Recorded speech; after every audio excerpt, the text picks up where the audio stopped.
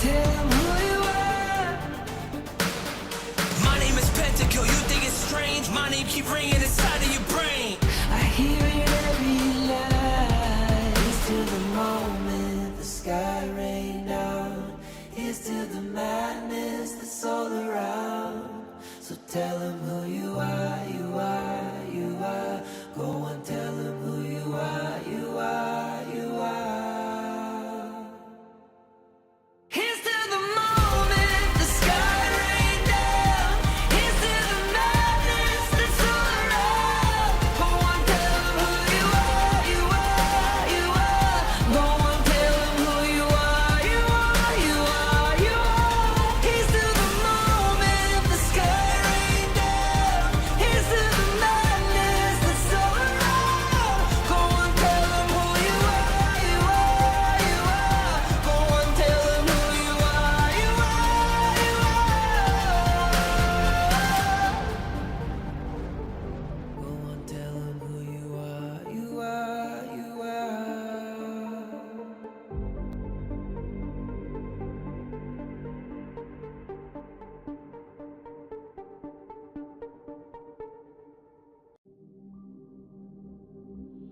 In this world,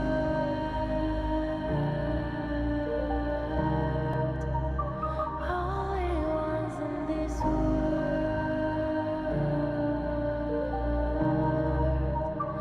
only ones in this call out my name, cut through the sound of the rain. No matter how I feed the flame, you know I feel the darkness and the pain. All of the ways we tried to break free from the night. You know we made it out, we found the light. I fly so high, light up the skyline. Let's do it this time, like it's a whole new vibrant world.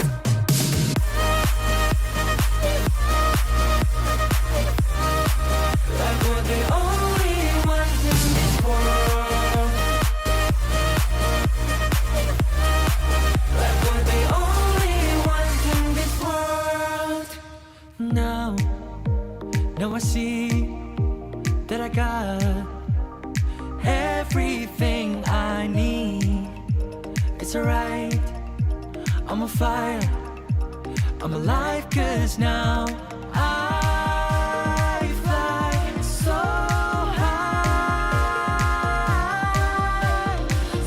high, light up the skyline. Let's do it this time, like it's a whole new colorful world.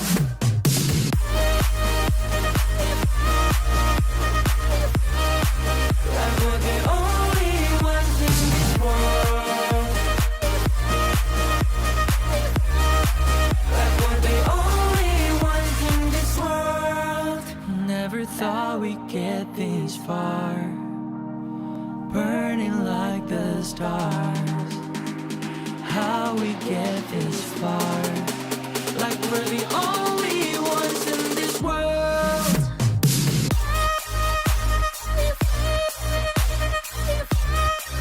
Like we're the only ones in this world.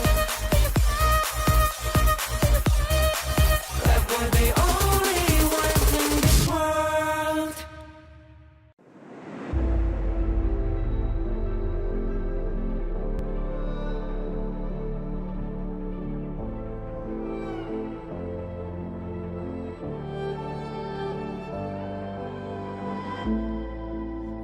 strangers to the fallout. It's what got us here. Ever changing, some chameleon. Blood, sweat, and tears. We're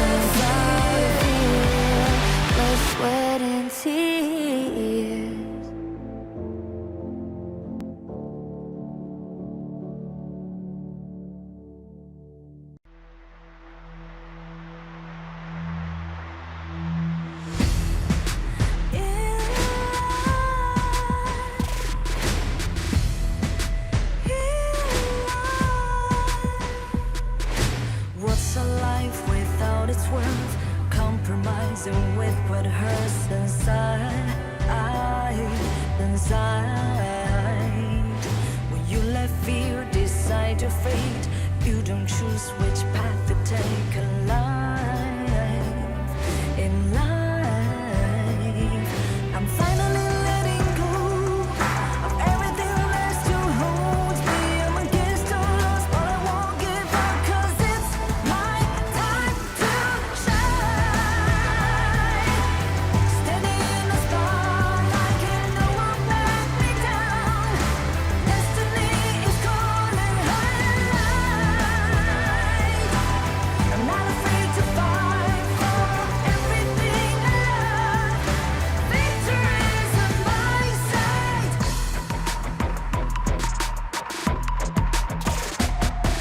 The more we lose, the more we gain. The more that nothing stays the same. In time, can love ever, can't forget. What you see is what you get. Sometimes,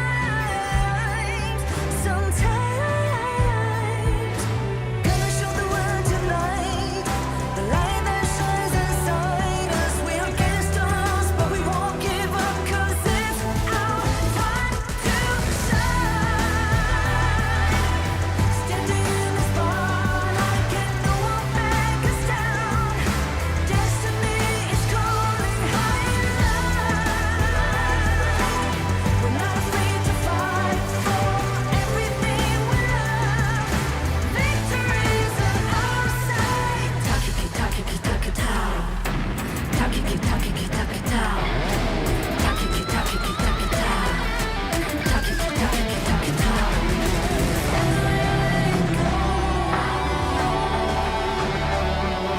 Everything that still holds us, 'cause it's our time to shine. Standing in the spotlight, can no one back us down. Destiny is calling highlight. We're not afraid to fight for everything we love. Victory's on our side. It's our time to shine. Highlight.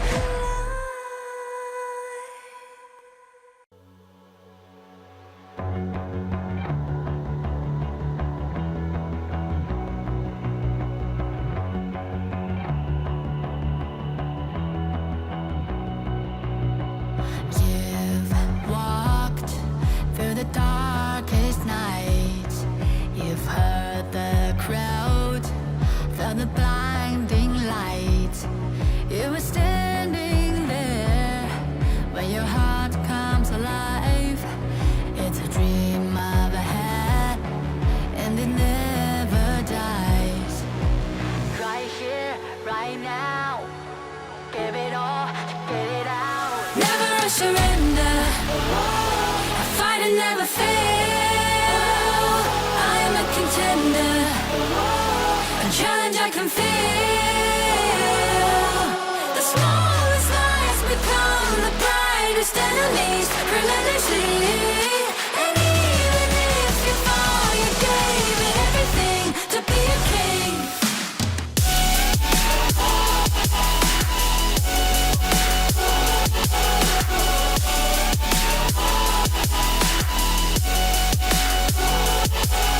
The smallest lies become the brightest enemies. Relentlessly. And even if you fall, you gave it everything to be a king.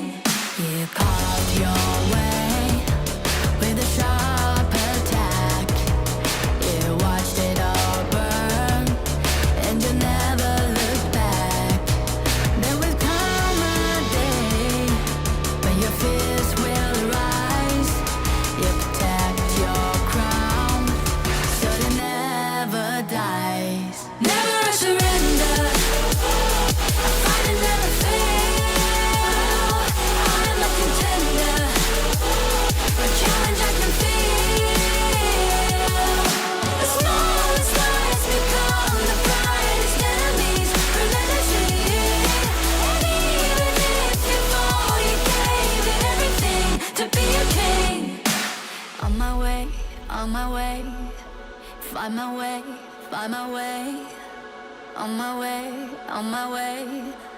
Dream my way, never a surrender. I find it never fail. I'm a contender, and change I can feel. The smallest lies become the brightest enemies. Remember, and even if you fall, you gave it everything to be a king.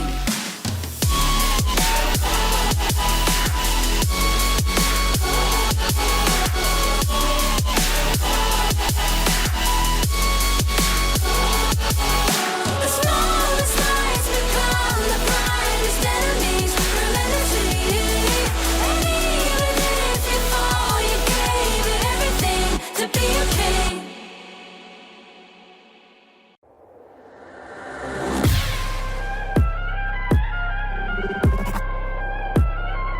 Turn it back.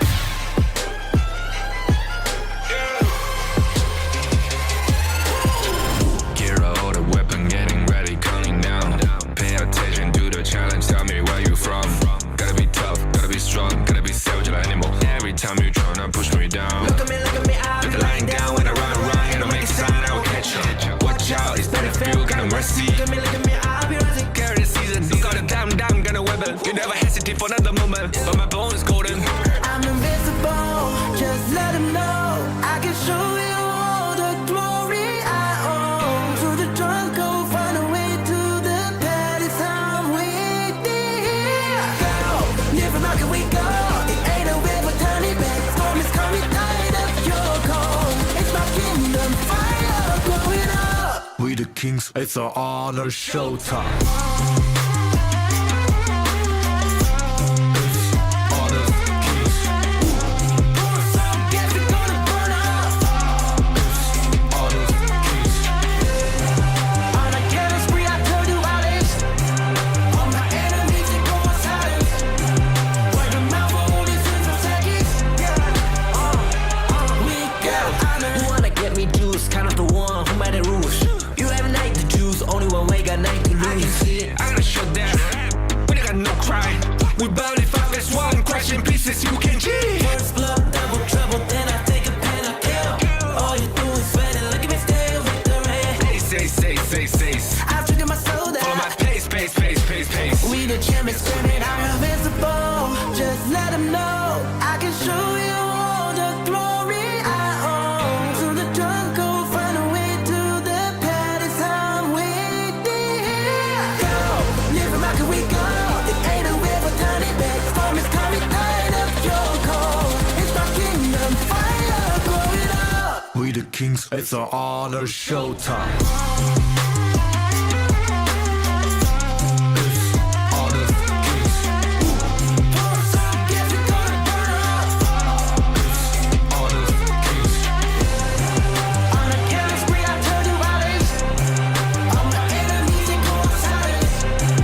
Wipe them out for only 6 seconds. We got honor.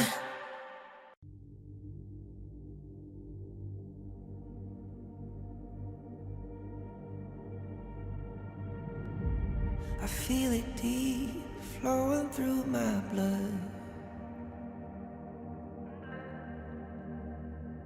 Rising up to become someone. And taking it all on my own. What a sweet victory. And taking all of my control. Awaken something deep in me. Like flames, feel it burning inside. Take a hold of pursuit of the prize. I've been told ain't no way to survive. Keeping all of this fire that's locked up inside. When this is the time, enter the ring. All those mental chemicals doing they thing. I got flashes of battles inside of my dreams. I was made for this moment. At least now it seems like it's time to come face to face with your fear. Been battling reasons for all of the years, and I learned how to fight them with style and grace no one's ever encountered. You say it's amazing. I'ma come out swinging when they open the gate. Go ahead, call passion. I'm calling it rage. I'm taking what's mine like I already own it. Watch but don't blink, going here to the moment. The sky rain down. Here's to the madness that's all around. I won't tell them who you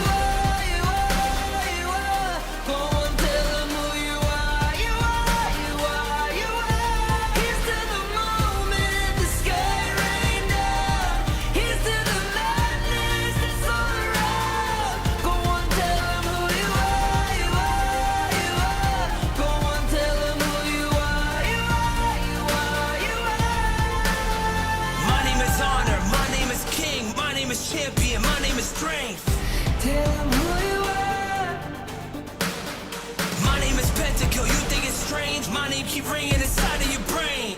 I hear it every night. Here's to the moment the sky rained down. Here's to the madness that's all around. So tell him who you are, you are, you are.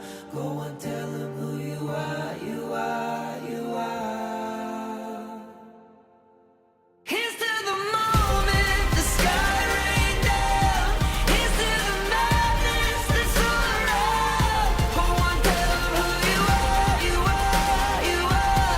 Go and tell him who you are, you are, you are, you are. Here's to the moment the sky rained down. Here's to the madness that's all around. Go and tell him who you are, you are, you are. Go and tell him who you are, you are.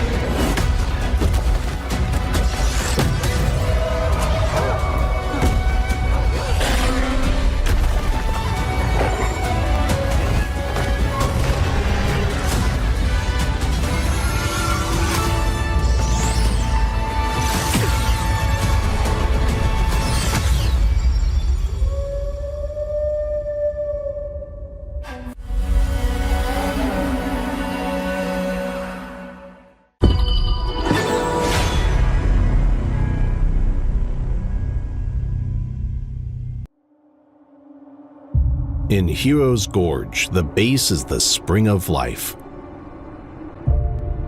In the real world, every forest and plant is the Earth's spring of life. The base nourishes the gorge, just as Earth's ecosystems sustain all life. If the base is exhausted, heroes will lose their home. If ecosystems are destroyed, all life loses their habitat.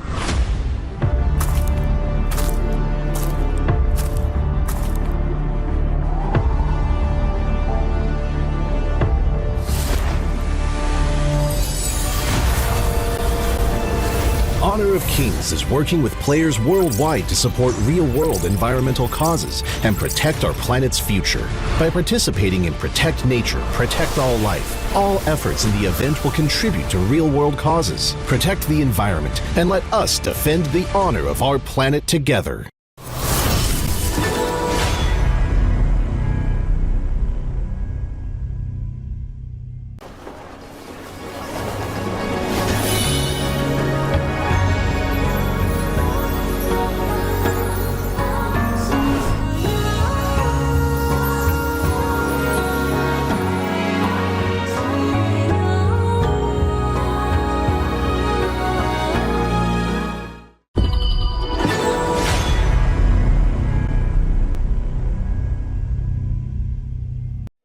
Excuse me.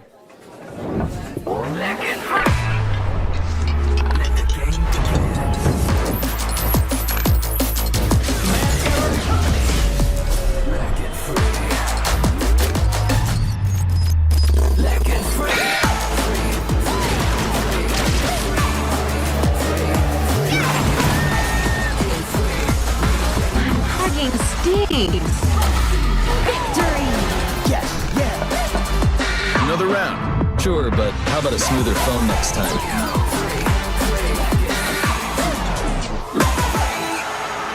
Realme 14, performance beyond limits.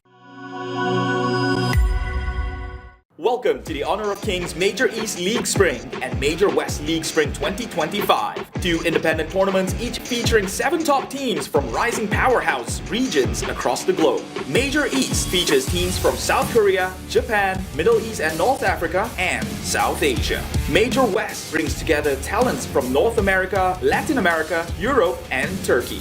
Each league has a $50,000 prize pool and a clear goal to qualify for the Honor of Kings World Cup KWC. The majors will be split into 4 phases: Ranking Week, Survival Week, Knockout Stage, and Major Last Call. Running from April 17th to May 4th, each phase will become more challenging than the previous, ensuring teams to be on their best forms at all times. The global ban and pick format is in effect from the start, limiting repeated hero picks across the series. Both leagues begin with Ranking Week, a single round-robin best-of-3 format. While it is less punishing in a best-of-3, teams still need smart drafts and broad prep from day one. At the end of Ranking Week, the top 3 teams move to Group S, while the bottom 4 head to Group A for Survival Week.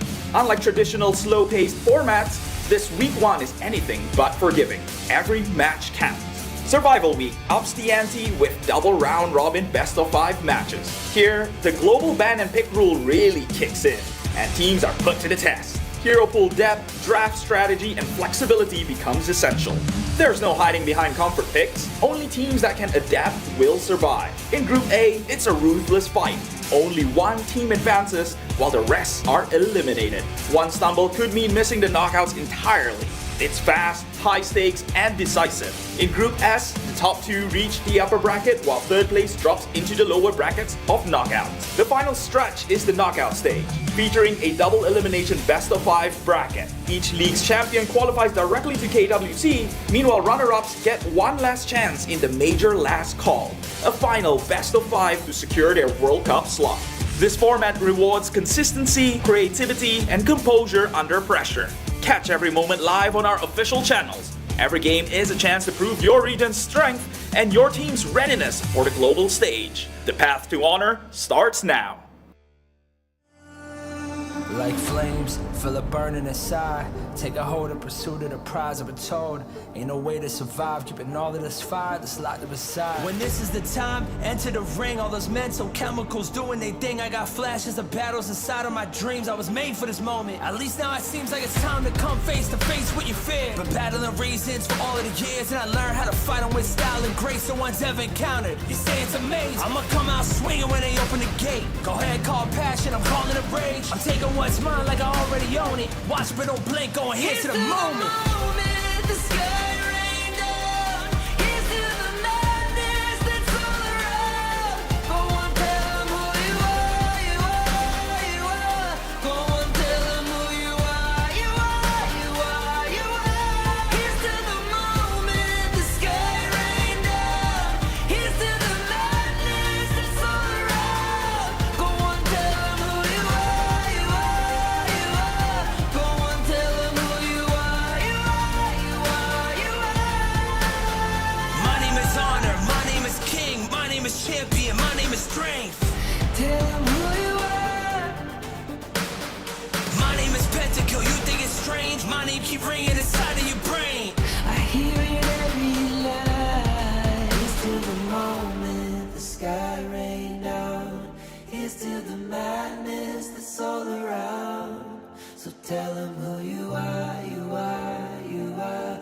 Go and tell them who you are, you are, you are. Here's to the moment the sky rain down. Here's to the madness that's all around. Go on, tell them who you are, you are, you are. Go on, tell them who you are, you are, you are, you are. Here's to the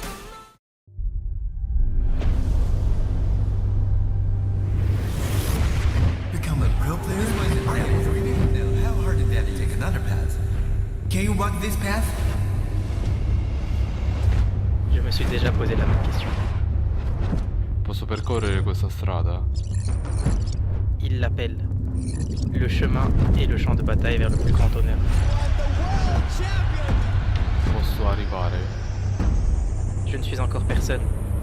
posso lasciare il mio nome, inizia a salire su questo palco. But the moment I tapped my first skill button, the moment I stepped onto the stage, I was no longer nobody. Our names began to shine. In facing the tension of adversity, in facing the frustration of defeat, in facing the uncertainty of the unknown, nothing can block the path I choose. With the light of victory, we pierce through the thorns. The path to honor is here. Beneath our feet. Light up.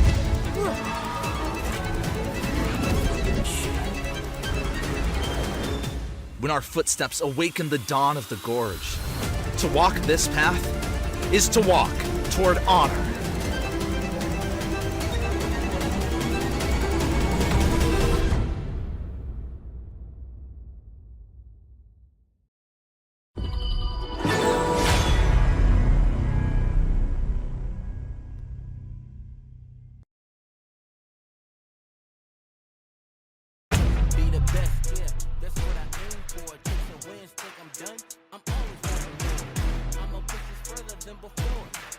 It's not just about adapting.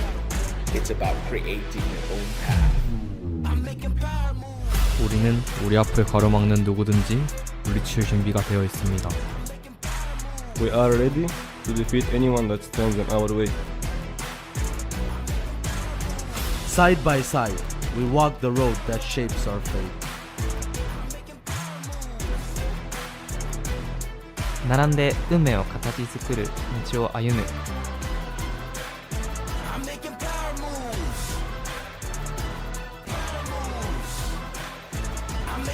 It's time to walk the path of honor.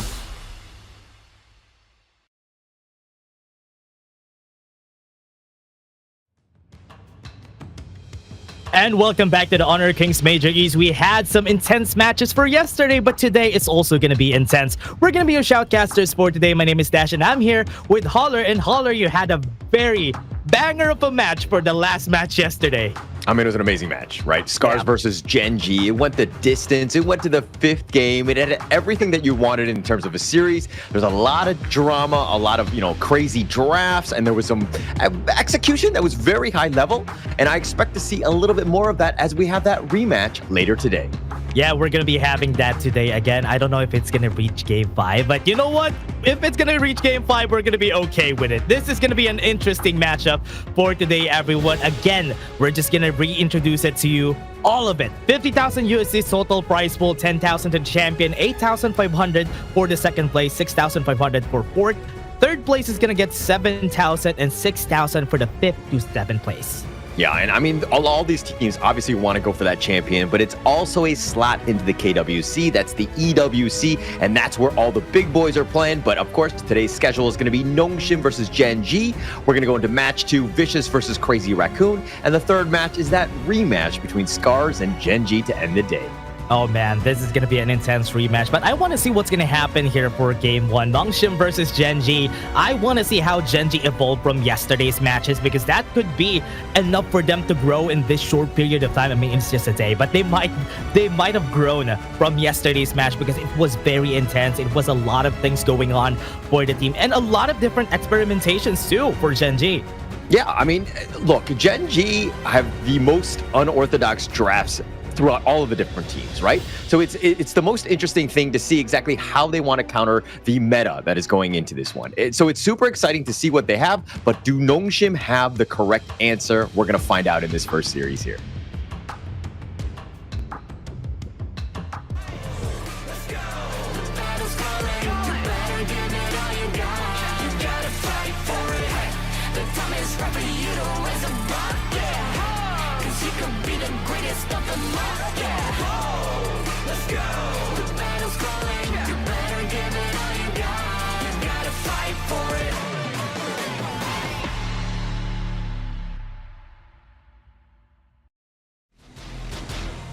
Nongshim RedForce, the greatest red. They're going to be made up by Kyung9, Haku, Illusion, Siri, and Faye.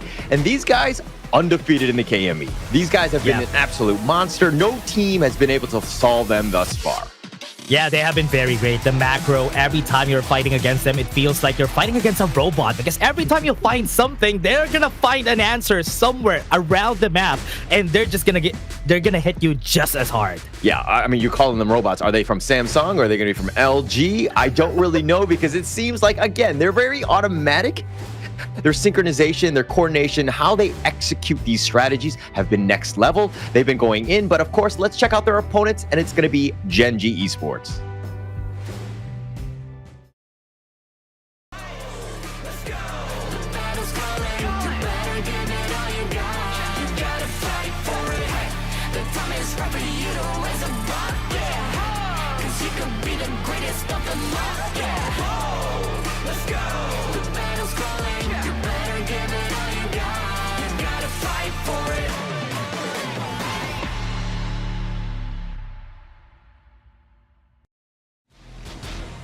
Gen.G has continued to surprise us yet again. As they say, they are the game changers, and they change every game, every draft. It's a different story for these guys. Wawa, Ray, Inua, Rock, and Clue are comprised of Gen.G, and they are insanely good. And I want to see how they've grown from the last match, because it's against Nongshim RedForce. Yeah. It's not going to be the easiest of tasks, right? I mean, what they have, do they have another rabbit that they can pull out of this hat? We're going to have to find out, because again, their drafts have been completely different. I mean, it was pretty much a 4 melee with 1 Yixing into the mid lane draft, and it was just like running at you. It was like the caveman strat. It was the craziest thing that we saw. And even with SCARZ, they had no answers for such an unconventional draft. Yeah, and they didn't even know. I mean, remember, during the ranking week, SCARZ won against them completely on a 2-0, and after some time, Gen.G just knew what they have to do. They just have to play the normal composition. They don't really have to play a lot of surprising things. But let's take a look at this head-to-head between Faye and Clue. A bit close on the records here. Even the kills that we have for both of these guys is almost the same. It's just 1 difference. Yeah, I mean, one thing to take note of, that is actually not Clue.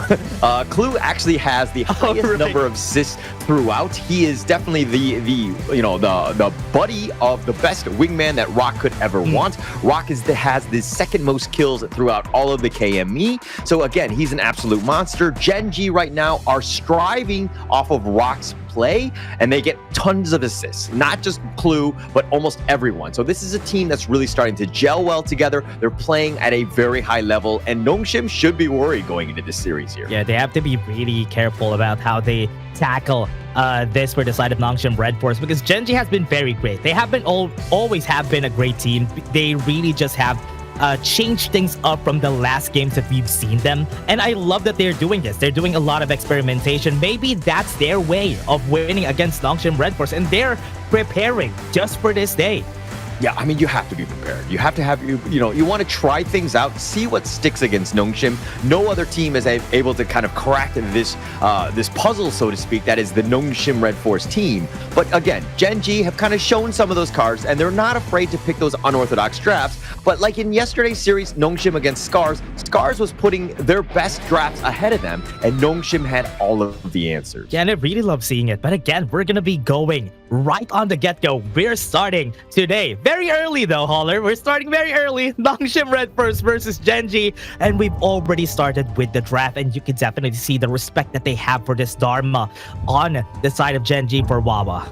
Yeah, I mean, there's a lot of respect on both sides. I mean, they're also going to ban out the Mai themselves. They know that Nongshim's Illusion plays an amazing Mai. He's probably top tier, or one of his best heroes going into this one. So respect band on both ends. I love it to kind of start things off. And Nongshim here with the Liang ban, we've seen this kind of a bit of a rise. It was definitely a little bit of a surprise in the rank week, especially in day 1 when they're forcing out the bans on this Liang, but we've seen time and time again just how this hero locks down the other ones and makes their life difficult. Yeah, and you really know what they're gonna do, especially if they ban a Liang. You know what they want. They want somebody who can move in and move out of battles, and having a Diadea on your side for Nongshim, I think without a Liang, makes her have those movements around the map, or rather around teammates a bit faster. Yeah. And Nongshim, kind of they're tried and true in terms of the template or the way that they draft. When they get first pick, it's usually for Faye. They're going to start that one off here with the Diadea here. But Gen.G counter with the Dune and Arlie, both power picks, although I'm not a huge fan of Dune as of late. Dune is basically like Kaiser being the budget Dune. But again, for both of these guys, at least Dune has a bit more sustain compared to a Kaiser. But with that being one of their first picks, really interesting choice for me, because usually you pick the Dune last. But this time for Nongshim RedForce, they do have the Ogren and the Mayin. And I really love this pick, especially for the Mayin. That's one of the heroes that could really lock down this Arlie. Yeah, I mean, look, this Ogren Haku has been the story of the league, and even, dare I say, Season 3. I mean, he's just an absolute monster on him. They funnel so much farm to him where he gets so fat where nobody can really deal with him. And this is going to be an interesting thing in terms of like how Gen.G want to deal with the Ogren. Previously, when going up against the Ogren Nongshim themselves, they would pick the Agudo and they would counterplay it based on the zoning, the wild growth and all that. So they had ways to deal with it. But now Gen.G, seeing as that they've shown the Dune already, this is a bit open in terms of just like how they want to play against it. Yeah, banning the DRNG for Gen.G, they just don't want to have a safe, or rather a good answer to that Arlie, because DRNG could actually fight an Arlie very early into the game, but having the Long available for the side of Nongshim RedForce, there's still a possibility that Nongshim could pick that out. Yeah, and look at Nongshim. They did their research as well. They've been watching those games. They just saw how Wawa was an absolute beast on the lane, always finding the backlines, the multi-man stuns, the death at sunsets, almost everything that you wanted. Wawa was seriously top tier yesterday. He was absolutely amazing on that lane. Yeah, Wawa was really, really insane. Especially if you have a Doya on your team, this is going to be way easier. But putting that out of the way again, this is a good answer at least. But Gen.G still has a Charlotte for their side though. Wawa gonna be picking up the Charlotte. I think if I remember correctly, that is one of the games yesterday had a Charlotte, but it was not with Gen.G. Yeah, it was not with Gen.G at the time. I believe it was SCARZ at the time. Again, the Charlotte, look, doesn't have a terrible win rate in KME. It's just that I feel like whenever it's played, it's usually because of the other heroes are so good. That Charlotte just kind of, rides the tail of this, so to speak, of this train that is going on. But I'm not a fan of Charlotte here. Yeah, one thing that I like about Charlotte, at least, is that she counters some of the heroes that need space. For example, like Guan Yu. That is the only time that I really think a Charlotte could get picked. But on the other side, though, Nongshim RedForce started off with an Angela on their first game, which is very interesting. A Princess Frost is available, an Yixing is available, but they went in for that Angela for first pick. Yeah, but it totally makes sense in terms of why they ban the lane, right? Who tends to get onto that back line, gets on top of the static Angela when you've got that Blazing Brilliance. So they were definitely thinking ahead when they were looking at this draft. Mind you, Nongshim's draft, generally speaking, kind of on the squishier side. There are definitely opportunities for Gen.G to get those proper picks, and it looks like they want that burst. It looks like they're going to go with the last pick, Nua, to round out the Gen.G draft. Yeah, especially if it's against an Angela in the mid lane. I think Nua really isn't a slack eater, just because Angela really needs that close range in order for her to be effective. And Nua being really far back, this is actually a good pick from Gen.G. Yeah, it's going to be interesting to seeing how this one plays out. Again, we know that the drafts are here. Dune, again, he's got like a 13% win rate. He has not really done well against in the KME league. But going up against Nongshim's draft, which, to be honest, aside from the Angela, I don't really see too many weaknesses in this one. Yeah, I mean, Angela, very volatile pick for the side of Nongshim RedForce. I think the only reason why they picked that is because they want to shred Dune pretty fast. But on the side of Gen.G, there could be a lot of weak points with you not liking Dune and Charlotte also. So that could be potential weak points here for the side of Gen.G. Look, when I look at this, I just kind of look at the data, right? I mean, Charlotte is 2-2, 50% win rate. I mean, if you're looking at Dune, he had like a 13% win rate the last I checked. It has not gone well for these two heroes. But again, Gen.G might play it to, they might have won with it. They might have been in the 13%. I don't remember what happened in that ranking week if they actually played it out. But again, it just hasn't had too much success. But of course, this is only just game one. We have a best of 5 ahead of us, and the global ban pick system changes things up where you don't want always your best foot forward, so to speak. So this is going to be an interesting one. Yeah, this is going to be an interesting game for us. At least for the side of Gen.G, this is them playing their normal compositions. They're going to play Nongshim RedForce in their own game. And I would like this. This is game one. There's a time to experiment. Maybe some time for flexing for both of our teams. Yeah, I mean, it might be the time. But of course, this thrilling season of the Major Leagues is made possible with the support of EWC, helping bring top-tier competition to fans worldwide. Whew, thank you very much to EWC, but we're already starting pretty roughly here in the mid lane. They already are starting to fight, but again, before that, everybody, our players are geared up with the Realme 14 5G, built for performance, made for gaming, smooth, cool, and reliable, just the way esports demands. If you're ready to level up, get yours now and feel the difference. Yeah, and I mean, going into this one, Wawa a little on the low side, which is a little worrying. Kyung9 kind of bullying already. I mean, he's got the pullback, almost gets the first blood, but the flash away keeping him alive. But now he has to recall and then make the walk of shame back to the lane. I thought that's going to be the kill, though. That was it. But again, he was still able to get away with a sliver of health. But that's how you play against a Charlotte. Especially if you're Ma Ying, you do have stacks. You can easily bully her out at these early stages of the game. I mean, it's all about being aggressive at this point. I think Nongshim have done, like, even when some of the the big neutrals are taken away, they find ways to extract farm across the map. They're really good at farming throughout. That laning phase is why Nongshim are able to kind of propel themselves into a great mid to late game.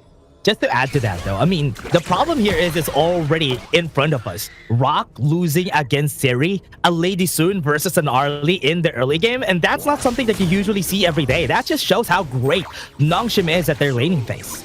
Yeah, but I never want to kind of count Rock out. This is a guy that also can just find farm. He's able to always get back in the game. And one thing that is really underrated is the fact that his positioning is usually flawless. He really doesn't die a whole lot of times. Oh, yeah. All the Blazing Brilliance. They found him. He thought he was safe. Wawa was hiding in the brush. And Illusion was like, I know he's there. I've got to chaos into this and take first blood. Great call from Kyung9 to really close out that exit point here for Wawa, not being able to go anywhere else after that kill. Yeah, no real chance at this point. Now, Gen.G a little bit behind, about 1,000 at this point. Not insurmountable, definitely something that they can come back to. But let's focus a little bit more on the mid lane here. We talked about Illusion. He did help getting that first blood in the top lane. But Inua, I think that this is a guy that we really need to watch out for, because what we saw in the SCARZ Gen.G matchup yesterday was that whenever they played well, Inua was on fire. Yeah, Inua is a really good player, especially when he gets a hold of a Ganondorf. That is when I see him shine the most. But I think fighting the mid lane could happen. Yeah, might be a little bit at this point. I mean, look, Haku is just literally just driving by, cleaning up the creeps. Oh, and Wawa, he might actually get gone up again. He tries to go for the split with the ruin. Kyung9 actually gets hit, but he has a sliver of life, and he will limp away. I thought that's going to be the... Oh, wait, another. Okay. He fired another ruin just because Clue was there using the Celestial Melody against him. Good thing it didn't hit Kyung9. Oh, very cheeky. That could have been there. I mean, that actually caught me off guard. I totally forgot that the Celestial Melody was available, but allowing Inua to fish twice potentially and going for that kill, yeah, I mean, it would have been amazing had Kyung9 been hit on that.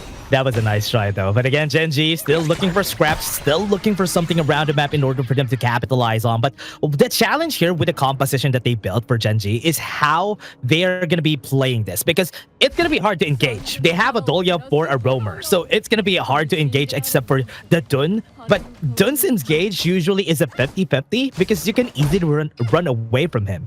Yeah, I mean, and this is kind of how the draft was so key for Nongshim, right? In terms of that ban on that lane. I mean, who's a great initiator, gets to the back line. But when you have this lineup from Nongshim, it's very obvious of what's going to happen. Haku's going to be up front. He's going to be that front liner, providing that scout and that vision. Gen.G need to figure out a way to get past this raid monster to get the squishy, cream-filling guys that are the Lady Soons and the ideas in the back line. Yeah, really like that Gen.G saw the top side. There's a lot of people on the top side and already started with the Tyrant. That is a very smart play. They knew that there's 3 people on the top side of the map, so might as well get this Tyrant. And they have been a bit late, but they're starting. Yeah, they're going to go Rock. He's going to get bitter farewell, but here's the emergence looking to turn this around. Illusion trying to flash away, but he's going to be picked. Faye, though, so little life. He's going to limp away. Siri sticking around. Needs to be careful. The Unruly Blade by Ray slowing him down. The wind slash onto him. No real chance. And Faye, oh, they somehow survive. And Siri and Faye both get away. Oh, Faye, I'm sorry. Clean up an aisle, too. Faye gets picked off with the secondary ruin. Great kill in that ruin. Again, another celestial melody on that ruin. And with that, they were able to get the kill here, and that was good. Siri was able to get away just because of that extra boost of movement speed from Rolling Raid, but Faye wasn't as successful. Yeah, was not. I mean, he was kind of sticking around, but the thing was, it was right in the face of Ray. So he kind of saw roughly where he was. And so Ray was like communicating to Inu, it's like, you got to hit this one mark. You're definitely going to kill. And they like set it up. It was like, you know, again, the forward scout, like the guy who's like scouting for the sniper. Yep. Before the camera move, actually, I thought they're going to hit. Both of them are going to get hit because they were in front of each other before that. But again, still a nice try. 2 towers are going to be down here from the side of Nongshim. RedForce, Gen.G playing really well today. Yeah, I mean, they've got the lead here. They've kind of taken over a bit. Obviously, things are a little more uncomfortable for Nongshim. A little bit more pressure in that sense. Because again, Gen.G taking those towers, opening up the map. Look at the top and the bottom, completely wide open. Nongshim have 5 members in the mid lane just to kind of hold at this point. Yeah, well, that's happening, though. We can definitely talk about Haku and he being level 10 and level 8. When we last saw Ray, he was level 8. So he's pretty much ahead here against Ray, but we haven't seen any fight just yet in where there's participation from Haku. So maybe after we see that, we can see who's really ahead.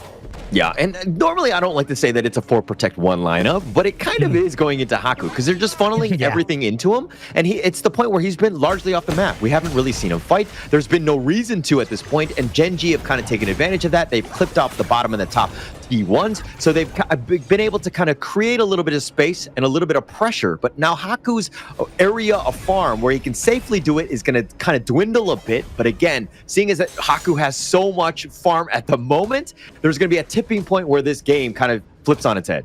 Yeah, and we're waiting for that 5v5, right? Because right now in the mid lane, they might be starting, and they are looking for a battle here for the side of Nongshim. They know that a lot of people are on the top side. What's hard about this? They're gonna start. Yeah, they're going to start, but Clue dances away. He gets to safety, but Ray looking for that flank, potentially going in. Mind you, the Destined Encounter was committed at this point. That's a huge ult at this stage. Wawa in the top lane. Okay, you're not going to be there? All right, I'll just knock on this top T2. And it looks like the Unruly Blade from Ray. He gets back to safety, and through it all, Nongshim are not able to grab a single member of Gen.G. Really love how Gen.G places themselves right at the cutoff point before Nongshim RedForce was able to reach topside, though, but Ray caught in the trap. Yeah, the Unruly Blade. It's never really a trap. He's always got that, you know, that escape mechanism to get himself on out of this. He's going to be safe at this point. But again, I think that you've seen kind of how the game is shifted away, where Nongshim are now able to kind of take some fights. They're willing to go in. I mean, look at Haku, 5.8 highest on the map in terms of now. Oh, man, yes. He has a lot of gold here inside of Nongshim, and together with a Siri, not even a Slag Eater with 5.3k, close to how much gold Rock has right now. So they are looking for a battle, but not really looking for those objectives, right? They are not placing themselves around the Tyrant currently, but the Tyrant is already going to come out. Yeah, and it doesn't look like Nongshim want any of that action. They're going to make a beeline to the Overlord, potentially going for that. But again, Gen.G have taken all of the big neutrals. Nongshim right now, they're playing very passively. They're just dealing with the lanes, letting Haku get whatever farm they can. But with that emergence from forward, Inua not able to get the catch, but still Gen.G being aggressive. Oh, yeah. Nongshim still looking for it. 5 people right on the mid lane. They have Wawa also in this area, so they might be looking for a fight. Haku going in. Yeah, with that path to passing, he's got the Death's Precipice on it. He dodges the Wind Slash, and he looks to just kind of push them across the Chaos Cinder, just kind of zoning more than anything else. Clue is up in front. They want to look to invade. Gen.G realize that, hey, they have a power spike. Now is the time, and it looks like they want to take the top T2. Siri trying to will it away. Rock is going to get knocked off. He's going to get stunned, and he will get killed. Siri does have the damage, but Faye is going to be killed in return. The emergence on this point, but Siri's going to be killed. That's a double kill going the way of Wawa, but Haku shows up. He's trying to fight 1 versus 4, and here we go. Illusion is going to join. He's got the double kill, the flank. Young9 finding Ray, and Haku is going to suck his soul away and get the triple. Exactly what Nongshim is looking for. The fight in where they have to fight full on. And Nongshim RedForce was at the ready. They were caught off. Siri died, but again, at the backline, they forgot about the man, the myth, and he was looking for those kills since a while ago. I mean, you thought that Haku was in a bad spot. He's like, no. Yeah. I'm not stuck in here with you. You're stuck in here with me. He turns it around, finds the pickoffs, gets those kills, and Kyung9 and Illusion were making the perfect flank attack. They had nowhere to go. Ray, it was a suicide mission at the end of the day, and now this opens up the map. Nongshim looking to take their first Tyrant here. Yeah, now they're going to be also taking the towers, also on the bot side, but Tyrant is going to be theirs for sure. Oh, that was close. That was super close, because Clue was actually scouting for it. I mean, oh man, Inua, just a slight second, a bit off at that point. Yeah, just like 0.5 seconds, that could have been there. So again, Gen.G still looking for a fight in the mid lane, forcing out the Maple Dance right out of Rock, but right now Haku could actually go in. Oh, Kyung9 with the flank, but he's taking a lot of damage. They have the Chaos Cinder, they have the stun, they have the knockup, and Ray is down for the count yet again. And the jungle lead has grown by 2 levels at this point. Haku is starting to come online. Perfect shot, and that stun wasn't able to move around. Celestial Melody was even used on him so that he can Unruly Blade away, but wasn't able to cast it.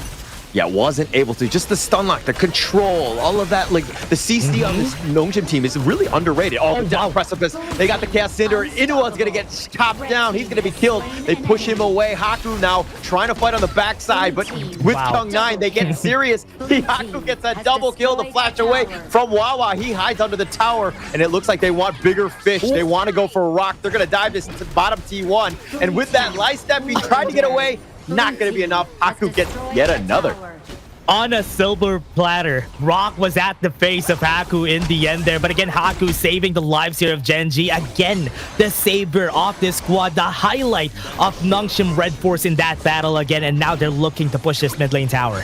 Yeah, I mean, they're diving towers, and the fact that they didn't even take the T1s until just now, right? The mid T1, the bottom T1, they had just taken up in that ambush against Rock. So again, the kills converting into the towers very quickly, and look at how that net worth lead just completely shifted. Ray's gonna Unruly Blade away, but it's a 6K net worth lead in favor of Nongshim now. Remember, it was just 2 big fights that happened, and it all shifted in favor of Nongshim RedForce. Ray? Yeah, he's going to get back. But Ruin tried again. I mean, he's getting very close. Unfortunately, he hasn't hit his mark yet. But it's one of those things where it's like that perfect shot where you just do like 5 or 6 tries, but you don't see, you know what I mean? Like, and you eventually get it. And you only see that one shot, and it looks like he was perfect 100% of the time. Yeah, he's been close for a while now, though. Maybe later he's going to be able to get it, but the game will end soon, I think. That's why Nongshim RedForce is just going to be ending this soon. Yeah, but game 3, game 4, he's had so much practice. He's definitely going to get those steals at that point, right? He's not going to pick Nua again, bro. Yeah, more heroes. He's been practicing. You got to warm up a bit. Stretch. He needs the reps. He needs the reps, yeah. And now Illusion just kind of pushing them away with that Blazing Brilliance. And now Gen.G on the defensive. The bottom T2 had been taken down by Siri here. They're looking to push. Haku still up in front. Gen.G now have to hold. Oh man, the big shift in this game is really interesting. How Haku, after all those battles that we've seen, Haku just dominating everyone and has a very big lead against Ray with a 2-level lead. And also, when we take a look at the items, he probably has the most gold in this game. Yeah, for sure. He definitely does. I mean, Ray has to Unruly Blade back. And again, Dude has a hard time when he's like, needs to catch up. He's not tanky enough, doesn't really do the damage. I mean, he's kind of suffering at this point. But again, this is why Nongshim are this oppressive, undefeated team. Because, you know, like, how are you going to go into this? What kind of catch do you have for the back line? Haku still up in front is like not really the target that I want to go for. Yeah, everybody moves pretty well. You won't be able to chase anybody. You don't have the crowd control to get onto the backline. So Siri is also free to just hit on everybody here from the side of Gen.G. So there's a lot of problems that they need to answer, but they don't have the tools to answer it. Yeah, for sure. For sure. I mean, it's a balanced lineup. Not to say that it's going to be like not playable, but against the Nongshim lineup, which is, you know, kind of obvious of what they want to do. Again, the Ogre in the front liner, everybody else squishy, right? I want to get to the squishy cream filling guys. Like, those are the guys that, you know, Gen.G are trying to get to, but it's so hard because Haku is steal with a crucial kill theft from left field. Again, he was practicing and he got it time. I doubt it, Inua, but he was able to steal after like 1 out of 4 tries. That was good. That was good, Inua. That was good. At least now, they bought themselves some time. Gen.G might be able to use it in the next battle. Nongshim is looking for a battle, so Gen.G could actually take them up on that challenge. Yeah, and that could be just the turn of events. I mean, that's a great motivator right there in terms of just like being able to steal that out. Nongshim have to be a little frustrated with how they actually played this one out. I mean, if you're looking at it, Haku still had its smite. He was like, oh, nobody's here. I'm going to be fine. Didn't really expect the ruin to happen.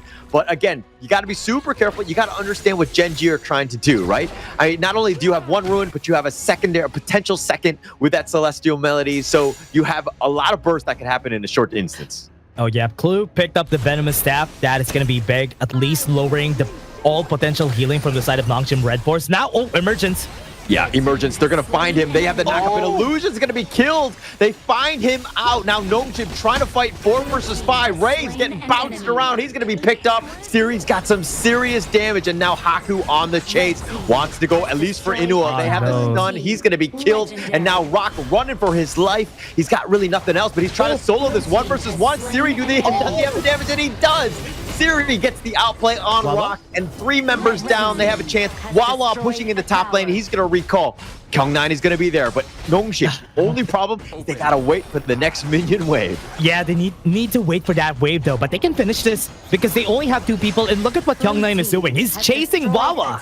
Yeah, he's just chasing him out, not letting him recall, and Clue is just like, buddy, I need your help, and it looks like he's going to be picked off as well, and now with the base, again, taking damage, it looks like Nongshim will take game 1 here. Good work from Kyung9, just chasing Wawa, not letting him recall for them to defend the tower, or rather the crystal at the bot side, and that is it. Nongshim RedForce a bit rough on this first game, but at least they were still able to take the win in the end here against Gen.G. Yeah, and this is why Nongshim are scary, right?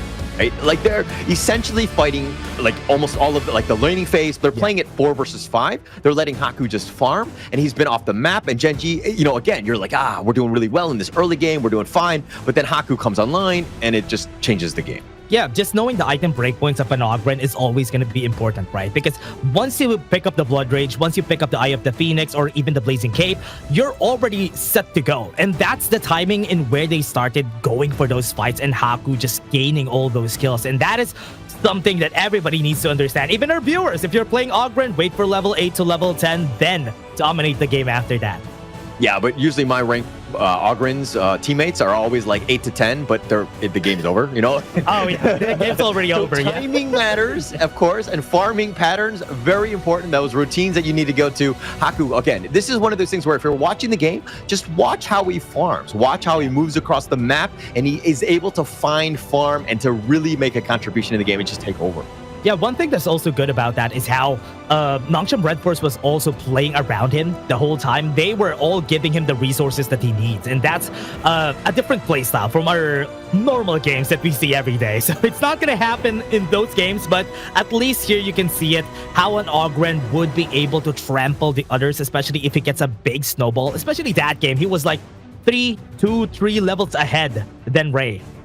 Yeah, Ray he struggled. I mean, once they got the couple of pickoffs, and you're like, you really can't compete with Haku, who's getting all this farm, and it's like exponentially getting much, much higher. It's a tough situation for Ray to kind of go into that. I mean, they needed ways to kind of deal with this Ogren. They haven't had an answer, and I think that if you're looking at this draft, you're kind of thinking, is this the best draft for us? And to dealing with that Ogren, probably not. And this is one of those games that I think that they're okay with just being like, okay, Nongshim played some of their best heroes, let it out, get it out, so to speak. Yeah, I mean, what's good about this is that we're not going to be seeing them later on. We're not going to see the Mayin, we're not going to see the Ogren also getting picked for the next game, which is also on the Nongshim RedForce playbook every time. So at least now they're going to be safe for the second game. They can draft crazily like what they do all the time. But for now, take a look at the damage here. Inua really did well. The ruins that he did were actually really perfect. And the damage is really not that far away. I mean, Haku and Siri got 81 and 76, but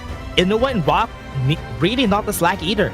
Yeah, I mean, but if you're looking at this one, you're looking at Ray. I mean, that's the biggest thing that you gotta look out for. The fact that he had 19,000 damage really just kind of speaks about, because, I mean, yeah, he's taking a lot of damage, but is he the best hero in this case? Because Dude can do quite a lot of damage, and you're talking about the greatest red, and there's a lot of red on this gold graph, right? Yeah. I mean, yes, it shifted a little bit towards the 5-7 minute, or 5-9 minute mark or so. It was really back and forth, but Nongshim got to the point where like, Haku, go online, press the button, boom, red gold graph your way.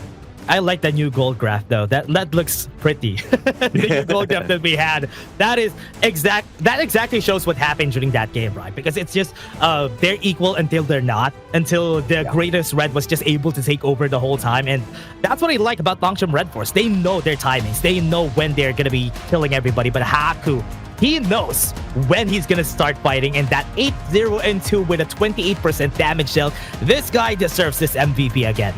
Yeah, for sure. I mean, not dying a single time on the Augur, and everybody's targeting you, right? Everybody wants to kill you, and understanding the limits of when to go in and versus out. I mean, he was always there. I mean, there were times that he was outnumbered, but he knew how to play. And of course, we're going to check out the highlights to see. I mean, this is pretty much the Haku show, no? Yep, you can see when Haku pops his Blood Rage, right? This fight, I thought he's gonna die here. But when you see when he pops that Blood Rage and that Conductor of Souls, it was picture perfect. He got HP back, he got the shield, he was alive and killing everyone.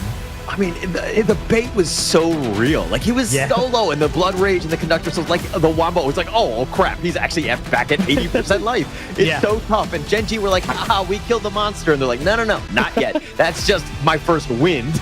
I'm going to get back into this one, turned it around. And again, you're just seeing the way Nongshim are playing this out. I mean, Illusion got picked off. This was an opportunity for them, but Siri, with just too much damage, made them pay, finds Ray, and it's all hands just on deck in terms of this retreat.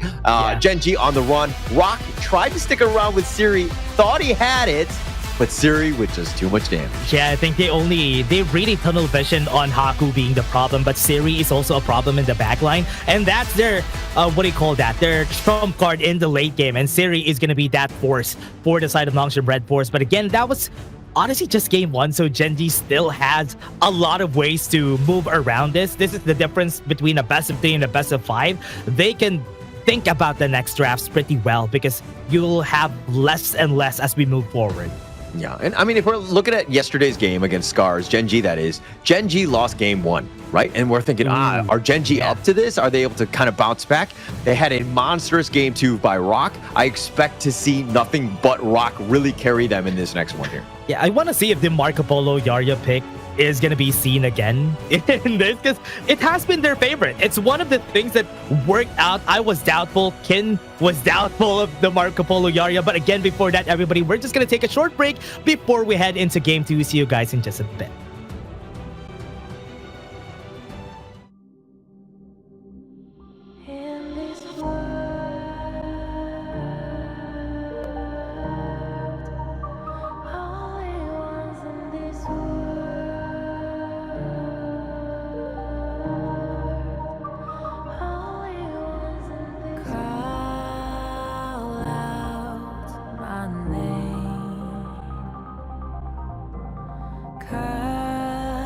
Sound of the rain.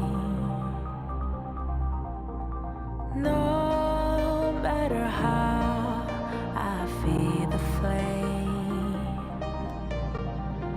you know I feel the darkness and the pain. All of the ways we tried to break free from the night, you know we made it out, we found the light. I fly so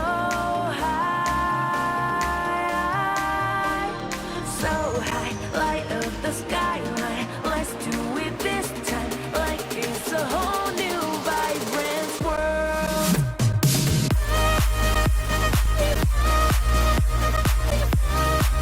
Like we're the only ones in this world. Like we're the only ones in this world.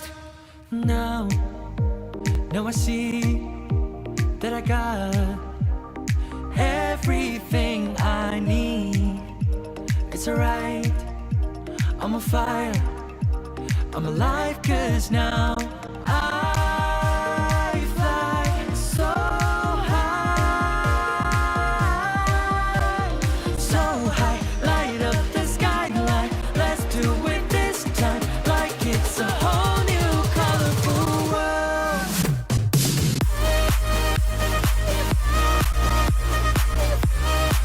Like we're the only ones in this world. Like we're the only ones in this world. Never thought we'd get this far, burning like the stars. How we get this far? Like we're the only ones in this world.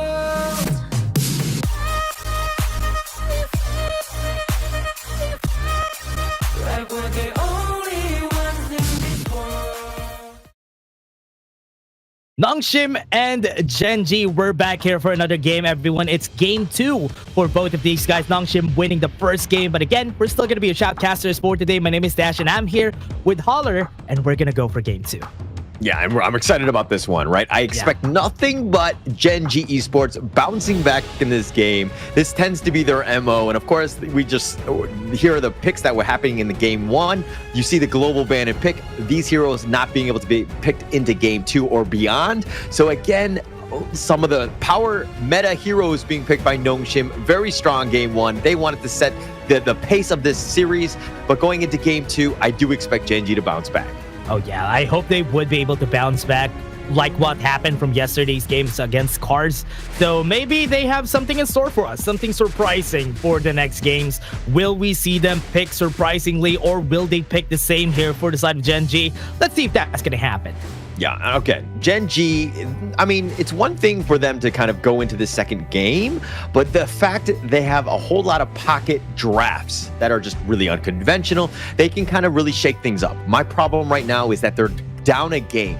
Last night against SCARZ, they actually went with a more traditional one. They just beat SCARZ straight up. It was 1-1. And then in that third game, when SCARZ was like, okay, we're in this fight, let's go back and forth and all these things, that was the moment Gen.G sprung up this crazy unconventional caveman draft with 4 melee guys running at you. And SCARZ were completely off put. Like, it totally caught them off guard. They were in a bad spot. So again, Gen.G able to find ways to sneak out a game here and there.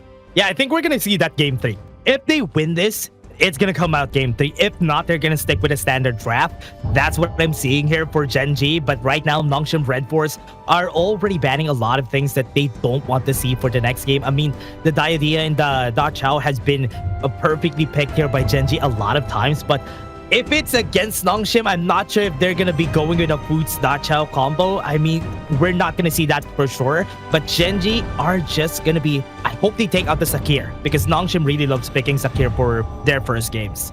Yeah, and I mean, that's what they did in game 1, right? Again, Nongshim going with that first pick. Gen.G right now probably need to do it. If not, I mean, that opens it up. Fei plays a monster Sakir, and opening that up kind of changes things up a bit. But it looks like they're going to go with the Sun Tzu ban, really targeting Kyung9, but that again opens things up for the Mai here. Mai Shiranui opened up, but is that the trap that Gen.G is looking for?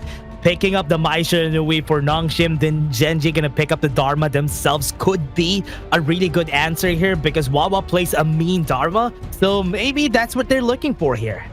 Yeah, my only concern is that Mai has not won a single game in KME just as of yet. I think it's like 0-7. He's like, Mai has not had a good time. And the reason for that, and I'm hoping at least in this game, is because Illusion has not been piloting the hero more than anything else. But again, Gen.G going very strong. Yixing and the Dharma, very good heroes for this team. Yeah, and man, I want to see it. I want to see Mai win for this time around. I mean, we haven't seen it from Illusion ever from KME, so maybe this is the time that they're going to be showing their fangs here in Survival Week, because you know what, getting the first place, getting the second place is much more important here in Group S, and the most important thing is not to go third place in Group S. Yeah, you definitely don't want to be there. I mean, going into the playoffs, if you happen to be third, you're going up against the winner of Group A. But the thing is it's pretty much the lower bracket. If you're out, I mean, you lose that one, you're out, right? If you happen to be the first and the second seed, you're going to play each other, and you essentially have 2 lives going into the playoffs. It's a pretty big advantage in the playoffs. Yeah, I mean, it's really rough if you're going to go to the lower brackets because you have no time to lose, especially if you get there. But again, it is also a time for whoever wins first for Group A to actually get there up to the grand finals. But for now, we're looking at Agudo getting picked here for the side of Gen.G. They still haven't picked their roamer. They still haven't picked their marksman. There's a big chance this is going to be a D-Renje together with a Sakir, probably, for Gen.G. I mean, potential opening. Look, this Gen.G lineup, I mean, the Agudo and the Yixing are just like, hey, we have just nothing but map control, right? You want to start a team fight, we're going to control you. We're going to dictate when those things happen. And now they're going to go with the Da Qiao. Basically, dare I say, they're going to lock in the foods, right? They've had this combination. Yeah, they're going to go for the food slot chow together with Agudo. That's perfect combo, though. I mean, whenever they have their zoning ults right here from their side, it's going to be good. And having that chow on their side would just make their rotations a little bit faster. But Nongshim RedForce, ready to take that challenge. They want to fight this composition.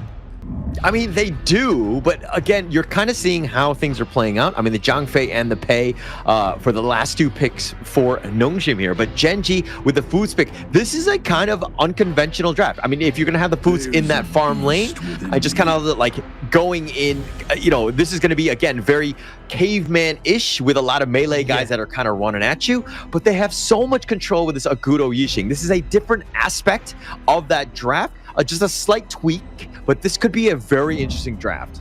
Yeah, what I like about this is that they have an Agudo for the side of Gen.G. At least if their boots would not be able to get close to deal damage, at least Agudo is there to be able to do so for the team here. So they're going to be lacking in the damage department if this wasn't an Agudo pick, but having an Agudo pick actually makes it better.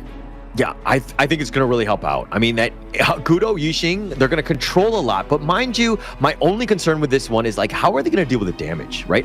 Who's going to be dealing most of it, right? Like, if Series Chano or My Illusion just happens to get going and they're able to burst you down, even with Haku's Pei, there's a lot of potential burst, right? So you got to be super careful. You got to have those perfect zones of, locking things down so that they don't get on top of you. This might be, the unstoppable force versus the immovable object. I think that this is going to be a very interesting game. Yeah, this is going to be an interesting one. I mean, having a Mai Shiranui, the reason why Mai Shiranui hasn't been successful in most of our games is because people know how to draft against it. Especially if you have a Mai Shiranui on your team and the other team just drafts a lot of tanks, a lot of people that goes in front of you that can take the damage. That is when Mai Shiranui really struggles.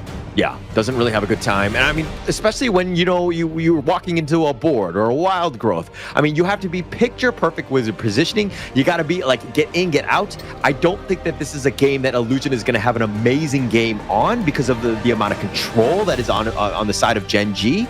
But it really comes back to everybody else. Are they able to find a single target, potentially getting that burst? And again, keeping Gen.G at arm's reach, we're going to have to kind of see how this one plays out. It's going to be a great one. Yeah, we have another one here, another same composition for Nongshim RedForce. You don't really know who to target because you have 3 targets here in the side of Nongshim. You have Pei, you have the Mai, you have the Chano that you have to look at. This is like the playbook that they have been doing, especially in game 1. It's the same thing. Yeah. Okay. I mean, we're going to have to see if they can play this one out. Again, Gen.G, this is definitely the Gen.G special more than anything else. Yeah. Because, again, they like this lineup, this draft. I think it really comes back to just how Clue gets those Whirlpool Sea of Fates, like who he saves and like when they call in. There's going to be a lot of pressure on Clue to have those perfect, again, Whirlpool Sea of Fates. Yeah, it's going to be up to Clue how he plays this, especially that's what I like about the Da Chao. Whenever you have a Da Chao in your game, you will see them change the way everybody plays. Just because of the Sea of Fate, just because of the Eye of the Whirlpool, the map will be a lot different compared to normal games that we see here in KME. Yeah, for sure. But I mean, when you see a Da Chao, aren't you just like frustrated? Like her hit is just so annoying to play against. Being able to teleport everybody, being able to teleport somebody from the lane back to where you are, that's That's crazy. The kit is just crazy. It's crazy, especially on a team that's on comms. Everybody's talking together, understanding when they need to go. I mean, it's a different story when you're like in your rank game where like nobody listens, nobody knows what to do with this whirlpool or how to even, is Sea of Fate on out. Like they don't know these things, right? So it's a little bit different, at least in my rank, which is not very high to be completely honest. But it's one of those things where, again, if you're playing as a team, it has way more value. Oh yeah, that is really true. Especially if you're playing a composition like this. I think the reason why KPL really loves picking the foods in the Dachau in their composition is how these two are just so annoying to deal with. Yeah, it's a nice little combination, and Gen.G really trying to make it work. They're taking liberties. They're trying to find it, but formlessness is away, and it looks like Nongshim's gank attempt, it will fail. Yeah, they were waiting. They were waiting for the right chance to go for it, and Illusion really needs to get those early kills with his Mai Shiranui, and that's what you want whenever you pick a Mai. Yeah, for sure. If you're able to kind of put a pressure in the other lanes, you're going to have a much better time. I mean, Illusion was kind of camping out for quite some time. It was a little bit obvious where he was. He was definitely not in the mid lane, so he's going to be somewhere else. And you saw that Wawa and Inua in that top lane were like, okay, he's around. Let's just wait. Let's be patient. Yeah. Right now, they're looking for kills here. Looking at what's happening here on the bot side, they're not going to be... This is what happens, everybody. If you're watching this, this is what happens whenever you have a Foods in Dachau. They're not going to find fights. They're not going to look for fights. They're just going to let you farm. They're going to farm themselves. Later on, you're going to see them do some action. Later on, after they get the first objective. I mean, the biggest thing for them is just to hold that tower, just keep it alive, let it not take any damage. Just farm things right under your tower, freeze the lane pretty much right outside of the zone so that you're definitely going to be safe. Because again, it's kind of rough when you're like a melee hero going up against a range because you might get poked and prodded and you will get pushed back, so to speak. Yeah, and you definitely know that Boots really plays really well in weaker lanes, especially if he's losing the lane. He was built to lose lanes, and that's what he does here in the bot lane too. Is it because he's an old man? Is that what you're saying? That's true. Yeah, he's an old man. It's ageism at its finest. we're all about the young ones. They're able to do well in this game, right? He's not as athletic as Chano does. That's true. But I mean, he's got a wolf. That's not really fair. That's true. It's not a fair fight. Not a fair fight. All right, but it looks like Gen.G will kind of, again, look at where the placement of the creeps are. It's absolutely perfect for them. Nobody's taking damage, really freezing it out. Kyung9 in that top lane, though, looks like he's going to be kind of gone on. He's going to actually flash back to safety. He will be fine. What's funny about that, though, is that Kyung9 attempted to teleport in the bot lane, and it was cancelled, funnily enough, but he's still looking for fights here. Yeah, Kyung9 not scared. I mean, he's totally happy on this Byron. Oh, the nice little knockup. They have the lockdown with the Sage's Might. Where you going? Wow. They call their friends, and Siri is down for the count at a moment's notice with that board. The Umbrella Outburst is now going to be committed. Faye will get back to safety. He will be chased by the Furball, but through it all, they got Siri and First Blood. That was exactly what we're looking for. The call there was pretty important, everyone. Take a look at what they did. They knew that the Tyrant is going to come out. They looked for the fight. Rock flashed in, got in for the kill so that they have the 4v5 if ever a Tyrant battle is going to happen. And that's really smart way to use the Eye of the Whirlpool on those types of timings. I mean, it was perfect, right? Food's just a Rock going in, understanding when to lock them down with the Sage's Might. It's like, where are you going to go? Where are you going to leap away to? You're going to be like anchored in here. And it looks like they want a little bit of revenge in that sense that Illusion is starting to kind of potentially go for that gank, but the Sea of Fate says bye-bye. Yeah, that's the most annoying skill in the game, Sea of Fate. You're trying to kill somebody, then they get sent back to base in full HP once he comes back. This is just hard here for the side of Nongshim, and that's perfect also if you're fighting against a buy, but again, going in. Yeah, going in, a little bit of damage. Haku will kind of trade at this point, but Kyung9 tried to get the flank, not able to get it, but now Haku is a little bit low, and he will back off. 5 members of Nongshim have joined the fray in this mid lane. Even Rock will as well, but man, it's 5-on-5 in the mid lane at the 5-minute mark. Yeah, really smart use of Ray there on Tumble Furball. After using it, jerks himself a bit backwards, and that was perfect to dodge the Storm Strike coming in from Kyung9, and he was able to get away. I mean, if you're talking about tempo at this stage, you're kind of thinking Gen.G, they got first blood, things are going well, but actually in terms of net worth, they're a little bit behind. Kyung9 finds into it, gets that pickup, he gets slam dunked on, and here we go with that furball. They're trying to turn this around. Clue and Rock now joining. Haku has to leap away. He tries to pounce, but Kyung9 gonna fight this one versus 4. He's gonna be the man that's left behind. Oh, but the turnaround, Illusion makes a perfect showing, and they go in, they find Rock under the tower. He's trying to fight this somehow, but with too many members of Nongshim, they take him down, and it looks like they'll take the top T2 as well. Great way to play around it, using that unbridled outburst from Faye just to stun 2 members, not able to kill Kyung9 at the right timing, and that's why they were able to get the kill, but they're still chasing though. Yeah, Kyung9 has to use that forceful suppression. They have the world as my boy. They catch him into it with that taking liberties. Here comes the snowball. They're trying to go in. Haku looking to turn this around. He's sacrificing himself. No, he pounces away. They have the wild growth, and here we go. Illusion on that flank. He's going to be trading. He goes all in for this one. 1 versus 4, and now Faye, he's getting knocked up. He's been pulled back. They have the corporal punishment, and Faye looks like he's going to go down. Still great kills coming from Gen.G, but Nongshim RedForce did everything they can to get away from there, but still 2 casualties from their side. Good answer from the side of Gen.G, still on that map movement, especially because of that Da Chao. I mean, look at this. The kills are 4-3 in favor of Nongshim. They've kind of shifted in that. But the net worth is the biggest story at this point. The fact that they have almost like a 2K, 2.5K net worth lead, this is huge for them, especially since the early game wasn't so great. But again, Nongshim finding ways to extract farm across the map. Yeah, Haku's looking for a kill here. Yeah, he's looking to go. Rock looking to trade this. He's fighting 1 versus 2. Clue's like, buddy, I can't help you. Looks like, oh no, sorry. He did. Sea of Fate, he does get on out. Drops the Sea of Fate, and he was able to get away. And this is what's hard about playing against a Foods, because he's very tanky. He's really hard to take down, and especially with the Sea of Fate, he has the timing right. Well, this is my board though. Yeah, but Faye stuck in the taking liberties, bouncing it back. He tries to leaping savior away, but he's going to be pulled around. The sages might kind of locking him in, but he's just so tanky. He's going to love it. He's inside the wild growth. What are you going to do to me, buddy? Yeah, they were baiting. They were baiting the unbridled outburst out of Faye, but again, they're gonna fight. They find Ray, they get the shutdown, and Siri now starting to do some damage, and Nongshim looking to take the Crimson away. This is a huge opportunity. Again, Nongshim just finding ways to win games. You know what? It's because Illusion was not playing by, which is why. On the backside, Kyung9 looking to go. Oh, but the return stun. Oh, the truth, it does hurt. Faye is down, fighting under the tower. So difficult for them. And they're trying to run away. Haku gets the pick off onto Wawa, so they got the revenge kill. But now Rock on the run. He's going to back off 1 for 1.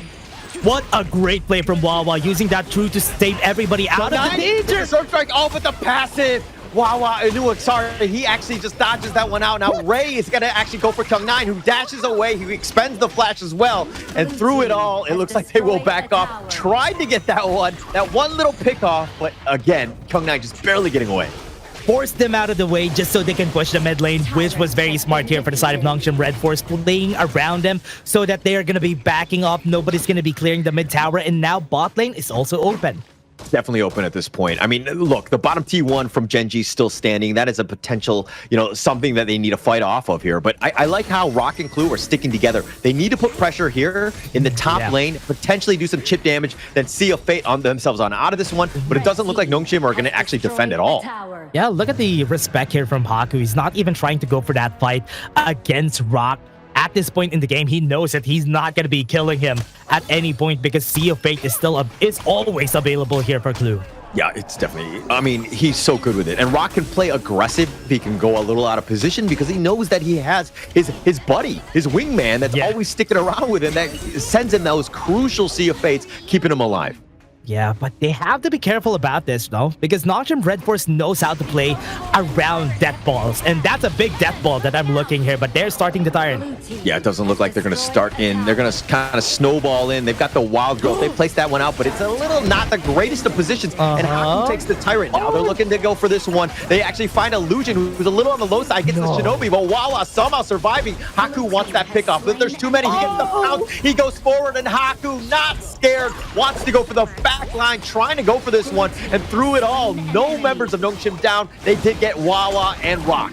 That was just unfortunate here for Wawa. He just missed it through because it was close to the wall. Illusion was not stunned. That's why they were not able to get the kill on him. And now without 2 members, that opens up mid. That opens up spot for pushing here for the side of Nongshim. I mean, mid T2 has already been taken out. Gen.G now have to hold with only 3 members. This will be tough. The bottom T2 looking to just go down. Look at Haku fixing the lane or pushing the top lane as well. So again, Gen.G on the defensive. How did they get back in this game, Dash? Yeah. All outer towers are down. There's only one solution here for Gen.G. Find a way to get those 3 targets on the side of Nongshim RedForce, and maybe you will have a chance to win. But the shutdown goes to Ray. Oh, Ray over the wall. No, he's got found out Illusion, and this is why the Illusion Mai is so good. Able to find you down, chase you down. You thought you were safe. Not going to be possible. But the only thing, they don't really have a whole lot of minions. Nongshim continuing to just fight under this tower, not really scared. Rock will steal fade on out of this. Kyung9 has been so good at cutting off exit points here. He has been so good. Even during game 1, he really knows how to cut off these exit points, and he plays around perpendicularly. Is that the right term? Yeah. From his team, which is good. Oh, the truth. And they find Kyung9. They put him in a bad spot, but Clue gets killed on the top, and allow Rock is trying to fight this one out. The world is my boy has been stopped, and they actually get the pick off onto Illusion. They're trying to go for Haku. They get 2, so it's a 2 for 2 thus far, and Gen.G chasing. They're going to throw out the fur ball. They really want Siri. Kyung9? Savior is not enough, but Kyung9 comes out of left field, picks off Ray, gets the slam dunk onto him, but now Kyung9 in a bad spot. He might be killed. He will, but he sacrifices himself for the greater good. Siri and Faye walk away.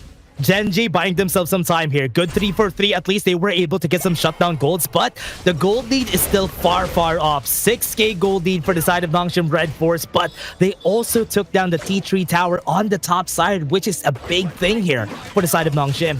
Yeah, definitely a good trade, I would say. I mean, in the end, taking that top 2-3, it's going to definitely push. I mean, this is an opening where, again, more presence, more pressure. It's going to be more difficult for Gen.G. Now, at the 12-minute mark, Gen.G, again, trying to slow things down, but we really haven't seen Rock and Clue really do that split-pushing duo that we kind of expected from this Foods Da Chiao combination as of yet. And I think it's more because Nongshim have been doing such a good job of pushing out those outer lanes. Yeah, the problem with that is that they have nobody to challenge, because most of the time that works if they can challenge, for example, Kyung9, they can challenge Kyung9, they can challenge Siri whenever he tries to go to the side lane, and they were not so fed that they can do that. That's why it is a problem for Gen.G. Yeah, definitely a problem. But this is another problem. These wild growths, the zoning. I mean, it's one of those things where it's like, hey, if the fight is not actually happening on it, it's kind of wasted. And now Gen.G have to return back to their base. They have to try to defend their own jungle. Not the greatest spots. And now Wawa, waiting in the bushes, wants to... with a nice little truth, nice setup, and Siri's been picked up. Oh, it was perfect. The ambush is unreal. They have the world as my board, and they find Haku as well. That's a double kill by Wawa.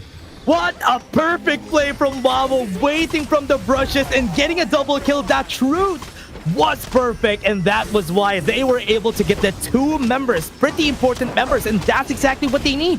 They might be able to come back from this game.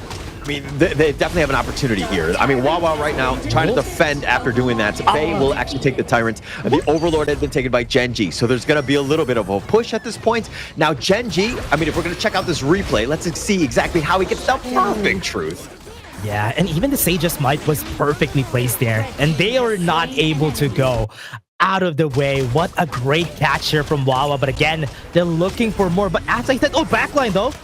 Oh, they're going to look to go for this one. Kyung9 looking for that perfect attack. Ray getting slammed on. He's going to be killed. Kyung9, oh, he goes in. Illusion, excuse me. He does have the knock-up, and now Inu is in a bad spot. He got the passive, keeping himself alive, at least for now. Rock trying to defend, but no. Siri gets the snipe in. Rock actually flashes away, but Wawa, another truth, looking to turn this around, and they needed to deal with it, but Wawa gets Illusion on its way out. 3 members down. Nongshim are looking to push. They have 4 members. They're going to chunk down this T3 as quickly as possible. They want to get the nice little knock-up onto Clue, destroy him as possible, and with Clue, he's going to be killed. Rock is going to be the last man standing, dealing with 4, and it looks like Nongshim will also take game 2. It's just a matter of time. They need They don't have any minions. They don't have minions. They cleared the wave with the Shadow Vanguard. What a perfect timing, though. At least they bought themselves some time and probably just one more fight. Yeah, for sure. Okay. Hold our horses just a bit. I thought it was over. And those Vanguards, I was like, oh, actually, they're going the wrong way. Yeah. And I realized it a little too late. But nonetheless, more time for Gen.G. That Overlord, it was game winning or game saving for now. Yep. Yeah, that was a good savior for the team here. And from what we've seen there from the side of Nongshim RedForce, really great plays from Kyung9 yet again. And now he's looking for more. Ever since, he was always looking for the backlines, and whenever he finds an opening, he always takes it, even though there's a lot of people there. I mean, I don't know if it's due to Kyung9's brilliance of being in the perfect spot at the right, at the perfect time, or if it's more of like Gen.G not really doing a good job of checking every brush before they move, because they've been flanked many times thus far. They're going to go for this one, and it looks like they have this stumble on this one. The Umbrella Outburst pushing them back. Haku's still up in front trying to deal with this one, and now it looks like Illusion's going to be killed. He's the first to fall. Clue's on the backside taking a lot of damage. Kyung9 trying to get him to it, but Inu is going to be killed, and they want to continue on. Haku has the Blood Rage. He's going to go in. Kyung9 down for the count as well. 2 for 2 thus far. And now Haku getting the triple, but he's been pulled back. The Corporal Punishment will be real rock, mix, and pay. Now, Faye dealing with Wawa on this one. It looks like they're going to continue to fight, especially since Siri's sticking around. He's doing some damage onto Rock. And now Wawa might be in a bad spot. No, it doesn't look like they want to continue. Okay, he doesn't have the flash. He has the Throot. I thought he was waiting for it. That's why he was placing himself behind the brush. But again, for the side here of Nongshim RedForce, they lost a lot of members. But again, Kyung9 going to the backline, always important to look at because he has always been breaching the backline, not giving time for Inoue and Ray to play. Yeah, I mean, his Storm Strikes have been amazing, right? Just setting it up. It's definitely more than one hero at a time whenever they're trying to go in. And it comes from an angle that you really don't expect. Like, this is a team that really wants a death ball and they want to stick together. And Kyung9 are like, okay, this is perfect. I can totally set it up for those amazing Storm Strikes because of it. He always doesn't care if there's a lot of people there. If they're playing death ball, but he's always just picking out something, just puncturing something in that ball just to let it burst for a bit. So right now they're going for that Tyrant, and the Overlord is being taken. Oh, it's not being taken on the other side. Yeah. It was scouted out here by Faye, and now they're being pushed back. Gen.G now have to defend yet again, being pushed back. Mind you, it's only the 18-minute mark. 2 more minutes before we see a potential Tempest Dragon, but Gen.G need to figure out a way to hold, especially since all super minions through all 3 lanes, and to get to that point, I mean, they need to definitely hold up. Gonna be hard to clear this wave, especially that there's 3 lanes right now. They might be looking for the fight. The Wawa needs to get a good ultimate here. Yeah, but it's very obvious what he's doing. The force field suppression is behind it. The Umbrella Outburst pushing him back, but the world is my board used in return. Where do they go? They try to get Clue, and they do get him down. Ray's about half-life. They've actually traded for this one. Wawa's going to be killed. The double with the Illusion. Haku's going to be coming back with life number 2, but Illusion is down for the count. They find Rock, and Haku gets picked off by the Crystal. They have the knockup onto Ray, and with 3 members, and now the minions coming in, it looks like Nongshim will take game 2. What a hard game. Gen.G buying themselves some time just because of that Shadow Vanguard a while ago, but Nongshim still were the ones to take it in the end, and they were just the better team at this point. There were some moments of brilliance from Gen.G, but it was not enough during this game. Yeah, not enough. I mean, it's so tough. Like, you're thinking that, okay, this is a kind of an unconventional draft. I mean, this is the Rock Clue 1-2 combination with the Foods Da-Chow combination. It has that potential, but it didn't really seem like it was able to shine. They were kind of struggling, and Nongshim was kind of dictating the pace of the game. And, you know, again, Gen.G had to be very reactive, just trying to hold the fort, so to speak. Yeah, one thing that you really need to do whenever you draft a Foods Da-Chow combo is you need to finish the game as fast as you can, because you can definitely see how Rock wasn't dealing any more damage in the late game. He was having a hard time getting kills. He was just basically a Sage's Might bot. They were waiting for a Sage's Might, then everybody's gonna jump on whoever gets hit. And if nobody gets hit, he doesn't do much, which was what's the problem here with the Foods Da-Chow combo. So now they have to look at that. Game 3, they haven't won Game 2, so we're not going to be seeing anything else that is unconventional for Gen.G, maybe, for Game 3. Yeah, I mean, if we're looking at this draft here, I think the Agudo Yixing, on hindsight, is like overkill, right? You have so much control, but they were never really stacked up one another. They were really lacking damage. Once they did have the control onto the person, they weren't able to kind of deal with that. I mean, if you're looking at the Nongshim side, the Zhang Fei was there, very tanky, Pei, I mean, like, not the most tanky of people, but was able to kind of pounce around, make it difficult to kind of pin him down. But Kyung9's storm strikes were unreal. This guy, every time the team fights were happening, he was always there at the right time. Yeah, he was always at the right way to cut exit points, just to not let them go back whenever they can. And that was the good thing about Kyung9. He was basically a Dharma, not playing a Dharma. Yeah, he was playing like a poor man's Dharma. That's true. In Byron. But look, this is the non-monk version of Dharma, right? At the end of the day, yeah, he likes to go clubbing and all that. That's true. He's very not a good influence, so to speak. But Kyung9 knows how to play him. I mean, Byron has not had the greatest win rate in KME, but Kyung9's showing him how it's done. Yeah, even Illusion with the Maisha Nui, we haven't seen a lot. We have seen a lot of his good setups here from his Maisha Nui, and it has been really great. And maybe that's the formula that we're looking for. Get Illusion playing the Maisha Nui so that Maisha Nui's win rate is gonna go up. So we have to see that more for this whole tournament. Yeah, for sure. And I mean, this is going to be the first win by Mai in KME. It took us to day 2 survival week to get there, but Illusion is the man to do it because, again, he's definitely mains Mai. But here's the gold graph. It was a bit of a flux in terms of just like Nongshim, they were actually just taking over. Then there were some dips in this one when Gen.G were able to find ways to kind of get back in. And you like there was an opportunity, but Nongshim just too strong in the end, able to close the game out again. Yeah, it was also very hard when the older T3s have been taken down. It was not easy to wave clear, even though they have the Yixing. In the late game, when you have a lot of those big minions, it's so hard to clear it, even with the Yixing. So that was one of the problems there in the end. So with what we've seen here, let's take a look at the MVP. It's gonna go to Siri.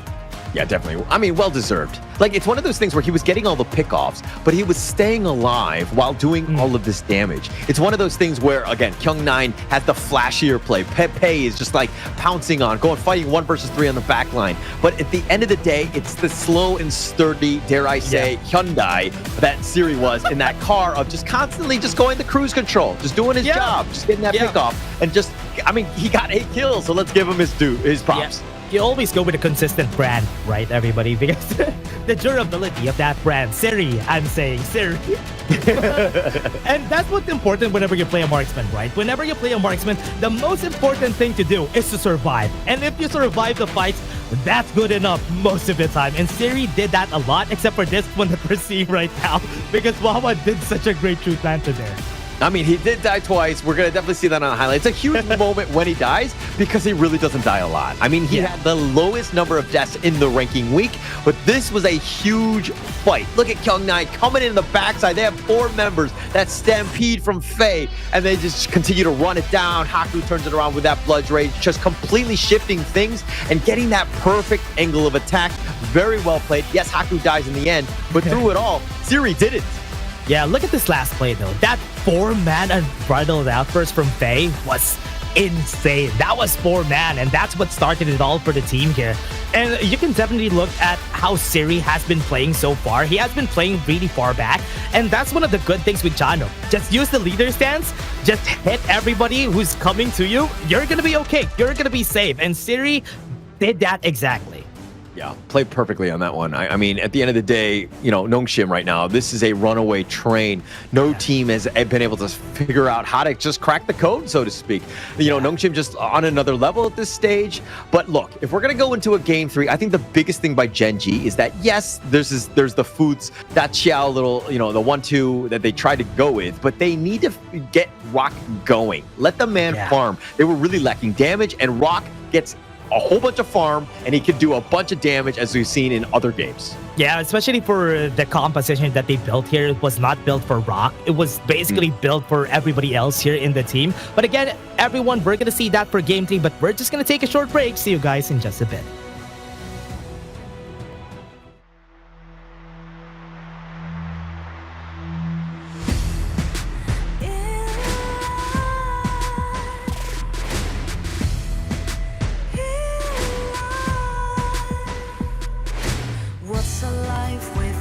this world, compromising with what hurts inside.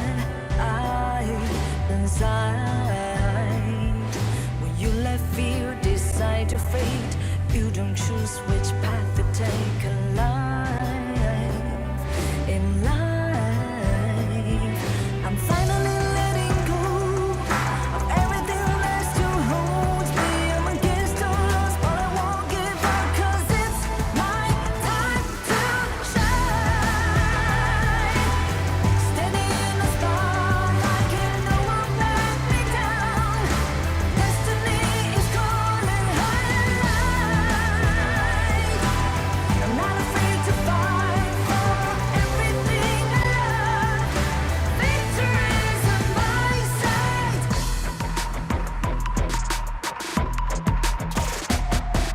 The more we lose, the more we gain. The more that nothing stays the same. In time. Can't love ever, can't forget. What you see is what you get sometimes.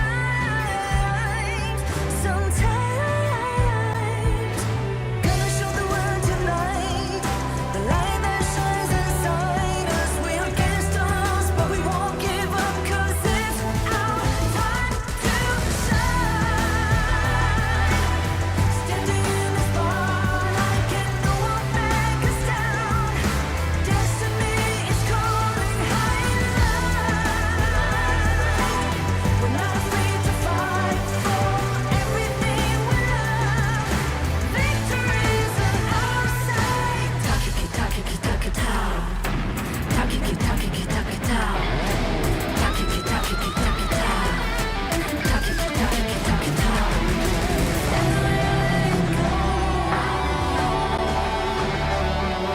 Everything still holds us. 'Cause it's our time to shine. Standing in the spotlight, can no one back us down. Destiny is calling high. We're not afraid to fight for everything we love. Victory's on our side.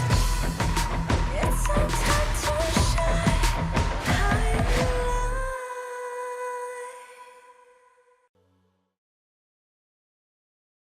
And welcome back, everybody. We're gonna go to game 3. We'll see if this is gonna go long or if this is gonna finish here today in this game. So let's see if that's gonna happen. It's still Nongshim RedForce versus Gen.G, and it's still us. You're gonna be your casters for today. My name is Dash, and I'm here with Holler. And Holler, that was an intense match for game 2. Definitely intense. I mean, it was really back and forth. That's kind of what we wanted to see. I mean, Gen.G throwing out a little bit of an unconventional draft. And Nongshim kind of unfazed at the end of the day. I mean, this is that draft where you're talking about the foods, that Chow little pick going into this one, but the Yixing Agudo for that zone control. And I mean, look, they were planting the seeds, so to speak, with those wild growths and those boards. I mean, yes, they got caught out a couple times, but Nongshim pretty much had answers for all of these potential problems. And you can definitely see how they structured this draft, right? They wanted to do the 4-minute objective. At first, they used all of their ults just for them to just get one target in order for them to get the Tyrant that time. And that was a very smart play from the side of Gen.G. But after that, they were not able to do the same combo, the Sage's Might, the World is my board, then I have the Whirlpool to get everybody in. Those were a lot of steps, everyone. They did that at the 4-minute mark. You can rewind later on. That was one of the best plays I've seen so far. Like, looking back on this one, I feel like the draft would be to the next level, Gen.G's that is, if they let Ray play the Foots and let him just kind of hold the fort. He tends to be the tankier type. And again, it's all about getting in the right position and getting that Sage's Might knocked off. But then let Rock be like a Han Shin or some sort of, damage dealing, high flying assassin type that lets him, get his farm as well as doing that damage. Because if you're looking at that lineup, it really looked like they were lacking the damage. Yeah, they don't really have enough damage there in their lineup. I think the Agudo was good, but not enough damage, especially if he's not going to be building full damage, going to go Blood Rage, Axe of Torment. You're not going to have a lot of damage there. But again, Gen.G now on the other side here against Nongshim on the red side. So this will be very different compared to our other games a while ago because Gen.G has always been in the red side for the last 2 games. Yeah, and they're changing it up. And mind you, the weirdest thing about all the Honor of Kings Esports, the KME, is that the blue side had a 35% win rate in the ranking week. In the ranking week, right? Interesting. So seeing how Nongshim were able to just take out 2 easy games on the blue side, didn't even sweat a bit. So, okay, maybe they did sweat a little, but it's hard to tell with those jumpsuits what's going on. But I mean, look, Nongshim were just in the driver's seat throughout, understanding just how to play it and to kind of take it to that next level. Because again, it's a little bit different playing on the blue versus the red. Did they already pick the Ogren? They haven't, right? Gen.G. They're gonna be picking the Ogren here for Gen.G for sure. But on the other side, Nongshim, Kyung9, now he doesn't have the poor man's Dharma because he has the Dharma for this game against Gen.G, and the Secure already went out. So this is gonna be a good draft. This is like a classic for Nongshim RedForce. Yeah, Kyung9, last game, just a life of excess, and now he's kind of just, toned it down a bit. He's going to be a monk this time. He's going to be cool, calm, and collected in that sense. But the Yarya Marco Polo, you were talking about this. You wanted to see it, and here we go. Not here. Not in game 3 where they're about to lose, but let's see if it's gonna work though. The problem that I have with this comp is that you need to get to the late game, like the late game, because Yarya with the Marco Polo, we all know that. We have seen it in our rank games. These combos have been played by a lot of players just for them to get up in the ranks with their duo. But I mean, look, it's one of those things where I think it did well yesterday because they were able to kind of last pick it. It kind of caught them off guard a little bit. I mean, this is something that they can really focus on here, and that's my concern right now because, again, Nongshim, they draft very well. Yeah, that's the hard part here. The Gen.G together with the Sakir, this is the draft that they always use here for the side of Nongshim RedForce. Whenever a Sakir gets drafted, they have a lot of stuns already to work with just 3 picks from the side of Nongshim. But the problem with the Yarya here for the side of Gen.G is that they're not going to have a lot of crowd control, so they have to draft accordingly. Yeah, true. And plus, I mean, the Yarya, Cluey will definitely be latching onto Rocket all the time, for right? Sure. For that Verdant Protector. So it makes it a little bit easier, dare I say. I mean, look, Rock's positioning needs to be flawless. It's obviously top tier, but he needs to be on at a moment's notice. Because if you get, Kyung9 with his true Secure with his mulberry powers from Faye, you have that potential to get stun locked, especially if Clue's on top of you and he's kind of relying on you as that body parasite, so to speak. What's smart about this, though, for Nongshim is that they banned Ganonmo. I think that's one of the highest picked hero here for the side of Gen.G. I think Ganonmo is the highest picked hero for Gen.G because Inuwa loves playing the Ganonmo.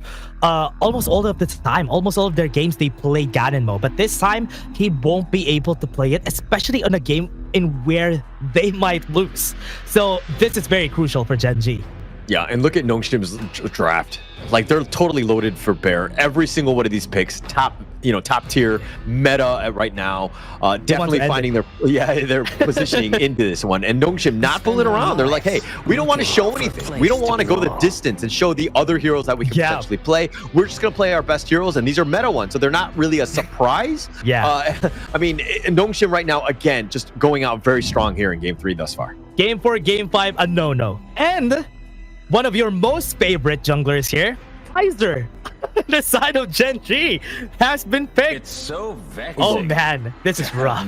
Yeah, he's definitely not my favorites. I find like he's a little underwhelming. I feel like he's a human form Menki, dare I say. And I like Menki's cuteness, right? I think it adds a little bit more appeal to the masses. No, but jokes aside, I feel like Kaiser's the type where he really needs, like, he's a little underwhelming to me. I would prefer more like a Dune. Obviously, they've already picked it, so they can't.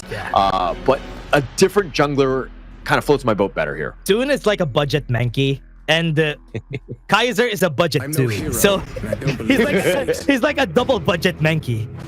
He's like a thrifty. Thrifty, yeah, I got it. But look at Nongshim, fade. They're going to go with the Haku fade to the last pick. I love it.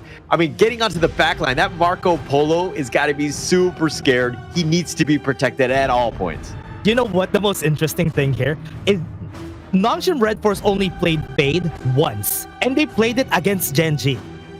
So this is like a throwback to that time in ranking week. Yeah. I mean, go back to it. If it ain't broke, why fix it, right? I mean, that's true.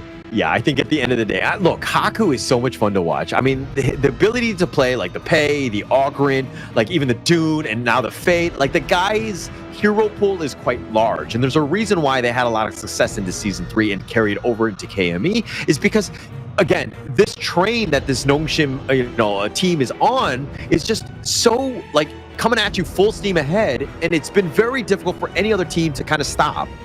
Yeah, and you also know that most of the junglers here in our region is very different. Some of them really just like assassins, some of them really just like tanks. But Haku could do both of them, which is the most interesting thing here for the side of Nongshim RedForce. And Haku has been the star of the show most of the time here for Nongshim, and he will show it with this fade against Gen.G. Yeah, I'm actually wondering if Haku is just like so good he could play two characters at the same time, right? Really testing our limits. 2 phones, he's getting 2 phones. Yeah. I mean, like, look, if Faye, I mean, not to insult Faye at all, but if you pick like a hero like the Yarya or somebody who's just kind of like, I don't need to move. I just need to just Verdant Protector and then just like, let Siri just kind of control him. I think Haku could potentially do it. Actually, that could work. That could work. With how good Haku is, but not when he's using a fade. It's going to be harder, though, if he's using a fade. It's definitely going to be difficult, mechanically difficult hero to find. But Haku, again, this is the type where he just farms. He's off the map. You're not going to see him really, especially early game. And I think Gen.G needed to do a better job of just kind of making things a little uncomfortable, being aggressive in that jungle. Yeah, and one thing that is really hard about this too is that Nongshim really knows how to play their lanes. So you have strong lanes, right? When you have strong lanes, your jungler and even your roamer can move around a lot around the map, which is why Nongshim is so good, because they have this trust with their laners and they will find a way to find those kills. But again, everybody, we're gonna go to a pause. Yeah, a quick one here. It looks like something from the Nongshim side. It looks like something. It's Haku. Yeah, it looks like Haku. Yeah, I think that's one way to slow him down, right? You attack his phone. I'm sure nothing like that is happening. Yeah, that is really true. That's a good way to slow him down. The phone, the technical problem is gonna work against Haku. But other than that, nothing else is gonna work, everyone. He's still good. Like, how are we supposed to attack him? Like, what do we do against Nongshim? Like, I'm like, maybe. No, I'm just kidding. We're not going to create any conspiracy theories or anything like that. I'm sure there's a little bit of a hiccup just in terms of what, the connection maybe or something like that. But, I mean, look, going into this draft, Game 3, what is the mindset of Gen.G? Like, what are you thinking? Like, you know what I mean? Like, are you completely phased? Or, like, what would you say if you were coach? Coach Dash, go. Oh, honestly, if I was the coach, I'm just gonna say go next. No, I'm just joking. Go next, it's over. It's over. No, not go next. I think the only thing that they have to do here for Gen.G is to find a way to get that momentum back, because you can see it in their faces, right? You can see it in Gen.G's faces that they're phased. They don't know what to do here next. Finding a way to make sure that their mental is still back up should be the good thing to do here for the side of Gen.G, because they still have another game that they're going to do later. They have to keep that mental up unless they want to lose against SCARZ. Yeah, and so going into this Group S survival week, and you were kind of thinking with these 3 teams, would they go all out or like kind of save strats? I think what we've seen thus far is that Nongshim are like, we're just looking to close out the series to not show you anything, but at the same time, we're gonna just play, execution to the maximum and just close games out, because again, it's the whole mental game. If they've never lost a game against a single team, that's got to be really intimidating. It is really intimidating. I think at this point, Gen.G is still intimidated against them, which is why they're finding it hard to win against Nongshim RedForce, or they're just better. They're just overall better than everybody here in the Major East. And that's also a possibility because Nongshim, remember, they were in the grand finals of the last season 3. Yeah, and for this one, I mean, you're talking about the intimidation factor, but even as a person that's not even gaming against them, like if I see these guys like in person, I would be intimidated. Okay. That's true. That is like you're gonna see like, oh, Kung9, is he gonna flank me? Like, what's gonna? I'm gonna look around. You know what I mean? Like, what's gonna happen? Like, I need to know where Haku is. Is he consistently? Is he farming or is he eating? Because that's the real life equivalent, right? They have that aura, right? They have that aura for this team, and which is one thing that I like about. Oh wait, truth matchup. Oh, they have the truth. They have the knockup. Wawa not able to get away. Fade. He gets. Oh, sorry. Haku gets him down, slicing him out, but the Fever Barrage turning around. Faye will be killed. Now the world is my board. They have the Taking Liberties, but they have 4 members. The Invincible Warrior from Ray skirting Siri back. I don't think that they can get anything else out of this. Good answer to get that 1-for-1 though for the side of Gen.G here. Going for that battle into the bot lane, just caught Faye off guard. But they also got a kill on the top side, which was a great truth from Kyung9. Yeah, really just setting it up. I mean, he's a monster on the Dharma, right? And just very strong. And at a moment's notice, Wawa's probably like, I just want to farm, I just want to get my space or whatever. But Kyung9 finding that perfect angle, especially with Haku waiting in the wings, kind of a scary situation for Wawa to be in. Ooh, illusion. I think he's going to set this up, though. Oh, he's looking to go. They're taking liberties, pushing back only on the Clue. He tried to sacrifice himself. They have the mulberry power. The world is my board. They end up getting Clue, but Ray with the Invincible Warrior, no real damage. Yeah, he's invincible, but he's just going to tank most of this back off at this point. They need to protect this tower. Rock is going to roaming gun back to safety, stay under the tower, try to deal with these minions as quickly as possible. But through it all, Ray tanks it up, but he's really kind of not farming, so a little bit more space for Haku as they're invading the enemy jungle. Faye is not the right target, but topside though, Kyung9 again. Oh, Wawa getting gone on. He's trying to cartwheel away. He gets over the wall, but he's being chased, and he gets under the tower, and Haku a little greedy. Wawa with that control says, hey, you want to go with me? Let's go. Get serious. That was a great pull, though. That was a great pull from Wawa. He was not expecting that he's going to get pulled way over the walls a while ago, and that's why Wawa was still able to get that 1-for-1. Faye, back in the bot side. Yeah, the bottom T1 looking to go down at this point. Rock and Clue. Okay, look. Rock is amazing on the Marco Polo, but he needs that space. He needs to be able to farm. And right now, Nongshim putting a lot of pressure, taking that T1 down. And now Rock has got to be a little bit more worried as he tries to get farm across the map. Oh, Siri knows. They're going to go for the fight here. Oh, taking liberties, but onto Inua. The unending sorrow. Oh, he gets out of this one. No board is going to be there. The flash away. Inua gets wiped off. Haku with another dash. Gets the whirling strike. Gets the pick off. And of course, oh, man. The Jade Mark is just so annoying to fight against. I thought he was safe already, but the Jade Mark just executed him when he was in that threshold. And that's like a better Ogren passive that we're looking for. Kyung9, though. Oh, the truth. They've got Wawa. He's going to hide under the tower, but here's Siri has that range. Not too scared. Illusion's going to take the tower. They're going to let him do it, and they're going to deal with the tower aggro. They get the pick off, and Wawa was like, I have no chance of surviving here. Continuing to push onto the top side. Perfect angle here for the side of Nongshim. Are they going to give up the bot side? Yes, they will, but they're looking at the mid lane after that. Yeah, they're looking to put a little bit pressure here. Inua and Ray, again, if the map kind of slowly gets a little bit smaller, it's going to be tough for them. And through it all, look at Kyung9 and Faye. Even look at them. They are going to steal the buff because they, again, look at Haku in the bottom lane dealing with Rock. And you're thinking, maybe we have our blue, but that's been stolen under their noses.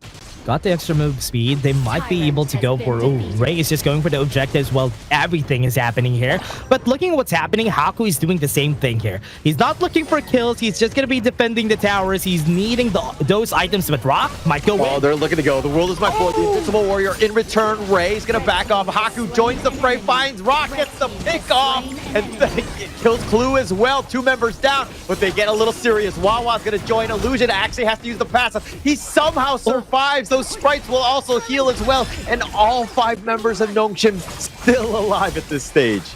Perfect timing in that pop and that passive from Illusion, and also face healing was just at the perfect time. That's why he was able to survive that. But again, the world is my board from Illusion was just perfectly placed. Was able to get 2. That's why Rock and Clue just died in that battle. like if you rewind that fight and you're kind of thinking Wawa going in with that get serious, it was perfect. But the thing is that it was actually late. Rock and Blue had already been killed. If they were alive and he did get that set up, it would have a great time. Wawa looking to go in for this one, and Kyung9 taking most of this. He's going to be pulled back. He's got that get serious. Kyung9 will be killed. And now here's Illusion. They want to go for the Fever Barrage. They have the damage. Siri taking a lot. He's going to be picked off. And now here comes Haku. No. Is he able to kind of keep them alive? Rock and Wawa already down for the count. Double kills on the way of Inua, but he dies as well. And 4 members down. And Ray is just like, guys, I'm just farming in the mid too. What happened? 4 for 2 is still the numbers call here for Nongshim RedForce, still winning the fight. Even though that was the gank attempt here for the side of Gen.G, Nongshim RedForce was at the top of their game, and they knew exactly the timing in where Gen.G was going to start. Yeah, but look at that fight. I mean, the fact that Nongshim were like, okay, it's happening, and then all 5 members kind of grouped up. You're seeing it in the replay here. Look at where the positioning of everyone is. Haku is actually going to look to teleport on the backside, catching them out, and Ray is actually going to recall back. They're fighting this 4 versus 3 essentially at this point, and then now Haku joins the fray. They have the numbers advantage. Gen.G really didn't have a chance at this point. What? That was Mulberry power. That's the reason why they died. That was because of that slash. I was surprised that even before Haku came in, everybody died. And I was like, where did that damage come from? It was from Faye. That's why. And now backline though, Wawa. Oh, they're going to set up the board. Siri's already been killed. Wawa gets the pull. He gets the knock up onto Faye. He wants that revenge. He rides the win into that rush. Haku now on the run. He's being chased. Faye's been picked off as well. And it looks like they turned this around. 4 members down. Kyung9 will survive, but he's going to stick around. He might even want to go. Okay, I thought he was going to go. Woo. 4 for 0. That was good, Gen.G. That was a good comeback here for their side, though. 2K gold lead. That was a 6K gold lead before they were able to get that 4 kills. That was a big swing in gold that Gen.G was able to take, and now they are going to be punishing them by taking their towers. Yeah, and that was really set up by the fact that Wawa was there. I mean, his just pull back, able to just kind of control them. And Rock starting to hit like a truck at this stage, kind of getting scary since it's only 9 minutes into the game, but finding it out. Perfect initiation by Gen.G. Really well played. Yeah, they have to be careful now. Nongshim looking for a fight again. Oh, they're looking to go over the wall. They're going to be chased. The Fever Barrage used defensively. Rock trying to roaming gun, but he's actually been sliced. Haku takes him down. They've got the pick off, and it looks like they're going to take Clue as well. 2 members down. Now Ray trying to run away. He's going to stay alive with the Invincible Warrior. He will be fine as he's under the tower, but through it all, Nongshim invading and taking away everything from the jungle. Good answer here for Gen.G, even though if they lost that battle. Wait, Haku? Haku potentially going into Ray. There's no way he gets this pick off, right? He's very tanky, but he's got to watch out for those tower shots. It looks like he's going to look to trade for this, but Haku goes down. Wawa saves Ray's life. That was too confident here for Gen.G. I thought, or rather for Haku, I thought he's not going to take the fight, but he actually did, because if he wins that battle, that could have been an opportunity to go for those objectives, but because he lost, this is the time for Gen.G to buy themselves some time. Look, I just had flashbacks of like Game 6, Season 3 finals against Nova Nongshim, and Haku had almost the same play. He was being very aggressive, and Siri got drawn into that battle as well, and both of them died, and they lost that game. They had a potential to win the championship in that Game 6. But seeing as that they both died, they threw it at the very end, and Nova Esports won off of that kill, off that team fight. It was Haku all along. Oh, man. Look, I don't want to point fingers, but Haku at times, you got to just hold your horses just a little bit. Yeah, the hero just lost them the game. And again, this time, I hope it doesn't happen. Now we only have a 1K gold lead, and Gen.G is looking really close here just because of some throws that we've seen here from Nongshim RedForce. Yeah, it's much, much closer than really Nongshim wanted at this point. And Gen.G putting the pressure in, finding ways to come back, even putting a little bit of pressure on this top T2. But again, Rock, he started to do hit like a truck at this point. You got to be super careful with how you proceed. Who do you need to go on if you're Nongshim? I think if you're Nongshim, you really have to take down Rock. I think Rock is the only option that you have here for you to take down. If you take down Rock, everything's done. I think not really a lot of damage is going to come out from the other members here from Gen.G. Yeah. I think it's pretty much all in on this one. But again, the reason why Gen.G have done so well is the initiations from Wawa have been on point. You have Ray and Inua just doing their job of just being tanky and just providing that body block so that Rock can do that free damage and with that control. So again, it's more of like, yeah, it's easy and like talking about it, of just trying to get down to Rock, but actually doing it very difficult because of how Gen.G positions their heroes. Yeah, that is really true. I think Gen.G or rather, I think we still need to find a good set here from Kyung9. I think he doesn't have that same flair from game 2. I think the poor man's Dharma actually worked out for him. Holding the Dharma is too much power, and he can't hold it in. Too much power? What? No, but I see it. He's just like, no. I'm going to kind of mute myself because I'm too strong. Yeah. But they're going to set up the board, and they actually find Inua. Oh. They actually get the pick off here, Wawa. And they have the knockout. But no, Wawa looking to fight this one. He's trying to control him, but Wawa gets back to safety, trading Inua for Faye. And now Nongshim continue to stick up. Rock is still up in front. He can be kind of going in at a moment's notice. But Wawa recalling back. It looks like Gen.G are going to back off at this point. Yeah, could still be a potential overlord here for the side Gen.G, even if that's happening. Kyung9. Oh, look for that angle. He does have his truth. They're not going to give this one for free. Haku going the long way around. Who takes this one out? Illusion takes the Overlord. They set up the world as my board, and they have him locked down. Invincible Warrior or not, but Kyung9 is actually going to fall. Illusion gets picked off. Wawa finds him. Now Haku and Siri on the run. Wawa looking for Siri, a juicy target. And they're trying to fight it. Haku on the ledge. All he can do is watch as his buddy goes down. And now with Faye up, it doesn't look like they can do much. 3 kills for the side here of Gen.G. That was a perfect one for their side. Even if they lost, I think that's a bad thing though. They lost the Overlord from the hands here of Nongshim RedForce, and with Illusion in mind, that's not good. Gen.G right now is just finding the right targets. Wawa has been just good with the flanks that he's doing. Yeah, Wawa has really stepped up. I mean, his just control, his initiations when they're fighting. The rest of Nongshim are on the run. It's so tough. I mean, for Illusion and Siri, I mean, they're just so squishy that you don't really want to deal with Wawa's Mayin. They've been struggling to kind of keep him at arm's reach, and Wawa's always been the right initiation. So it's been playing very well. Gen.G clawing their way back, and now they have a lead. Yeah, it has been pretty hard here for Nongshim RedForce, and this is the problem with the Fade though, because you really need to find that right timing before you go in, and his damage is really not front-facing compared to the other assassins that we have in the game. So it's gonna be hard for Haku to find a way here unless they find a way to deal one burst of damage and let Haku be able to do those executes. Yeah, and don't you think it's more of the fact that like Fade is like one of the newer heroes, so Haku hasn't had as many reps on the hero? Because it seems like he's like not really as decisive as he is with like some of the other heroes that he's normally been playing on? I think this is normal. I think on the other leagues, whenever they play Fade, they always have a hard time. I don't understand why they pick Fade. If they're having such a hard time finding kills with Fade, especially at this point in the game, they're always muted. But, I mean, he's 633. He has 11,000, the highest in the game. I mean, tied with, like, Rock, I think. Oh, they find the next little... Wow. And Inua gets picked off the Invincible Warrior. Ray, he's being bounced around. He does get killed. Illusion finds him out. And now Haku looking for the prowl. Looking to go in. No, Haku's going to be chased away. Wawa might go for the counterplay. And he thought about going in, but Faye checking the brush. Nice modular power, just zoning them things away. And now Nongshim with a 2-man power play. Yeah, look at that, right? It's still the same case here for Haku. He's not gonna go in, and they're always afraid of going in whenever somebody plays Fade because he's just easy to take down, and right now they're looking to go for that push in mid lane. Yeah, they're looking to put a little bit of pressure. They have the board set up if they want to go, but they want to go for the objectives instead. Smart play by Nongshim. They will look to just go in the top lane. Kyung9 had made an appearance there, pushing that one out. Now Rock needs to slow things down. Inua and Ray back up in about 2, and it looks like they will hold at least for that, but they do take the top T3 on their way out. Hey, taking a lot of damage. He wants to go for this one, but Rock needs to be a little bit careful. They have the cleanse. They're going to use that one. Inua up in front does end up finding Faye, so they got the pick off, and Siri gets killed as well. And through it all, Rock, that's going to be life number 1. He's going to come back as a Gemini. They have the knockup back. Wawa with that control finds Illusion. 3 members down from Nongshim now, and Haku and Kyung9 on the run. Towers are down, but Gen.G is striking back with those kills for their side again. 3 kills on the board for these guys at the perfect timing for that Overlord, and this is good. At least Gen.G, even if they lost the T3s, those were big though. But with that, they can still fight back. They can still buy themselves some time with this one.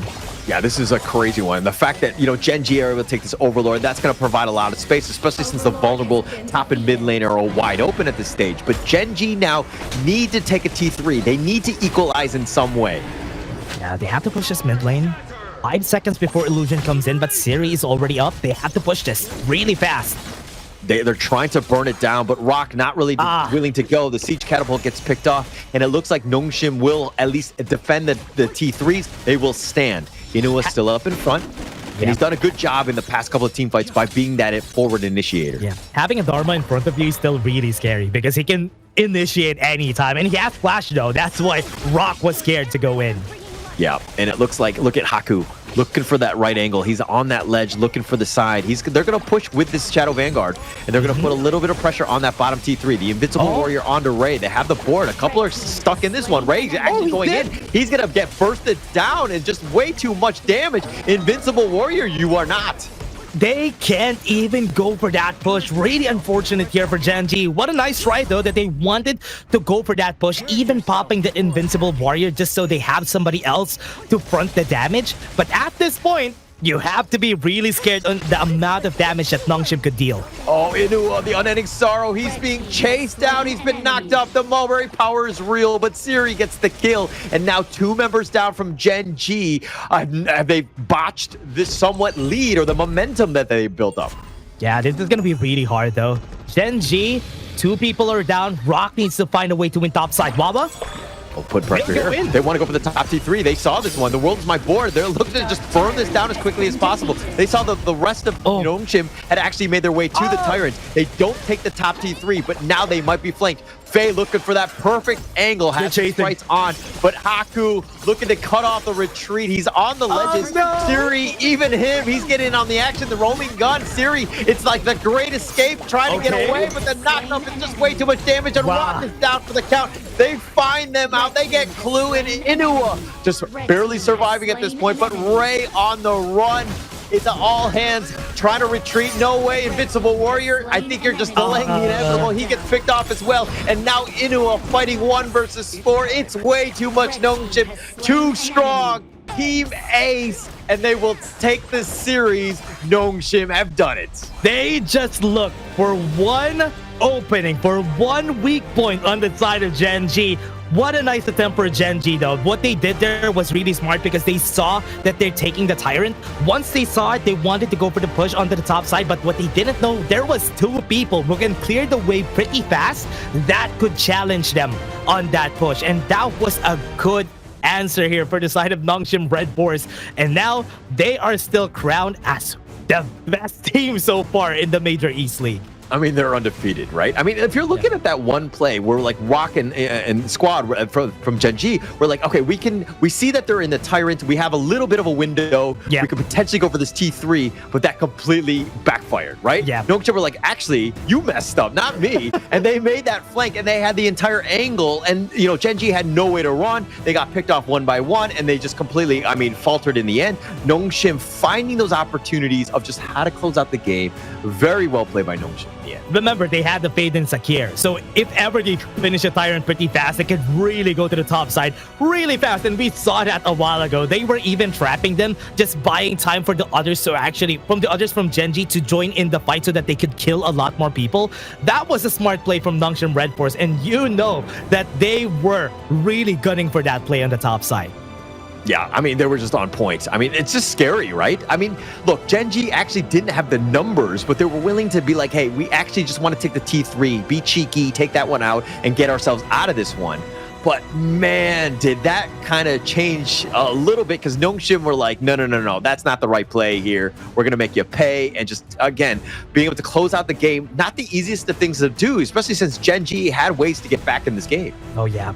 I have a question for you, though. I mean, this is I don't know if this is a very controversial question. What do you think, if ever somebody is going to win against Nongshim, like just one game, is it Gen.G or SCARZ? To be honest, I thought it was going to be SCARZ. Me too. I think going into Survivor Week, but I think that Gen.G, we've seen them just like dismantle SCARZ in a way in some of those that last series. And we'll talk a little bit more about this in that third series when we do have SCARZ and what is Gen.G going at it. Yeah. But this game, wow, like Haku 9-4-6. I mean, we're talking about his impact, but he had the highest net worth, the best KDA. I mean, as a Fade, he was doing what he needed to have done. Yeah, and most of the time, whenever you see a Fade, right, you see them dominating the early game. He has a lot of damage, but once late game hits, they are just waiting for him to get those executes with the Jade Mark. But with what you've seen here, we can see that Gen.G, most of the game had really big of an advantage, and Nongshim just goes in spurts. Whenever they get advantage, it's just a small 2k advantage, not really that big. And in the end, they were able to take it, which is very nice to see from Nongshim RedForce. Yeah, I mean, that gold graph was pretty much like the entire roller coaster ride that we just went on, right? Just really back and forth. I mean, Nongshim, like, you think they're going to close out the game. Gen.G finding ways to get back in. It was just like, again, they were just trading blow for blow. But again, the MVP will be none other than Haku. I believe that's his 8th, maybe 9th MVP thus far in the KME. He's second place to Mfeng, but still 9-4-6. Just so much damage. This guy, man, is an absolute beast. This guy has been so consistent overall, and that's the reason why Nongshim RedForce is just at the top every time. Is because of how good he has been playing. And we can see how Gen.G really played their hearts out in this game. It was a long game like Game 2, but this was close. This was much closer than Game 2. And Game 3, I thought they might have had the chance to win this. Yeah, I mean, look, there were just some moments where, even like this one, where they were taking the fight, they had the jump, but Nongshim were able to kind of regroup and to rally the troops, all 5 members showing up. Ray was not in position to help out. It's difficult to win a fight 4 versus 5, especially when you don't have those numbers, right?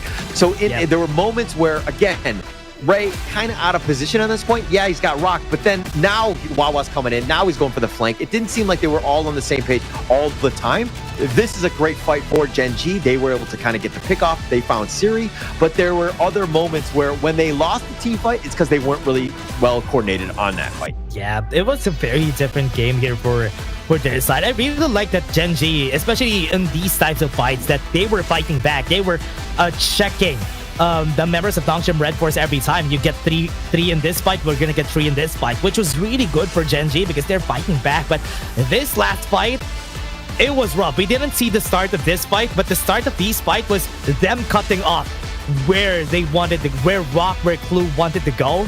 That was so good for Nongshim RedForce. Agreed. And I think in hindsight, it's one of those things where instead of going for the T3, when members are down, you need to just back off. You got to rally the troops, get to full strength, and then you could potentially make that move. But anything else, super risky, especially, and you rightly mentioned it, when the Fade or the Secure, too much mobility, right? They can get you onto those flanks, they can cut you off, and you're going to see exactly what happens. And again, they just got destroyed in the end. Yeah, they were really good. They were playing really good here for the side of Nongshim RedForce, and as expected for a team like them, because they're really good at doing that. But again, everybody, that was just Series 1. We still have 2 more series after this. We're just going to take a short break before we head there. See you guys in just a bit.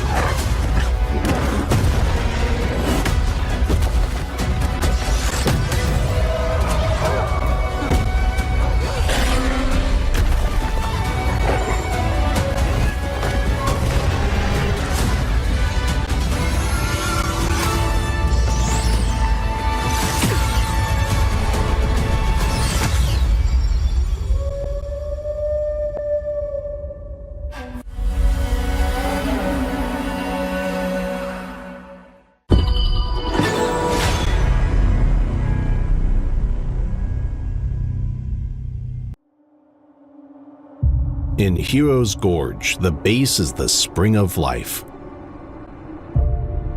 In the real world, every forest and plant is the Earth's spring of life. The base nourishes the gorge, just as Earth's ecosystems sustain all life. If the base is exhausted, heroes will lose their home. If ecosystems are destroyed, all life loses their habitat.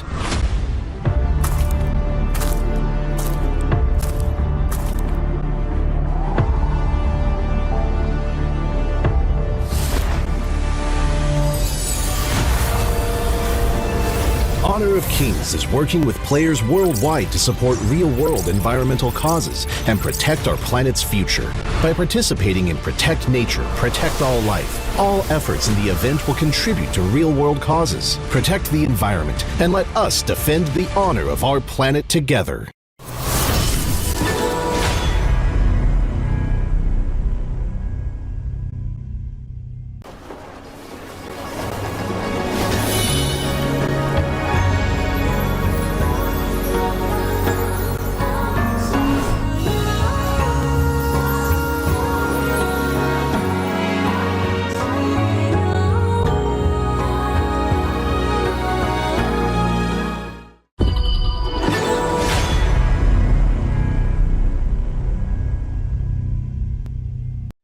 Excuse me.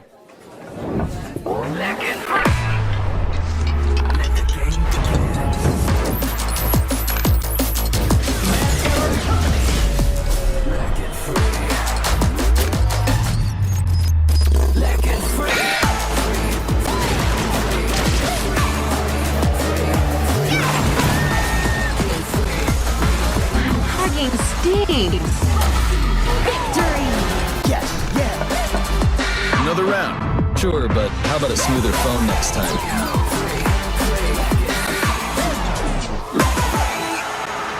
Realme 14, performance beyond limits.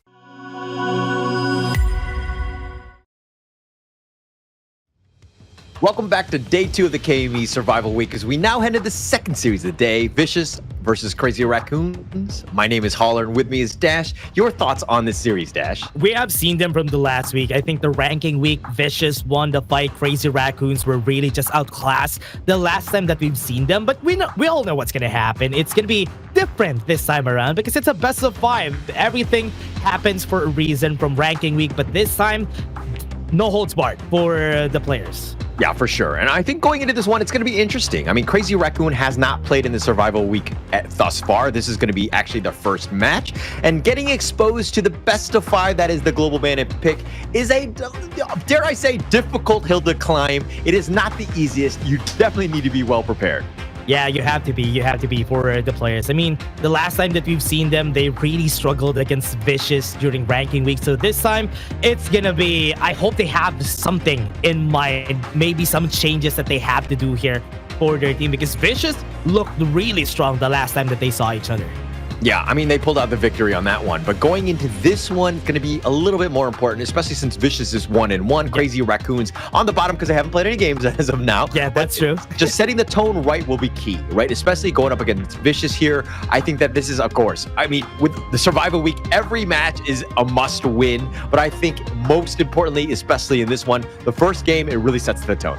Yeah, especially for this game, Crazy Raccoon, they have to be very careful in how they play the first game because I think Vicious really trips up a lot of times during the first game, so they have a chance to maybe lead this series on in their favor and have that extra momentum in the early game. But yeah, we would love to see how they're gonna pair up against them. Yeah, and for me, like, I don't like to put teams in boxes, but if we're looking at some of the squads in Group A, the losing game 1 has almost been heartbreaking. It's been very difficult for them to get back in, and again, it's like a huge momentum shift losing that first one. Yeah, but again, everybody, before we go into that, let's take a look at the first team in this one. I think it's going to be Vicious for our first team.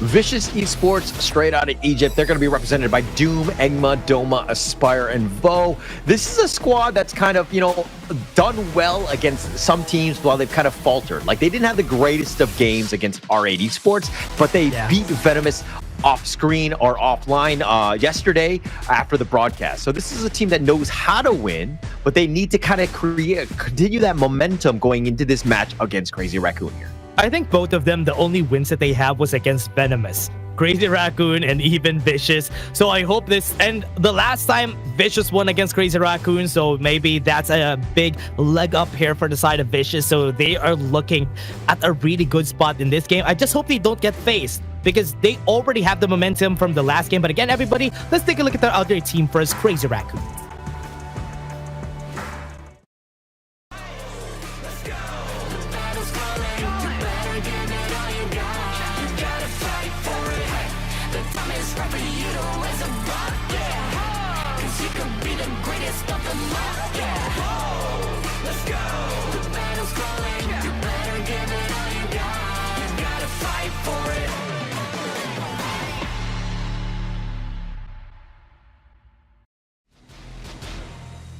Crazy Raccoon hailing from Japan, the CR Nation, Kaiko, Fengshen, and Kuro, and Undertaker.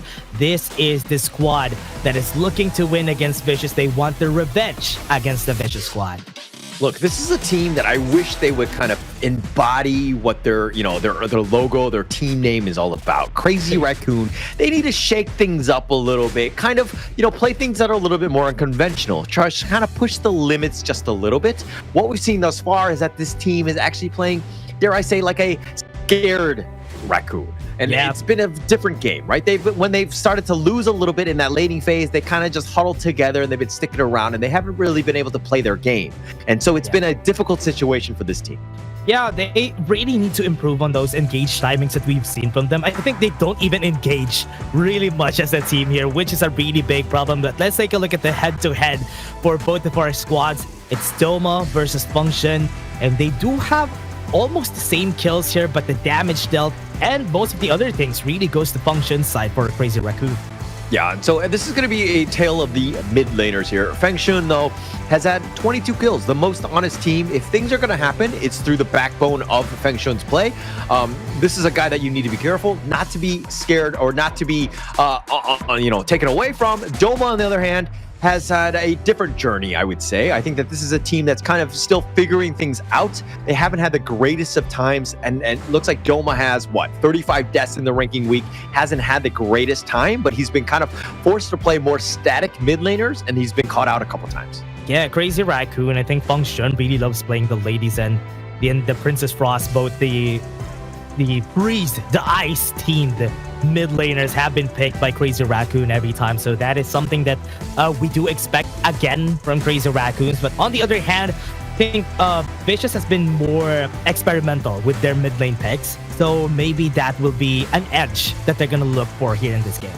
Yeah, and I think another edge or advantage that Crazy Raccoon had is the fact that they actually didn't play any games yesterday, meaning that they had a little bit more intel. They let the other teams play R8 against Vicious, and as well as, Venomous against Vicious, and they can kind of see those replays to kind of get a little bit more intel of what they're looking to pick, how they're moving around. This is a bit of an advantage for Crazy Raccoon in a way, going into this series. But after this one, of course, now Crazy Raccoon has to catch up with those games. They're going to be playing a lot more, so their stamina will be tested as they move throughout the survival week. But while you're saying that, Vicious already played a lot of games though. Yesterday they played 2, and now they're gonna play another against Crazy Raccoon. So I hope their mental can still take it in this series that they're gonna have against Crazy Raccoon. But remember, they won yesterday against Venomous, so that could actually be a momentum shifter also for the side of Vicious, which is a good thing for them. Oh, definitely, definitely. Anytime you can hang your hat on a win, that's where you want to be. I think Vicious were, they want to kind of repeat at least what happened with the ranking week with these teams, right? They did beat them. They do have that advantage. They want to continue that momentum on. I think the biggest worry for them is R8 Esports, but they got to handle their business now. They got to deal with Crazy Raccoon, who are going to come out firing in this game one. Yeah, they have to be very... Ooh, My Shiranui was picked here by Crazy Raccoon. I think it has been picked twice overall by Crazy Raccoon, but hasn't really found success yet for the team. But Vicious, they're gonna go for the early. They're gonna go for the easy pick here because both of them are opened up, and the Zhang Fei for that second pick is also good for that extra protection for the side of Vicious. Yeah, so Zhang has been an interesting one. I mean, if we're talking about, in the KME, he's 2-12. It has a 14% win rate, right? If we're looking at some of the other leagues, even like the MKL, he's 6-4. PKL, he's 3-3, and he's like around 50% or so, 40 to 50% win rate. But man, he has struggled in the KME, 14% win rate with a 37% win rate in the KM West, right? So I'm not sure what it is, but it seems like teams have figured him out at least, in these the KM East and West. Yeah, or I think they don't really know how to really play the Zhang Fei here. They are not given the opportunity to play the Zhang Fei really well, because one of the things that I love about him is how reactive he could be, but the other thing is he can be proactive, and that's the strongest way to use Zhang Fei, using that ult to start fights rather than using it reactively.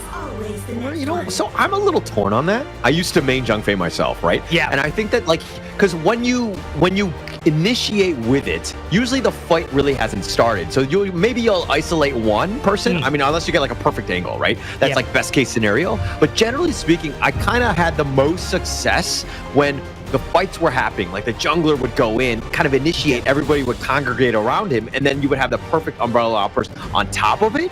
And that's generally where I felt the best. But mind you, I'm not like a pro level player, and they have their own ways of playing things. But again, for me, it's the counter initiation. Yeah, that's true. I mean, it has been really working here, though. I mean, the counter initiation has been working, and probably they just need to be very experimental more on the side of the major East teams, which is why they were struggling. Or the problem here is maybe it's not Nongshim RedForce holding on it. That's why they're not getting a lot of wins.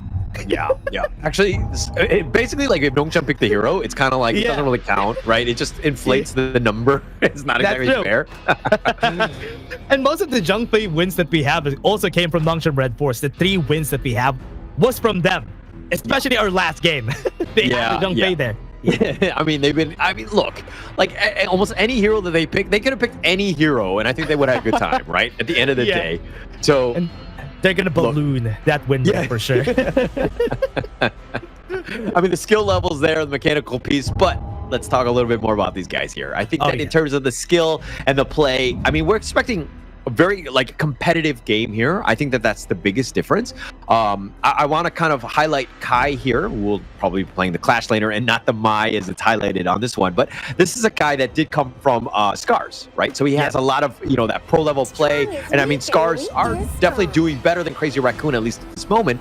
So it's a situation where he needs to take that expertise, that experience, and that knowledge, and to really kind of imbue it into the rest of Crazy Raccoons, because I think that he's going to be the shot caller. He needs to make those plays to really carry this team. Yeah, but looking at the composition here, Holler, for a Crazy Raccoon, we have seen this a lot. This combo, the Agudo, the Gen.G, and the Sakir, this is a combo that really needs to push, really needs to make sure that they can snowball the game, they can siege their win away. But the problem here is with this composition is that if you don't have somebody to front for you, they will have a lot of problems. This Luna will have a lot of fun times here for the side of Vicious.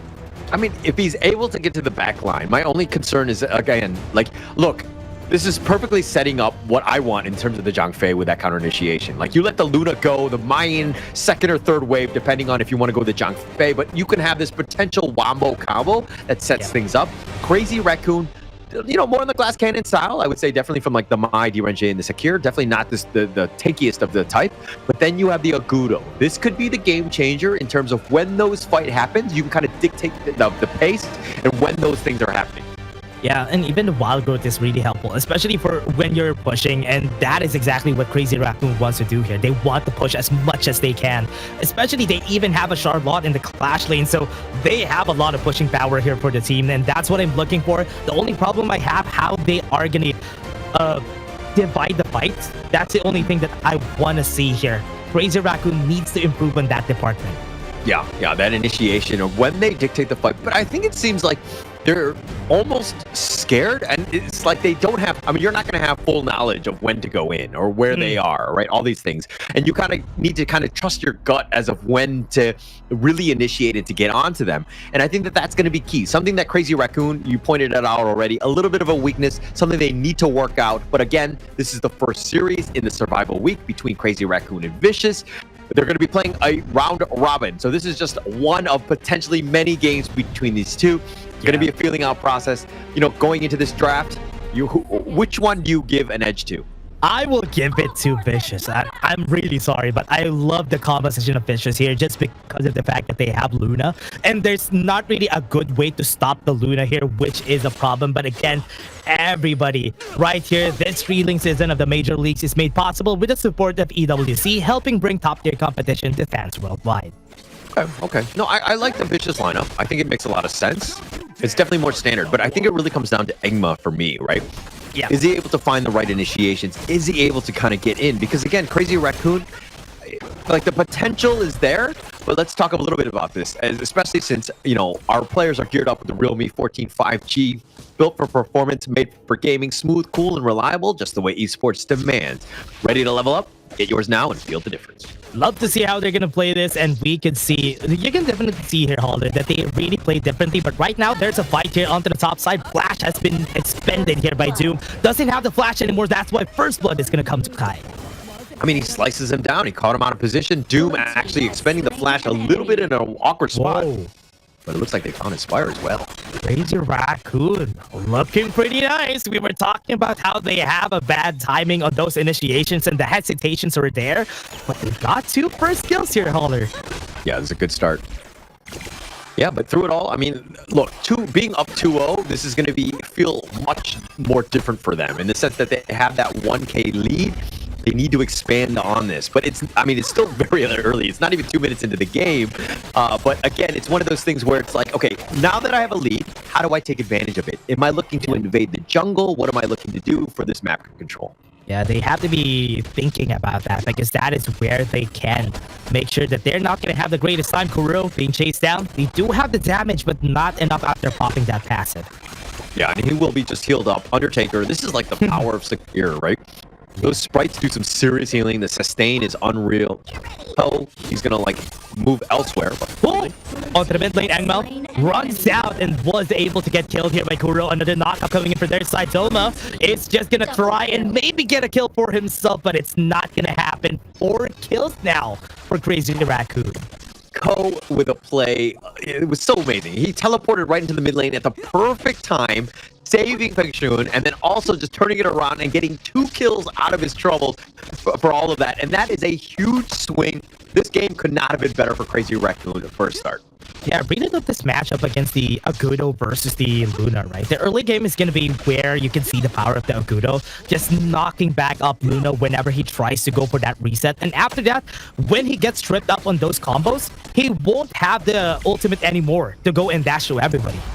Yeah, so the biggest thing for me is that Engma, you need to not fight the enemy team. You just need to farm. If you want to take stuff in the mid lane, cool. But it looks like Vo getting a little bit low, scaring me a little bit. Yeah, I thought he's gonna die there, but Mulberry Power, not really enough damage at this point in the game, but that was couple blade damage coming in from Doma is almost enough to get the kill. And Undertaker goes in, Kuro actually gets killed, and Flash was expended that time. Look, Aspire, an absolute beast. You gotta respect the damage. Kuro and Undertaker were like, okay, we've had that sustain, we've been fine or whatever, we can play a little bit low, but Aspire's like, actually, you're way too low. I catch you out, has that advantage, and this is why Arlie is a top 3 farm laner. Engma getting chased. Function just has the confidence here, just because you know you have the damage coming in from that Maisha movie early into the game, and it's working pretty well for them. They're doing a lot of damage. They're forcing him to play under this tower to kind of protect themselves. Engma, though, this is the 4 minutes. You see how Ko is already started instantly, but VC on the move. Yeah, a bit late here. I think he's going to get low on his HP. And Bridal Outburst was huge with a couple of blades, was able to get the steal there. That was perfect here for Doma, but they are just looking for kills, frustrated that they got stolen from, and they're chasing, and they are not going to stop. Bo is going to pay for those steals that they did. Yeah, what an amazing steal. But I mean, Doma and Vo both going down. This could be huge. But not great. Gets knocked up. That's good. Angma really goes away with the new moon. But here it comes to Sprite. Just chased him in the end there. Yeah, so why would you go in 1 versus 4 in that case? Like, super risky, like, you know what I mean? All for your blue buff. Don't get me wrong, Luna needs the blue buff, but it's not worth your life. That's the biggest problem I have. Oh, yeah. And the problem with Luna, though, is that if you ever are in a fight in where you don't have the advantage, you really must snowball the game in order for Luna to be effective. And if you're not doing that, you're going to have a problem. And in this tower in the mid lane, it's going to have a problem. Well, it has no problems anymore because it's been destroyed, right? Yeah. I think that's one thing that PC have. They'll kind of just move on. But again, Crazy Raccoon, look at how they've changed up the way that they've played.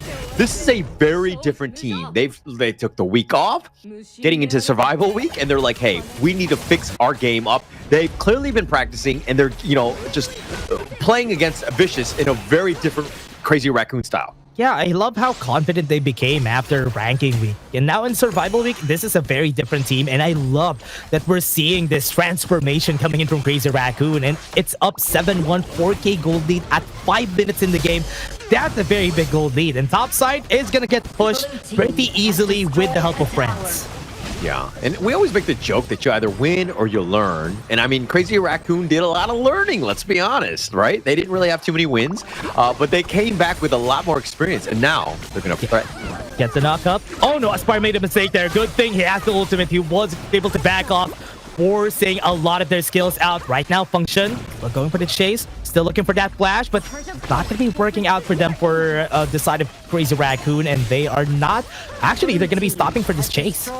Yeah, I mean, the slow siege and Crazy Raccoon, just like, you get out of your cage, basically out of their base, and Crazy Raccoon threatened, right? They forced them all back, and now they're hiding and cowering in their own base. But look at this slow siege. They don't really need minions because they have the Ko, Agudo, and they're just pushing every single tower. Crazy Raccoon's playing this very smartly. Yeah, and as we said, the Siege is going to be there for this composition specifically, the Gen.G, the Sakir, and the Agudo. This combo has been tried by a lot of teams, and it works pretty well. And with the Wild Growth, it really helps Kuro just dish out the damage he needs. Gets the knock up, backs up, gets the tumble forward, gets 2, and that is a very dead Enma. Look, Crazy Raccoons playing the... Oh, they're going to go win. Oh, they're going to be chasing Kai. He has no more HP. Good thing Doom was there to secure the kill. Agudo is actually 4-0 in the KME. And the only teams that play it is Nongshim and Crazy Raccoon with that win. So they're going to their tried and true. They know how to play this Agudo, and it is threatening. It's been very annoying to deal with. He's 4-0-2, and he's kind of like outclassing Engma in that jungle lane. Yeah, Engma's having such a hard time getting a combo in. Not even... I haven't seen any long dashes yet from Engma so far, and that's not a good spot to be in whenever you're playing a Luna. When you're playing Luna, you want to snowball the game, get that advantage, get that gold lead.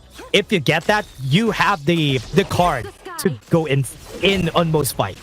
Yeah, but I mean, look, Engma has been struggling to get any sort of blue buff. I mean, he's going to smite that for good measure because he hasn't had the blue buff in forever. But again, it's like really, it's really kind of affected his farm rate. He's not able to kind of just comfortably do it. And even with that blue buff, he's going to go back to the fountain to heal. Yeah, one thing that's good about this, though, is that Tomb is winning the 1v1 against Kai. Look at him. He's going for the fight. He's winning the battle. Look at the cutoff here from the side of Crazy Raccoon. They're going to go in onto the backline. They're going to push them back. And this is Bo, who's going to die in this battle. Goes for the chase, drops down the drop kick. And they had Doom to go in, but for good measure, there was Kai to finish the kill. They went in even with a flash, but this top side is going to get taken down. Yeah, it looks like it's going to be for free as well. I mean, VO was like in a bad spot. If you don't have Umbrella Outburst, you cannot be in the heart of the enemy team. Aspire trying to deal damage, but not enough at this point. Look at the flash from Kuro, flashing forward to go for the kill against Aspire. Yeah, no, like this team has been like, okay, we've been, pressing the brakes way too many times. We were kind of playing very passive, sticking around and playing like a defensive game. That's not our play style. We need to just embody the Crazy Raccoon. All gas, no brakes, let's go. At a moment's notice, yeah, so we might die once in a while, but we're doing so well. We have such a lead that it's going to be very difficult for Bitches to come back.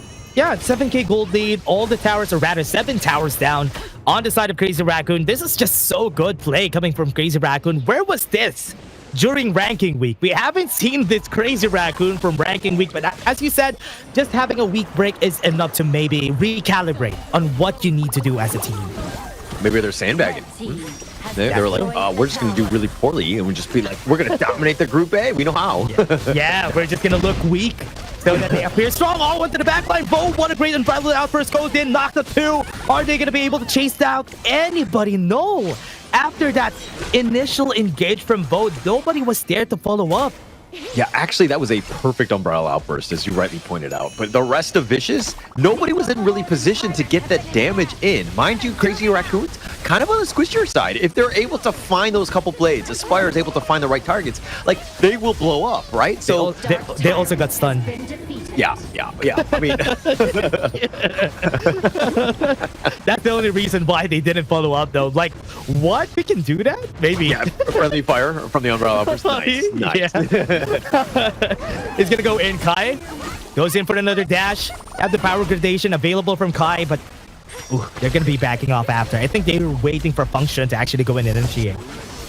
Look, this game is only 10 minutes in. If anything, Vicious need to just defend, figure out like the wave clear, just slow the game down, give your team a chance.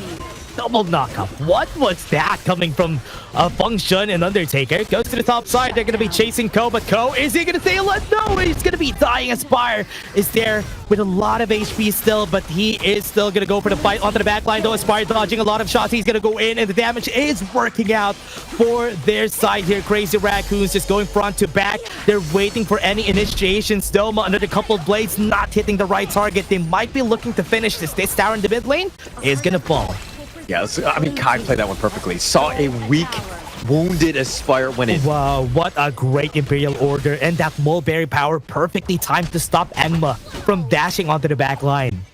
Yeah, going into this one, I mean, they're picking their moments. Crazy Raccoon being aggressive, but not losing anybody on that one. So that was actually pretty huge for them. Getting that pick off, finding Aspire, slowing him down just makes things way more oppressive for Vicious. You got to figure out, like, for them, they're down 8k, but they want to slow the game down and let Aspire catch back up. But if he's dying, it's impossible to do.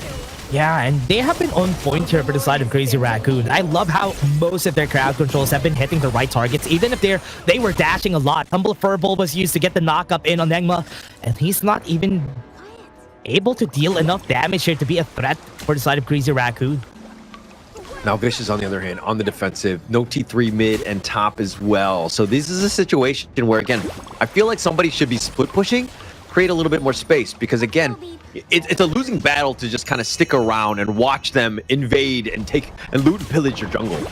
Yeah, it's gonna be hard though. I mean, they can't even deny that from happening just because of the fact that Luna really is just a face of or famine hero, and this is basically famine for Vicious. They don't have anything at this point. AK Gold lead out to the back, another great unbridled outburst, but was just able to hit one person onto the back line. They're going right onto Undertaker. Is that the right target though? Because Kuro right now is hammering down all the targets here for the side of Crazy Raccoon. They're working their way towards the back line. Agma trying his best to get some reset, but it's not working. Wild Growth was used, but the couple blades was enough to get the kill, and one more person is still a 2 for 2. Yeah, it's a 2 for 2. Eggman going back and forth. I mean, just because he's very squishy at this stage. He's not able to kind of get that critical mass of those items to do the damage that he really needs. But getting, killing Ko was actually huge for them. That's going to slow things down. The push that they had, I mean, he's 9,500. He is pretty much our lifeblood in terms of this push, the slow siege that they have. So that's a huge opportunity. But let's talk a little bit about this Feng Shun. This Mai, which had its first win in the last series, potentially for a second one with this one. Feng Shun really playing this to the high level here. Looking to go for the win here, which is really nice for the side of Crazy Raccoons. Right now, it was a struggle winning with Mai, but with this comp that Vicious just drafted, this is not geared against a Mai, which is why they were struggling. Any initiate coming from Function is always going to be threatening. I mean, if you're looking at the Vicious lineup, like, everyone's kind of squishy, right? I mean, BO is a whole different story, I would say, but if they get on top of you, especially the Feng Shun, he can potentially burst you down. So you got to be super careful with your positioning, and it's a scary hero. But the funny thing is that Mai was actually first picked. Vicious should have known this and prepared a little bit better for that. Yeah, they could have drafted against the Mai Shiranui, but they haven't. And now this is the result of what they did here with their draft. Now they're starting to look for this last battle for the side of Crazy Raccoon, looking for the dash Angma. Right now, Fengshun is just looking for a good initiate here. He has the flash, so he can start anytime. And RedForce wasn't able to hit anybody, but after the backline, they're waiting. They're just dashing out of the way. Kai still stays alive, but onto the backline, they were able to get the kill against the Spire, and that's good for their side. Now they can go to the front line. They're waiting to kill everybody in front, stopping them from going for that push. And Fengshun with a triple kill to finish it all for Crazy Raccoon. Yeah, Crazy Raccoon did such a good job of limiting Engma, right? From really getting going in that farm lane, right? I mean, or sorry, from the jungle camps. And so Engma was the type where it's like, you know, they last picked this Luna. They were kind of ride or die on it and getting into that situation of being able to just out-farm them. But you just saw how Crazy Raccoon were able to shut that down. They were well prepared for this game. They were. And there was no answer onto that Mai Shiranui, which was really surprising on the side of Vicious. I think this is not the Vicious from last ranking week. Maybe they really just got demoralized from the past few games that they had on Group A, especially against R8.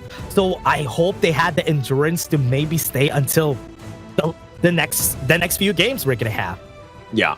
I mean, they got to bounce back, right? I think that this is a game where they're going to kind of look into and be like, actually, I would say it's not really a draft issue. It was more about execution, because you got to protect the Luna. You got to protect your own buffs. You got to protect your jungle. You got to give Engma a chance. But if he's fighting for every certain single scrap, there were multiple times where they had, Crazy Raccoons had 4 members taking on the Azure Golem, and Engma was trying to go in on that one. That's a suicide mission. Yeah, every type of resources that he had nothing. He had nothing to go for. He had nothing to get, and that was really. I just feel bad for Engma this whole time because he wasn't even able to do any combos onto the backline, which is why you can see he is even struggling on just closing in on the targets there, which is really sad to see for Aluna. Yeah, just tough. I mean, to be honest, I don't feel so bad. Right? Because again, the rest of the squad, it's a team game. And I know you're kind of thinking, hey, Engma, you just got to farm and you got to be on your own. But like, as a team, you need to do much better of protecting your own jungle, giving your, support everyone else. And you're seeing what Crazy Raccoon were doing. They were sticking together and they were making plays. Whenever they were invading, it was like the buddy system, holding hands, singing Kumbaya as they were invading the enemy jungle, taking out almost everything. Yeah, and that's what you do whenever you have a composition drafted like this. And you can see how much siege they had the whole game, because you could see them just destroying towers left and right. Even without minions, they can go for it just because they have the Akudo on their team. And let's take a look at the items again. This is such honestly a good game for Crazy Raccoon. I mean, look at this. I think it's all on the back of Fengshun here. The 7, 0, and 10 on the Mai. Mind you, Mai is so squishy. Like, you just look at her and she blows up, right?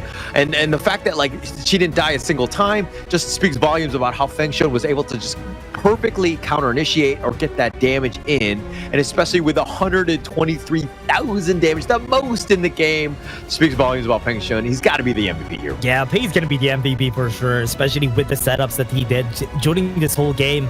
And having one of the highest gold that we have in the game is also something you don't usually see whenever a Mai Shiranui gets drafted in most games that we have here in the Kings Major East. But as a superstar, Fengshun was able to do it. Yeah, I mean, he had a 94% team fight rate, meaning that every time he's just like, okay, I found somebody, let's go. Like, it's green light, everybody just make sure we get this kill. But here's the gold graph, Crazy Raccoon, full control through the entire game and just kind of closing the game out. I think that Crazy Raccoon had suffered on that one. And we were, again, talking about initiations, going in confidently, and you saw a very confident Crazy Raccoon squad. Yeah, I love that. Crazy Raccoon, that's exactly what they needed to change from the last ranking week. They need more confidence. They don't need to hesitate whenever they try to engage. And when they did, this is what's going to happen. Fengshun getting that MVP on that Mai Shiranui with a 7-0-10 and 31% damage dealt. Yeah, I mean, he was doing so much damage. He was high flying, finding people. And look, if we're looking at the Vicious side, they're very squishy. And you'll see most of the highlights going in. Ko with a nice 2 kills here to start the game off. I mean, this was pretty much an all Crazy Raccoon game. Yeah, especially if you kill a Luna very early into the game in the mid lane. That is not a good game for that Luna player, because what you want from a Luna is to get those first kills after getting level 7 or level 8, then try to fight them on the first objective that you're gonna do, but nothing has been done here for their side, which is really unfortunate for Vicious. Yeah, and look at, they're just playing on the defensive throughout. Crazy Raccoon controlling. I mean, the Umbrella Opera's only connecting on a 1, but without the damage, I mean, once, like, you know, Aspire was pretty much targeted, then you had Egma, who's really kind of underwhelming at this stage. Wasn't able to do the control that they really needed. Doom was trying to get in with a couple of good get seriouses, but really, they weren't able to get the pickoffs. Yeah, they were not able to get much. I mean, we can see Doma just doing his effort here, making sure that the couple of blades will be able to hit. But at this point in the game, in where you have like an 8k gold lead, there was not really enough items for Doma to deal good amount of damage. He was hitting those couple of blades, but not enough damage though. Yeah, not enough. I mean, Crazy Raccoon's playing well as a team, in sync. And well coordinated. I think they really are bouncing back, and this could be a potential, you know, it's all about the momentum shifts, and finding the right momentum at the right time could be work wonders for them in the KME. Yeah, they would be able to make sure that they stay on this right track here for the side of Crazy Raccoon. They might be able to even win this whole series against Vicious, and that is honestly sweet revenge against Vicious from the last ranking week. Yeah, it's all about revenge at this point, right? I think ranking week was a little underwhelming. They had to have been a little, you know, demoralized with how things turned out. I think there were big expectations for this squad, but then you saw what happened. 1 week of rest is definitely good for them as they've kind of bounced back here, and they've done very well in Vicious. But again, it's just one game. I don't want to get way ahead of ourselves, but they were really impressive in that one. They were really good. But again, everybody, we're just going to take a short break before we head into Game 2. See you guys in just a bit.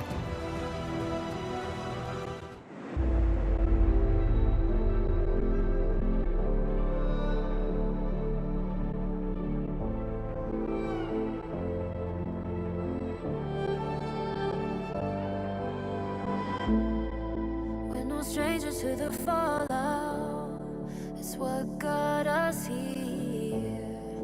Ever changing, some chameleon, blood, sweat, and tears. We'll never make it if we fall to everything that brings us down. With a comeback is now. Blood, sweat, and tears.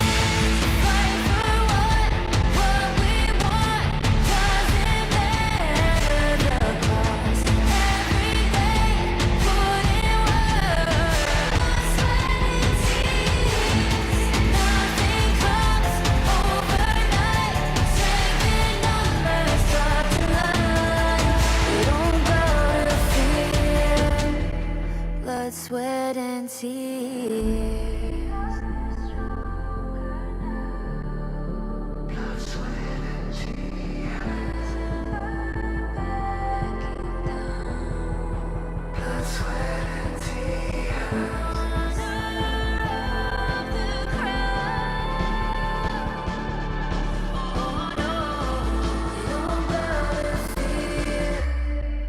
Blood, sweat, and tears. Fight for what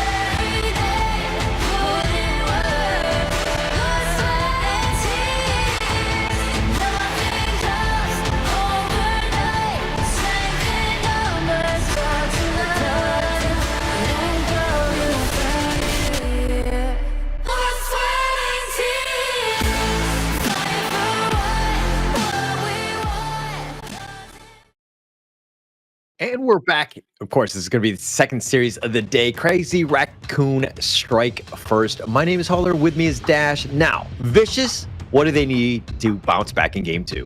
Honestly, they just need to pick a different jungler here. I mean, the Luna was very risky here for their game. If they won't be able to protect the Luna until she gets to level 4, that could be a big problem for their game, and we've seen it. If a Luna doesn't get ahead, your team is not going to get ahead in any way, and we've seen it happen in this game alone. And there you go. You can see the global Bannon pick, and we won't see those picks again for the next game. Yeah, and you bring up a good point. I mean, the fact that the Luna was the last pick, it's kind of like, haha, we're playing cards. Here's my trump card. And you're like, oh, actually, it's really underwhelming. It's not so great. And that's kind of what we saw in this one, where Vicious, again, if you have that opportunity to go with the last pick, and it's a huge, massive turn of events, like a really, a hero that none of the Crazy Raccoon heroes counter, you're gonna have a good time. But I felt like going into this one, it seemed like it was gonna be a difficult game for the Luna anyways. Yeah, it was a very difficult game, especially if you're fighting against an Agudo. Most of the times, whenever the Luna wants to go for the dive, just one tumble furball is enough to stop her from going for more dashes, which was really a really nice touch here for Crazy Raccoon.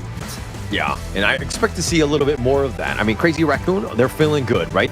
Winning that first game, again, you set the tone a little bit. You got a little, maybe you knocked him down in that heavyweight fight. You're setting the tone, right? And going into game 2, they need to continue that. They need to have good drafts, but again, play very, very confidently and make those good moves like we saw in game 1. Yeah, Crazy Raccoon in a momentum. I love this. I love seeing teams grow from their past mistakes, and we've seen them. Crazy Raccoons grew from last week's games, and right now they're even banning the Mai Shiranui so that Toma won't have that in his bag for this game. Yeah, and going into this one, I think that we need to Aspire had his chance with the Arlie, and he was kind of putting himself in a position to do all right, but it's a situation where Aspire really needs to carry. If Engma is not going to have that great of a game, then somebody needs to step up. I think all eyes will be on Aspire to do that. Obviously, Engma needs to step up as well, but I think that these are the two guys that you really want to be looking at. Aspire had the opportunity to do so a while ago, but it wasn't enough time for him to get there on that power level for that Arlie. But that's the reason why Crazy Raccoon knew that and finished the game as fast as they could, which was a good thing for Crazy Raccoon. What will they pull out of the bag here for Crazy Raccoon after their first few picks? This could potentially be, a Dolia game. Okay, the Dolia one has been an interesting pick. It obviously sets things up quite a bit with the Celestial Melodies. But in terms of actual win rate, it's 4-9 in the ranking week. It has a 30% win rate. It has not been doing very well because it seems like teams are really in tune with what they need to do to counter this. Yeah, and one of the things that I love about it is that we are really straying far away from the Dolia meta that we had from before, because they know how to deal with the Dolia now and the heroes that get picked whenever a Dolia gets picked. So picking up the Liang was very smart so that they won't pick up the Shangwan if ever they want to. Yeah, but it also kind of opens things up. I mean, look, I like the Liang. I think it definitely limits, those assassin types. But you're then kind of opening it up and hey, what does Crazy Raccoon want at the end of the day? They want an Elaine. They want, it would be perfect here, especially with that Liang, which is very, very static, but the Kaiser and Loong picked instead. Kaiser picked on the first rotation. I don't know, man. I'm not sure if this is a good one. A good decision from the side of Crazy Raccoon. Have they picked this from before? I think they did. Oh, they haven't yet. They haven't picked the Kaiser just yet. Why did they not pick the Dune? Dune was available. Look, to be honest, I'm not entirely sure why the Dune has not been playing very well as well. It seems like teams are really in tune with how to counter it. And going into, look, if you're picking a Dune into a Princess Frost with that Winter is Here and the Liang control, you're just going to be locked down. So that they need somebody who's just kind of tanky, that he basically triggers the Invincible Warrior before he goes in. I think you're going to have a little bit more survivability from Crazy Raccoon. I'm assuming this is the thought process, because again, the Dune generally is more highly sought after, but he definitely is countered here. Yeah, I could honestly see that for their side, but this is an easy combo that they're looking for Vicious, and I really love seeing this. The Liang Princess Frost combo is just a classic. This is something very easy to pull off and could pull out a lot of interesting things from the side of Crazy Raccoons. They need to do something different here for it to work out. Yeah. And it's a nice little combination, right? We've seen it time and time again. But the Yao from BC, they're highlighting it. I don't know if they haven't locked it in as of yet. But look, I'm not 100% sold on the Yao here. I'm not sure if Yao is the right direction to go here. I think if they want an assassin to go with, I think I'm gonna go with a Fade. I think a Fade also works in this composition overall or against the side of Crazy Raccoon, but there you go. The classic Elaine has been picked up on the side of Crazy Raccoon just for them to play around the Celestial Melody. I mean, it was kind of obvious that they were going to go with the Elaine, right? It just makes so much sense, especially in this kind of lineup, right? And getting onto that Princess Frost and Liang, it's like the juiciest of targets. They're going to be grouped up generally, and if you're able to kind of catch them out, you're going to have a great time. But look, if we're looking at the rest of this squad, I mean, the fact that they've got the Shi as well, you have a lot more control to kind of potentially pull people away. You might have a bad time, especially since, you know, again, the Liang will be static. And you kind of really set those silky beauties up.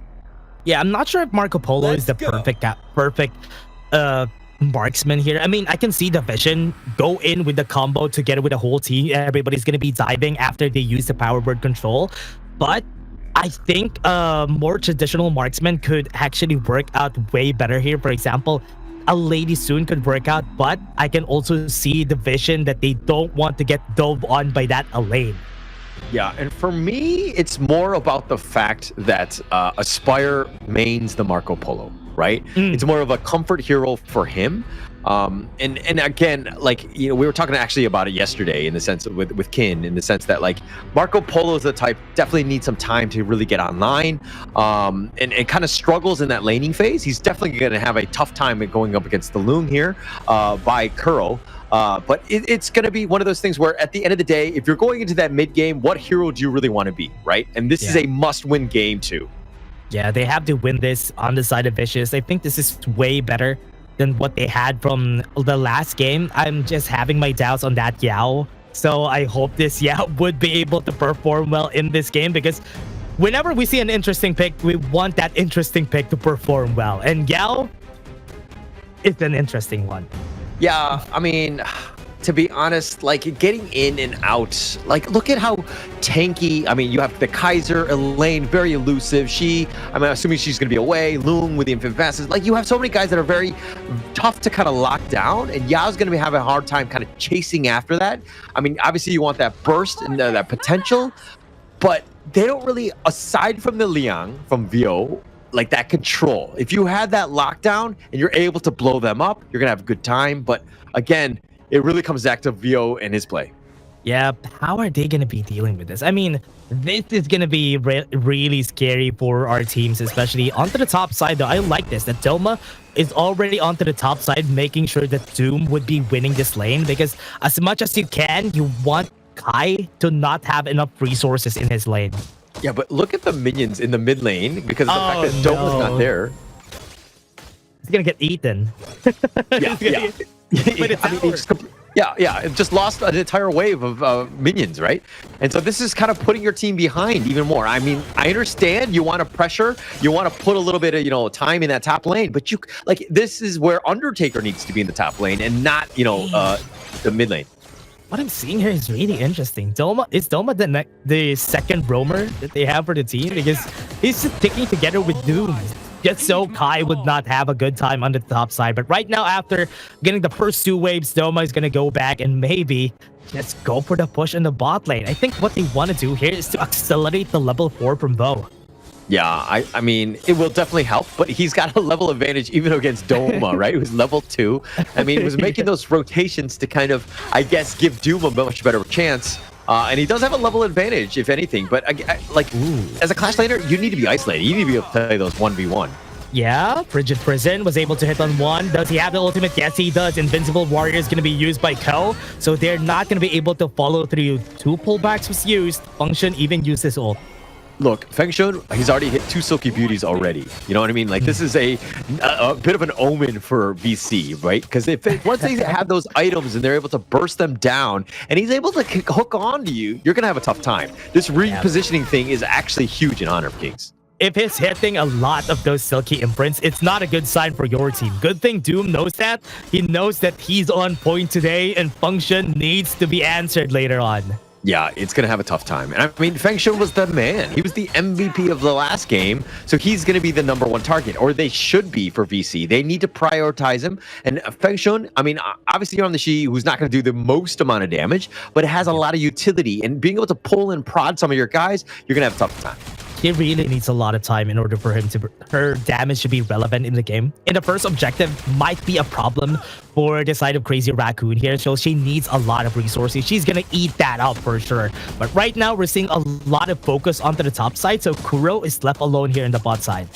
Like, what are your thoughts about this? In the sense of, like, are you trying to get Ko as much farm as possible, or do you want Feng Shun to get most of the farm? I think it's Feng Shun. They need to give Feng Shun as much as he can, because Ko is not going to be carrying this game. I think it's Feng Shun and maybe Kuro.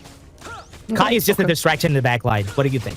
Yeah, no, I agree. I was just, it was a sense of, like, do you get Ko some farm so that he's a little tankier early to kind of start those team fights? Oh, that feels bad. This is an easy kill. I don't even have to say anything. Power word control to Frigid Prison. That's an easy kill.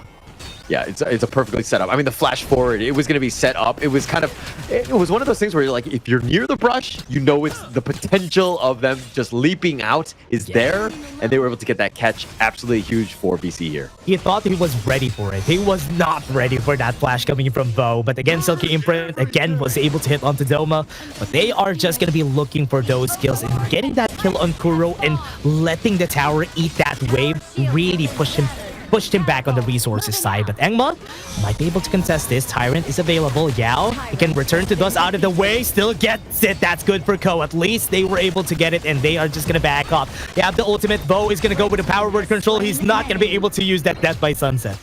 Yeah, and this is a great start for VC in the sense of just like getting those couple of kills, which is going to be huge for them, right? Setting it up early, you want to dictate the pace. My only concern is when later, VO is kind of like, he kind of falls off. I mean, he's very squishy, and when those items from Crazy Raccoons start to come online, and they're able to just kind of withstand that control and that burst potential, you're going to have a tough time.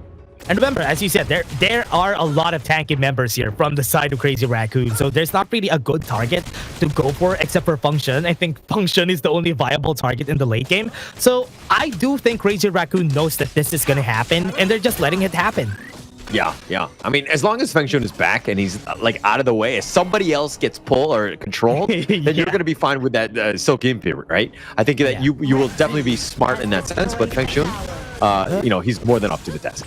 Goes for the fight on the top side, but the real goal here for Crazy Raccoon is just to push it, just for them to have a trade here on that bot lane push a while ago. Yeah, a little bit of pressure in this bottom lane. Look at Kuro, so scared. He knows, like, VO was like in the vicinity. He's like, I'm out of here, guys. I'm out. That is so funny to see. He was so afraid. Just a pixel of Bo that he saw, he already just flashed away. He had drama. He's going to go in. What a great timing there. Bo doesn't have HP, so he's going to be dying, and this is where Crazy Raccoon starts. Look, you know that every time Liang is going to be up front, you want to just take this guy. I mean, R8, a whole bunch of teams actually just ban out the Liang because they find this guy so annoying. That control, that flash control, lockdown little combination is annoying to deal with, not to mention the fact that this Liang is wearing glasses and has a punchable face. That's true. He has a punchable face like everybody who has glasses. But looking at it again, back at it again to this game, Crazy Raccoon knew how to answer Bo. You just have to start the fight before he gets a good angle onto your backline, and that's how you do it against a Liang. And that's kind of why it's tough as a Liang roamer, right? Like, it's great for the early game when people are kind of spread out, but when those death balls and the team fights are actually starting to happen in the mid to late game, you're just... What was that, Kai? Death by Sunset? It's a good thing he has it, though. That was really scary. He went against two people, but they don't have enough damage. So the imprint was perfect, but Doma was still able to survive that. Yeah, somehow survives on this one. I mean, Kai, very quick fingers, being able to get away. That was looking very rough for him, but he is low. He's just going to make his way to the bottom lane, continue to farm. But again, you got to be worried about these brushes because, I mean, there was like 3 members in there from Vicious right there that were looking for that gank. that is where Bo and Doma are gonna thrive in the brushes, because they have to be careful on entering any of those brushes, because there might be a death ball waiting for you there. But right now it's looking like Crazy Raccoon, they're getting outgunned here by the side of Vicious, because they're controlling a lot of the portions of the map right now. But the bot side, they're going for it. They have Ult and Kai. Is he gonna survive? No! There's 4 people there. We're going to throw out everything in the kitchen sink. Doom. Ooh, buddy. Doom, low HP. You're going to go to the backline though. Bo is going to be his target. Ko is just mad. He wants revenge for his buddy. And that's going to be 2 kills for him after. Yeah, that was actually huge for them. I mean, Kai goes down and you're like, oh, no, we will avenge you, my brother. And they end up getting 2 kills on this one. Ko, he's just turning it up. He's got that invincible warrior. So tough to deal with by VC at this moment. Winters here is going to be used onto the mid lane just so they won't be able to push it. Really good stuff here for Doma. Yeah, Engma, though, expending the return to dust on that one just to get himself out of that, just to ensure that he's under that tower, staying alive. But now VC right now, they have a slight edge, but Crazy Raccoons are finding ways to at least get back in this game. They're really looking for it, Doma. Really close. Good thing he has Flash. Was able to back off. He was so afraid of Ko. Yeah, you gotta be super careful where he's gonna be at a moment's notice, right? Like, Ko's been that terror. I mean, yeah, he's a level behind Engma, but we haven't really seen Engma kind of, popping off, getting those kills, because again, Crazy Raccoon, they're either very tanky or they're squishy, and it hasn't been easy for him. Invincible warrior, and he has it again, so it's gonna be annoying here in this Tyrant battle. They're waiting for it, but at least they expended the Celestial Melody, which is a good thing here for the side of Vicious. They are really moving around. They don't have their damage source. Aspire is on the top side of the map, so this is gonna be an easy take for Crazy Raccoon. Yeah, they're gonna give it up. There's no contest at this point, and Crazy Raccoon clawing their way back into this one. I mean, Aspire's like, okay, we'll trade the Tyrant for the top T2. They will take that one out. Big. Aspire using that space well, but it's one of those things where it's like, do you want to give up the Tyrant for free at this stage? Yeah, I think at this stage it's gonna be very scary to deal with, especially the damage that they can deal. Kai could just take you off with his Tyrant buff on their side, but it's looking like Crazy Raccoon is not really looking to fight at this point in the game yet. Yeah, and I mean, they're not willing to. It's all about the lane management, pushing things out, right? Controlling things and just trying to use that space. It's still farming time, so to speak. Curl a little bit behind Aspire. Aspire has done a good job of getting that farm, and it looks like VC are kind of funneling all of that into his favor. Okay, they might be looking for a fight onto the mid lane. Topside is pushing, so they have something to work with. They have the Invincible Warrior onto Ko, so he can use it to just tank up a lot of members here from the side of Vicious, but still haven't been starting. Onto the top side, Engma already starting on that Overlord. Yeah, starting on the Overlord, but they know that something is awry, because the top T2 is actually taking damage from minions. Nobody's there to help deal with that, and it looks like they will pick up the Overlord, but they want to take the Tyrant themselves, Crazy Raccoon, that is. Good cut from the side of Vicious here onto the top side, so that the top side, top T2 is not going to get pushed. That is good. At least now onto the side of Crazy Raccoon, they went in Flash for that power word control to get the kill and Function, and they went in for the right target. The perfect one. Function is down. Yeah, and that's a huge target. At this point, it's totally worth it. They're going in? Yeah, they're going to go in. They have the Frigid Prison here at the ready. Good thing they don't hit it. That could have been a kill there for the side of Vicious. Yeah, and this is why they like the Marco Polo Leon combination, right? You have the control, and you're just going to be like, oh, Fever Barrage, easiest one in the world. Get that pick and move on with your life, right? It's all about that burst, being able to kind of potentially go in for this one. But now, Crazy Raccoons, largely, yeah, they've got some pickoffs, and it has been, annoying, but they only have 4 kills at this stage. That's a good spot here. Vicious, look at Bo and Doma. They have a good spot to maybe take down anybody here, but Function smells something fishy. He knows somebody's close by, and Doom is gonna walk towards him for skill suppression. They have the ult, and Kai is not gonna be surviving if there's 5 people right here on the bot side. Yeah, another nice pickoff set up by VO there, just being in the front line, just getting that control. And I mean, Kai has that Death at Sunset. If you don't have that lockdown, he's going to get away. And most of Crazy Raccoon, again, very, elusive, not the easiest to pin down. So this has been a good pickup thus far. They've been really good right here on the side of Vicious. No answers from Crazy Raccoon on their end. They need to start aggressing at this point in the game, because it has been pretty scary. Winter is here, has been expended on the bot side. So for now, they're going to be backing up for Vicious. Yeah, they gotta just deal with his mid T1 more than anything else. I think that, I mean, yes, the top and the bottom are essentially, you know, been pushed into those T3s at least. The Shadow Vanguard in the top lane, but this T1 mid opens up the map quite a bit. Doom might be going for a flash play here, but no. Force field suppression was just enough to push him back away. Function almost dying with that damage, but right now they are just slowly taking over the map here on the side of Vicious. Yeah, Vicious being very patient, understood that, you know, Ko was going to use that Invincible Warrior, but, you know, we don't need to fight into this. We don't need to kind of force things out, let the ult technically, quote-unquote, wasted, but now with the Celestial Melody, it's still back up, but at least you're kind of forcing them to kind of use some of these ults. I love how Vicious is playing this. They don't want the full 5v5. We haven't seen Kai go to the back lane just yet. We haven't seen Ko go full on into the mid lane. Look at that flash from Function. He was looking for that kill. Yeah, looking for it. But, you know, again, there have been 3 members of Vicious here, but the main 2 is Engma and Aspire, and they've been farming elsewhere. Those are the guys that you really need to lock down. Oh, they go in. They had the Death by Sunset. He won't be able to pull back here. They have the Purify. That's why he was able to save himself right now. They are just, with the Winters here, they can't even move forward here for the side of Crazy Raccoon. I think Function could be a target, but good thing he wasn't able to flash in. Gets the Sword Strike and do it exactly that. I was looking for Doom to go in, and they got the 3 kills against the members of Crazy Raccoon. What a great initiation by Vicious, just being able to find the perfect angle to really setting it up. And you saw that Crazy Raccoon were kind of like trying to retreat. They were trying to move back because they were caught out of position.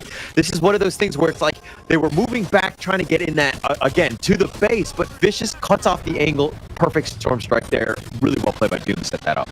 And he also knew that he doesn't have any flashes because Function used it to try and kill Doma a while ago.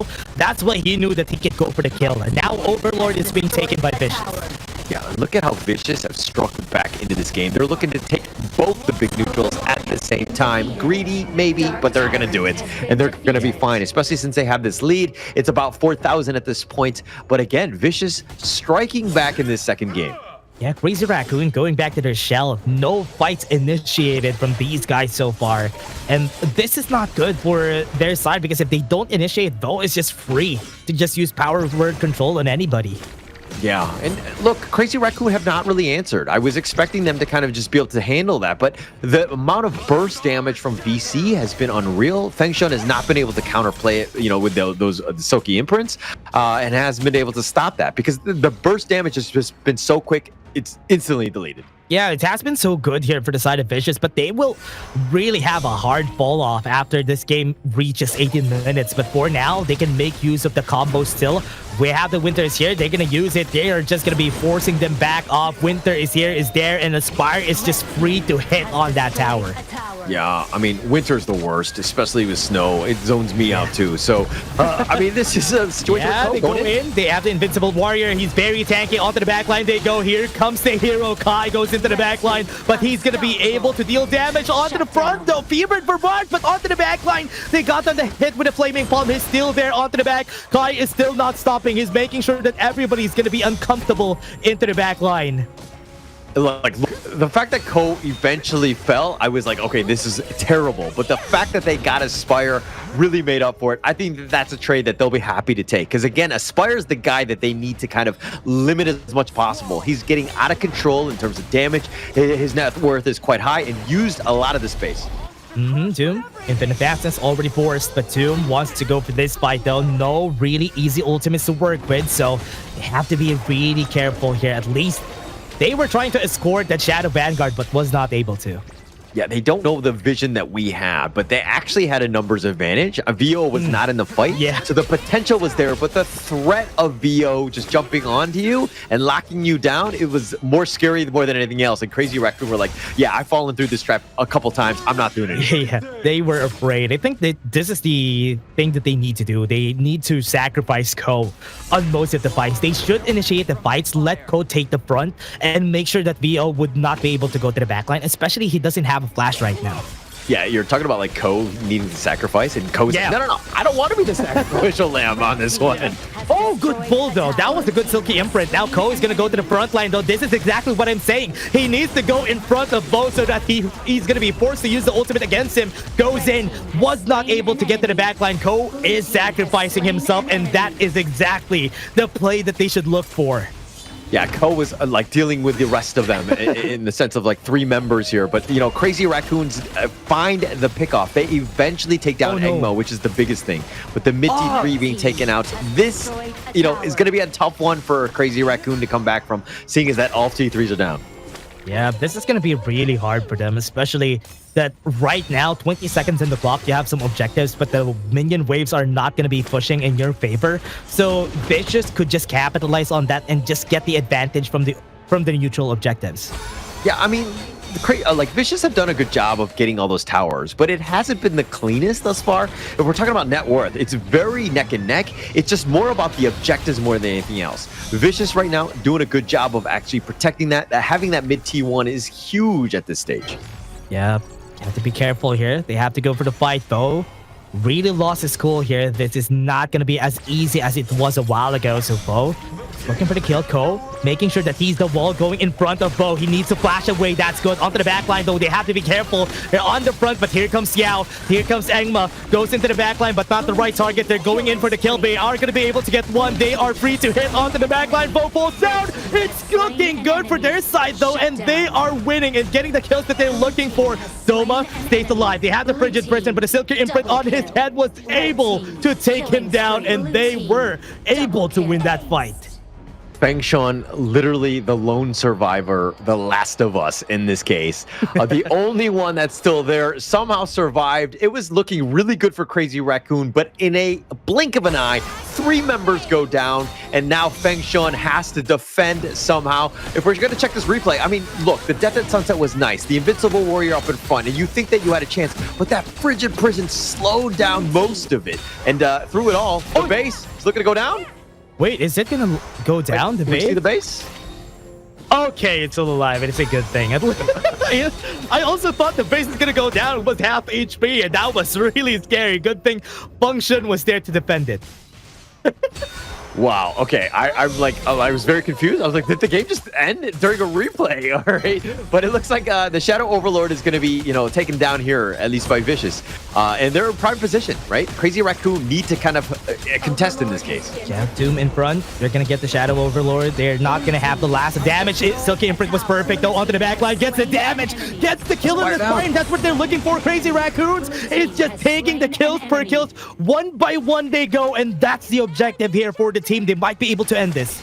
Yeah, look, Curl wasn't even in that fight. They took that 4 versus 5, and they came out the victors. Yes, the Overlord had been taken out or whatever, but this is a time where 10 seconds on that Tempest Dragon, Crazy Raccoon putting the pressure down. They don't have minions, though.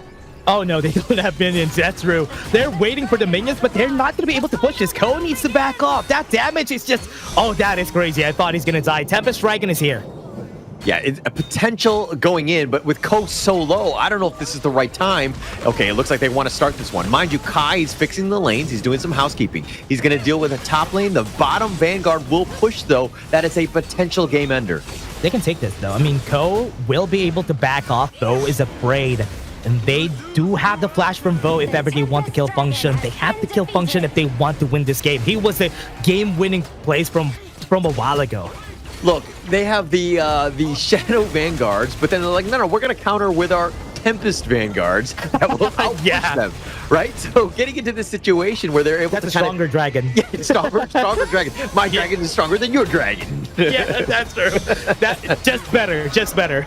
But with what's happening here, I think it's okay. At least now, with 8K gold lead from the wins a while ago, it was a good thing that Crazy Raccoons were winning those battles. Getting the Tempest Dragon, they need to find a battle. They need to start right now after taking this Crimson buff.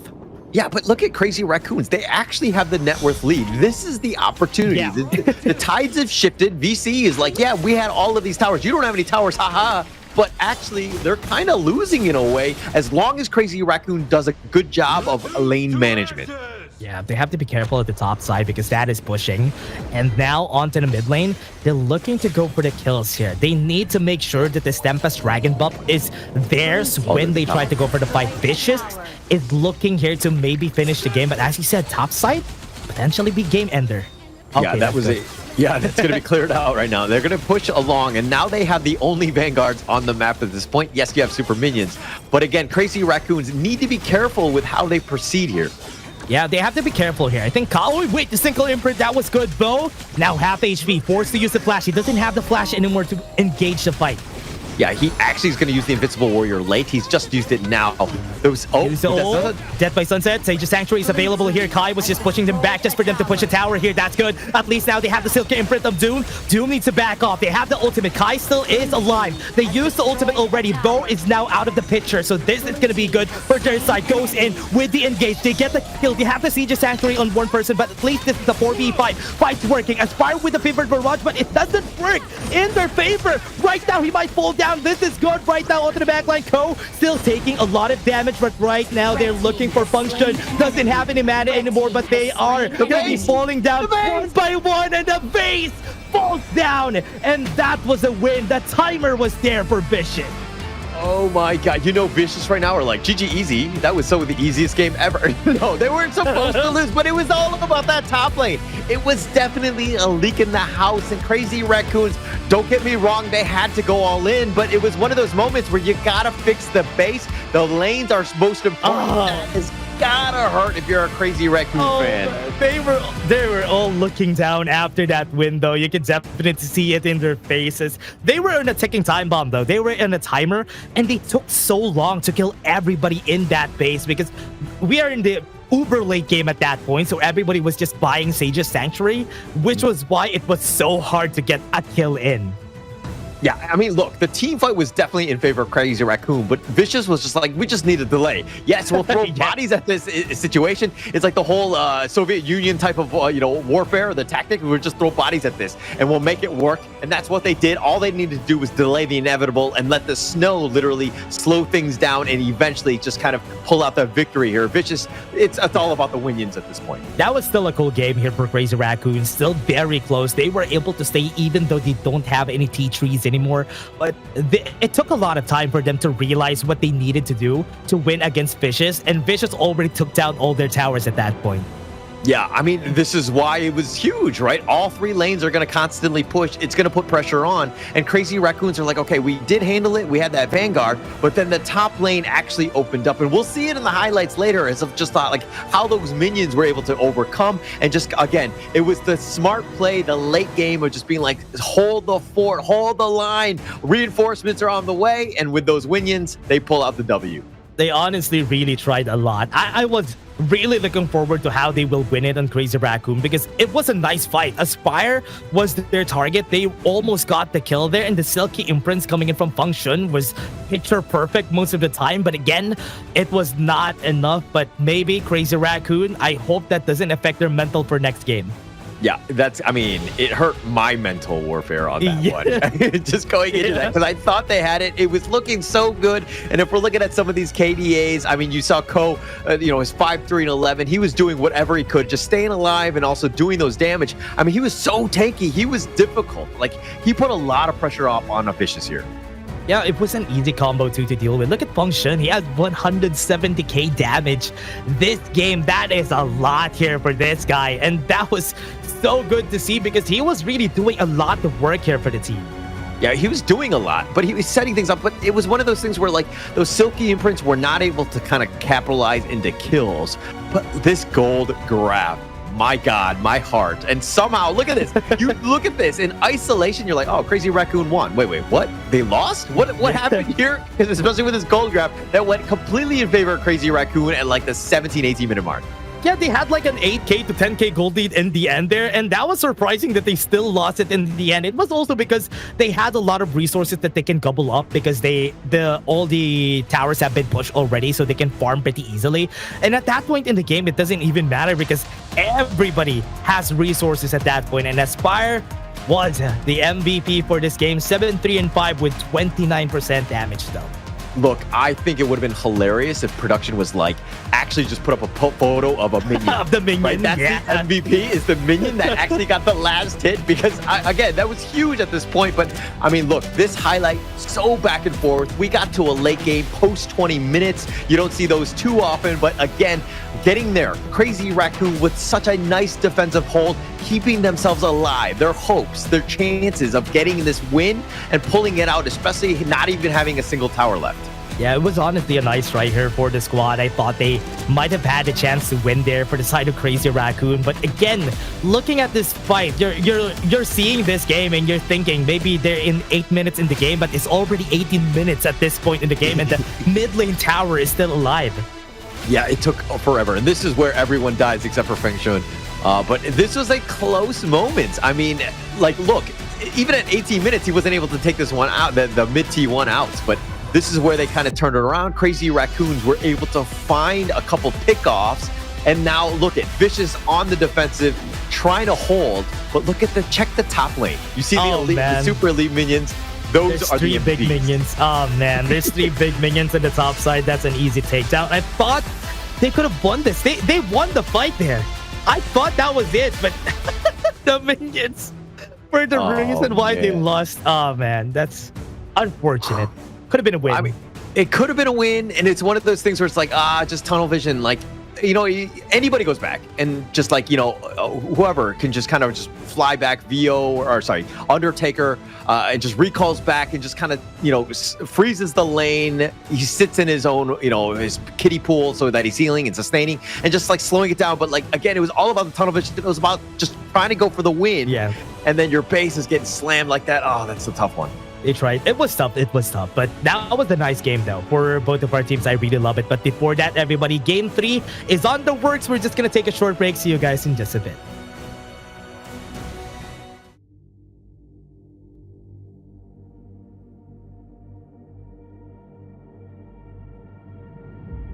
I feel it deep flowing through my blood. Rising up to become someone, and taking it all on my own. What a sweet victory. And taking all of my control, awaken something deep in me. Like flames, feel it burning inside. Take a hold of pursuit of the prize. I've been told ain't no way to survive, keeping all of this fire that's locked up aside. When this is the time, enter the ring. All those mental chemicals doing their thing. I got flashes of battles inside of my dreams. I was made for this moment. At least now it seems like it's time to come face to face with your fear. Been battling reasons for all of the years, and I learned how to fight them with style and grace no one's ever encountered. You say it's amazing, I'ma come out swinging when they open the gate. Go ahead, call passion, I'm calling it rage. I'm taking what's mine like I already own it. Watch but don't blink, going here to the moment. The sky rain down. Here's to the madness that's all around. Go on, tell them who you are, you are, you are. Go on, tell them who you are, you are, you are, you are. Here's to the moment, the sky rain down. Here's to the madness that's all around. Go on, tell them who you are, you are, you are. Go on, tell them who you are, you are, you are, you are. My name is honor, my name is king, my name is champion, my name is strength. Tell them who you are. My name is Pentakill, you think it's strange? My name keep ringing inside of your brain. I hear it every night. Here's to the moment the sky rain down. Here's to the madness that's all around. So tell them who you are, you are, you are. Go on, tell them who you are, you are, you are. Here's to the moment the sky rain down. Here's to the madness that's all around. Go on, tell them who you are, you are, you are. Go on, tell them who you are, you are, you are, you are. Here's to the moment the sky rain down.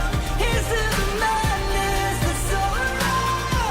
Go on, tell them who you are, you are, you are. Go on, tell them who you are, you are, you are. Vicious strike back in game 2. They played a great game. I mean, they set themselves up for success with all of the towers taken out, and then they were kind of caught on their back foot and had to play more defensively. tough game for Crazy Raccoons. Your thoughts on that one, Dash? It was really close. I thought it's going to be a win for Crazy Raccoons that game because that last fight, they won that. They could have won the game there, but because they took so long and because everybody had so much resources that they could get Sage's Sanctuaries, Vicious was able to buy time, and that was also a good thing for them because that won them the game. Yeah, I mean, that was a crazy game because Vicious were on their last lifeline. They were pushed back, really had to struggle with the onslaught that Crazy Raccoon was throwing at them. But in the end, it's all about the lane management. You got to check those minions. You got to check the back. You can't be so tunnel visioned on the team fight. Yeah, and that was really unfortunate because they were also in a ticking time bomb and they were aware of it. That's why they wanted to take the fight here on the mid lane a while ago. But again, Vicious are looking to maybe get the advantage here on this series with that momentum from the last game. They were all smiles, but Crazy Raccoon, they were all looking down after that loss. I mean, look, if you're going to lose like that, you want to lose like in a normal game, not to minions, especially when you're up about 8,000 K in terms of the net worth, right? And losing to just something that you kind of forgot. Didn't really, yeah, or you forgot. You didn't really check all the game awareness for those different lanes. You got to be making sure that, you know, everything is in order. Yeah, that was just really unfortunate. Oh, man. They also went for the fight with good measure because they shoved the wave first before they went for that battle. But yeah, because they have taken down all the T3s, they have 2 big minions. That's why they were easily taken off here for the side of a Crazy Raccoon. But it's still possible they can still come back from this. Vicious, they have the momentum right now and they have the better mental. So Crazy Raccoon, they really have to work for the next one.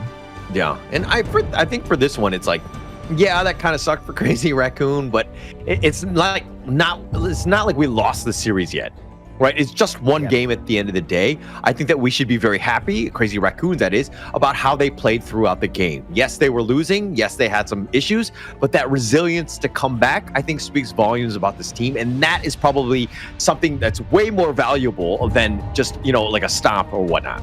Yeah, I think that's a good thing here for Crazy Raccoon. They have a potential to come back. They understood what they needed to do, but a bit late. But it's still okay. At least right now, they have that strategy in their minds. And Vicious, they have to make sure that they would be able to surprise them again too, going for his Dharma here.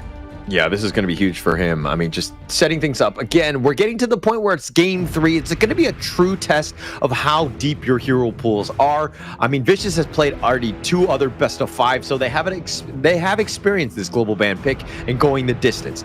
Crazy Raccoons, this is their first outing on this one. This might be a little bit, you know, in uncharted territory, dare I say. I'm assuming that they're going to be well prepared for this, but you really never know until you kind of, you know, try it out yourself.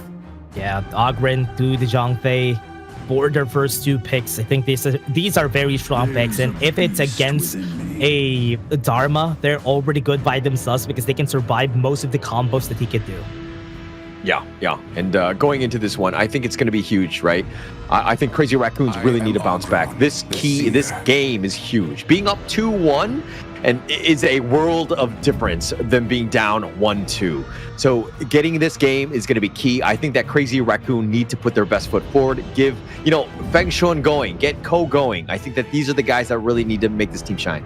Usually an answer whenever a Zhongfei gets picked is a Lian Po, just for you to have a tank by yourselves and also to help out the Dharma. That's a good thing here for their side. But for now, the Yixing is also going to get picked, and also a good counter to most Ogren players, just because the world is my board will just zone him away and not let him get close to get a good conductor of souls. Yeah. I mean, keeping him like, you know, away from your guys, as well as letting him stop from escaping. I think that that's huge too, right? Just he has so many options in getting out. But Crazy Raccoon gonna go with the Chano in this case as well. Potential, you know, if he gets stuck in that board, you might have a tough time as well. So it really comes back to, you know, Doma on the mid lane with this Yixing to just ensure that these boards are perfect.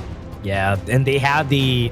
I love this though. I mean, Chano getting picked for the 3rd pick here for the side of Crazy Raccoon, just for them to make sure that they do have a marksman on their side. As we said, global ban and pick, we're going to be losing a lot of those marksmen, and we're going to see some very interesting picks as we move forward. Probably a show you if we're going to go to game 5, but for now, Chano is next on the list. look, Aspire's actually not, averse to picking the Shoyu. He's shown it even in the best of threes. He's not scared to, to want that hero. And it might be more the fact that he's like looking to save it. But again, my concern with this is that picking the Shoyu into the Chano, not the greatest of matchups, because the Shoyu is kind of more static and Chano is kind of mobile, and it's difficult to deal with when those wolves pounce on you. Yeah, and you don't have wave clear if you're picking Shoyu, and you have a lot of wolves that you have to deal with, which is also a problem. But for now, Vicious could stick to their guts here. Did they pick the Gen.G already for Vicious? I think not, right? So they could go for that for Vicious, just for them to deal with the number of wolves. Oh no, wait, what? They actually go for the Shoyu. Okay. So okay. I was kind of like, it's something that they could potentially play, Yeah, they're probably hearing not us. Scared, but I think you brought it up. The wave clear is going to be huge. Like the AOE, dealing with these wolves is not going to be easy. So you're kind of not really setting yourself up for too much success, at least in the bottom lane.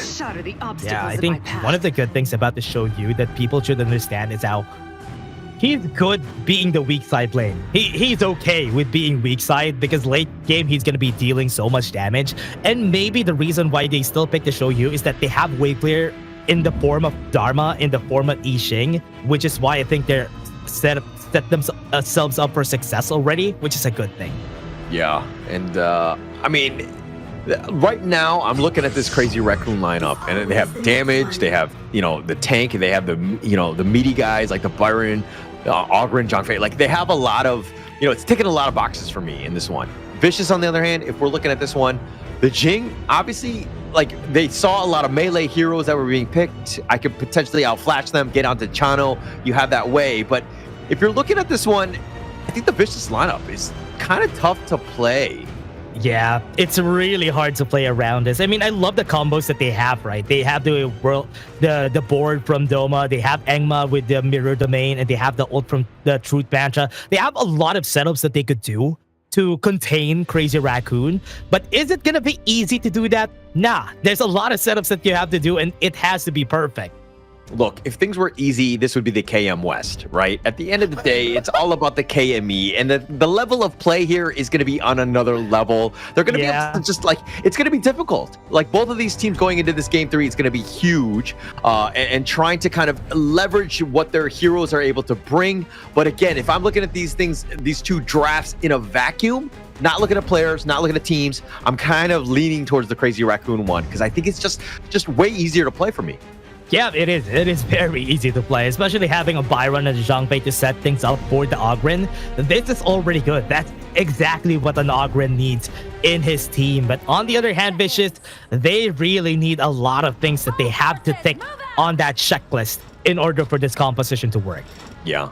I mean, look, I think that potentially if he's able to set up like the perfect board, mirror domain, and then you have the tremor smash comboing in, like on paper, it looks amazing, but execution, completely different story. Yeah, there was a root word there. Perfect. It has to be perfect. That's the hard thing to do in games like this. Like the game a while ago, I thought that was perfect already, but they lost the minions.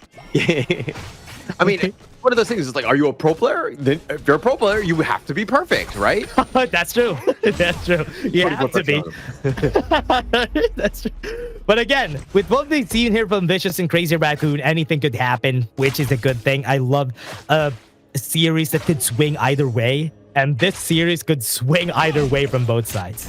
Yeah, the biggest one for this game is that Vicious, they had a great start in game 2, and that's kind of where they were able to kind of take those towers. They need to repeat that action. Crazy Raccoons had a great early start in the game 1. They need to kind of get back to their form of just being able to put a little presence on, because again, you don't want to be playing from the defensive. Yeah, they need to be very careful on both of our sides though. But for now, Crazy Raccoon would just be dealing with a lot of damage here onto the bot lane. But I want to see how Engma would bounce back from that Luna game that he had a while ago. I hope he would be able to have a better time here this time around. Yeah, I mean, look, he needs to ensure that he's getting those buffs he's able to kind of secure things and just kind of control. But top lane. Kai might die here. World is my board perfectly placed. And as you said, we were looking for perfect placements, and that's exactly it. They're going to go for the fight. Doom doesn't have the ult just yet. He thought he had it already. Yeah, I think he just leveled up. I'm sure that he wasn't able to click the box in time to get that and then the truth. And I think because he just literally hit level 4, and it's just a little bit unfortunate in terms of the timing. But I mean, the fact that he went in, I was kind of like, this is a bit of an awkward position to be in, and he did get caught out. Oh yeah, that is true. And now, see how they're getting Zootians onto the bot side. For now, it's not going to be any fights, but the 1-for-1 is already good here for both of our teams. I really like this, that they started with a 1-for-1, and that's where all the chaos is going to ensue at. Yeah, it's going to start things off. And look, let's talk about Aspire, the show you. He's doing well. He's been neck and neck with Kuro on the Chano, which is not the easiest of matchups. But Aspire, like, look, this is a guy that loves the Shoyu. He has the esports pose with that Shoyu rifle. Yep. He's completely all about this hero, and he's not afraid to play. Engma, sorry, gets picked off. No, that's not good. Engma losing out on the early game again, like what happened during game 1. This is not good. Now he's gonna get punished. The Crimson buff is gonna go over to the side of Crazy Raccoon. He might die here for the Crimson buff, but he has the Conductor Assault. But the truth was just perfect, and that is good for Doom. And that was the reason why he saved Engma's Crimson buff right there. Yeah, Undertaker actually just hit level 4 as well, and so he wasn't able to save Ko. Ko got picked off, and that is a bit of a disaster for Crazy Raccoon. I mean, yes, I realize that they did trade, but being like losing Ko at this point also just as huge as losing Engma. That is a good punishment here. Now they were able to get the blue buff against them. And let's take a look at this replay again with what they did there. Onto the mid lane. This is the mid lane kill. That was a good couple of blades. Yeah, that was on point. I mean, when Ko's chasing after you, you're going to run in a straight line, so to speak. So it makes it very easy for Fengshen to line those up. Well, this is my board missing just a bit of a pixel here. I could have been dead there, but Doom and Doma were just okay with it. Now the Tyrant is going to be taken because there's nobody to help them out. Yeah, nobody. But here's the teleport from Doma. He's going to look to join for this. Tyrant doesn't have the board. Might have the damage with the Tremor Smash, but he might sacrifice his life just for that. He has the flash, though, to survive, and he has the leader sense to maybe chase him out. Not enough damage, though. Was able to get the reset. Engma could still go for the steal. Here goes in for the damage, and was able to get the steal and get away. Oh, Engma, he was so patient. He was off the map. He was not showing himself in terms of that team fight. The action was happening. But Engma was like, no, guys, wait. I got this. I got the play. The Mirror Domain Smite, perfectly played, gets the steal, and he just walks on out.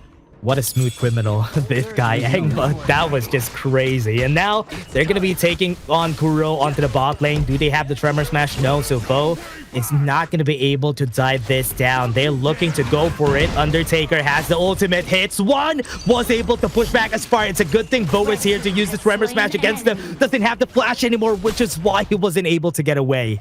Vo with the Rome Lives Matter in the sense that he went sacrificial lamb. He was like, guys, I will take this one for the team. Better him than anyone else. Engma doing a better job here, just trying to go for those steals in order for Ko to not hit level 10 and not get that item spike that they're looking for.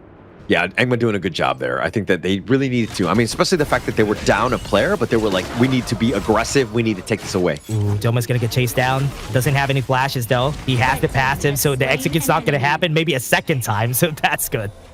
Yeah, no chance of him getting away. He's just getting run down. It's the most helpless feeling sometimes when the co-Ogren is on you. Engma is going to be here. They have the Conductor of Souls, but it's not going to work out. Right now, that was a kill. At least a trade, a revenge. Almost getting the kill on Doom there with a couple blades. Yeah, so it's like, Ko, you got that pick off early onto Doma, but then you're like, no, I'm just going to kind of throw away this lead by going out of position and being aggressive. And you're like, we just want to keep this game close, so we're going to just sacrifice myself here. Engma also did a good job just hiding there in the pixel brush, but now Kai flashes away. Will he survive this, though? One more. Okay, there you go. The piece I'm looking for. Yeah. And the tower does go down, so they did trade. Kai was like, okay, take me out or take the tower, and it looks like he's got both. At least he got the tower, and this is good. Venomous Staff already built to Doma, so that's good. They have an answer already to Coast Conductor of Souls later. Yep, and it looks like, again, the game, very cagey. Nobody's really kind of stepping out of positions. Like, you haven't really seen big gank attempts, and it's more about the positioning and kind of, again, just about the laning phase. Yeah, not really any big fights too that we've seen. They're just trying to pick off anybody that they can. Ko just making sure that he gets this blue buff. This is his 3rd blue buff. And the other 2 has been taken by Engma. Yeah, and Aspire tried to go for the Wild Wind to sneak it, but Ko actually body blocks it. Ensures he takes it down, because again, the buff's key at this point. Yeah, mid lane gonna be taken down. TP's gonna come out. Is that a good idea? Okay, good thing that Doom was able to back off. And that was the tower in the mid lane getting taken here by the side of Crazy Raccoon.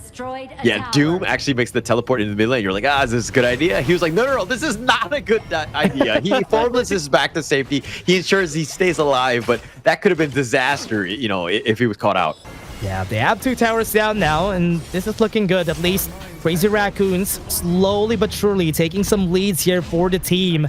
But the goal difference is still not really that big. Function looking to go for the kill, but he will surprise himself. Good to go for the teleport here. Engma being very cheeky, but Function still survives. Oh, that was very close. Feng Shui in the right angle to get on out and the right way to, just escape at that point. That was super close. Engma almost gets the pick off. Again, if they can find Feng Shun, they're going to have a great time. Yeah, Feng Shun has been hitting most of his shots, and I hope it works well here for the team, for Crazy Raccoon. But for now, still looking for the right timing. Engma getting the advantage on this jungle battle, has the level advantage. That's a good thing for a Jing. Or on the side of Engma. Yeah. I mean, he's doing a great job of just farming, right? And he's definitely had some good pickoffs. He's got both buffs at this moment. The Tyrant looking to be just essentially a free one. Crazy Raccoons right now, just kind of, again, playing a little bit more defensive and more cagey more than anything else. Yeah, they're just being they're just looking for any mistakes from Vicious, but Vicious hasn't been giving them an arm, not giving them anything actually for this side, and both of them kind of playing it safe, just looking for any mistakes around the map, and this is looking good. At least Aspire is getting some time to get his items. Yeah, they don't really have the way to kind of just like catch somebody into ambush and to get the kills. Everything you kind of need to work for, like especially with his like couple blades, you got to tenderize them, soften them up a little bit so that you can kind of, get Kuro to just jump in. But here we go, Kai. Ooh, 1v1, half HP already on Engma. Backs off. That's a good thing. At least now onto the back line, though. Doma is at the ready. He has the world is my board. Engma could go in anytime. Mirror Domain is going to be there. He has the force field suppression. Flashes away to maybe go for the fight here. He's going in. Tries to go for the kill, but he pops his passive, which is a good thing. Now top side, it's looking like Crazy Raccoon would want to push this, but it's a good thing Doom is there. Yeah, I mean, it was a good gank attempt, but that was super close. Very tough situation for Doma. I mean, he almost got picked off. I mean, when you miss that board, you're thinking, oh my god, is this a disaster? But he was able to kind of salvage it. Engma has some serious damage at this stage. Good couple blade shots here on the bot lane. Aspire need the target of this, but Though is just pushing him away. Very smart. Just with his presence, he's not going to be able to get close to Aspire. Yeah, and look, Aspire on the Shoyu, once he gets a little bit more farm, but Mirror Domain. Engma onto the back line, forces Flash, now goes in with the Mirror Domain. He has the world is my board, would be going in and out of the fight, but he's taking a lot of tower damage just for doing so. Ko stays alive, but not for so long. They have a 1-for-1, now they're going to be chasing, but Kai right now doesn't have the Flash. He has the Storm Strike to maybe able to get them off of the way, but Doom is also going for the fight, doesn't have the right target, so that's a good thing. That is almost a kill to Doma. Look, Engma on that one, I want to see the replay on this one, but it seemed like every time he shifted or shaded to the tower, he was taking a tower damage. Yeah, and then like he would go back, he'd be like, oh, I got hit, and then he would go back, he would take the secondary hit. And it was like he was like timing it to the turret. It was like a music game almost, where he's like, I gotta get hit by these towers. Oh my god, he took like 3 tower shots there, and that was not good. That's the only reason why he died there. If he didn't win, if he didn't go back, he's not gonna be dying there. But again, Kai trying to take on this battle. They have the Tremor Smash, has the flash from Bo, but they're not going to take him down. Kai is very tanky. Very tanky, especially with that force field suppression. No real chance. And plus, Aspire was like, guys, I can't really chase him. I can't do the damage I want to do. I mean, Aspire hits like a truck at this point, but just the way that he's kind of playing, he's playing a little bit more on the timid side. He's just looking to farm at this stage too. Ko already half HP. Engma is at the ready, though. They have to be careful about it. They're cutting off their rotation. They're not going to be able to defend this tower in the mid lane. No flash for Doom, so he's not going to be able to get the truth in. Very smart. Well played, and just how they were positioning. So it's like, oh, if you're going to look to defend, you have to walk through us. Did a really good job of just forcing them back. Do they have Tremor Smash? Yes, he does. He does have the flash and may be able to get more. World is my board is going to be there to push him back away. Engma doesn't have any HP anymore onto the backline. That was good. Through coming in from their side, and they got the kill on 2 people already. Dome's down, but they're chasing. Undertaker taking this battle, but Kai is going to go in, goes for the flash, hits the right target, gets the 2 for 2. The 2 for 2, and that could have been way worse for Crazy Raccoon in that situation. They were kind of like the board was set up in a perfect place, but Engma actually too low to go in. So that's why there was a lot of damage that was kind of mitigated because of that, because Engma was not willing to risk it. Aspire got some good shots off, got some good kills, but through it all, it's a 2 for 2. Not the worst thing in the world for either of the teams here. If they won't be able to find Aspire, it's going to be really scary for the late game here. He has been dealing so much damage right now at this point. He already has the Daybreaker, so it's going to be easier for him to just shred down the tanks in front. Ko can't even keep up.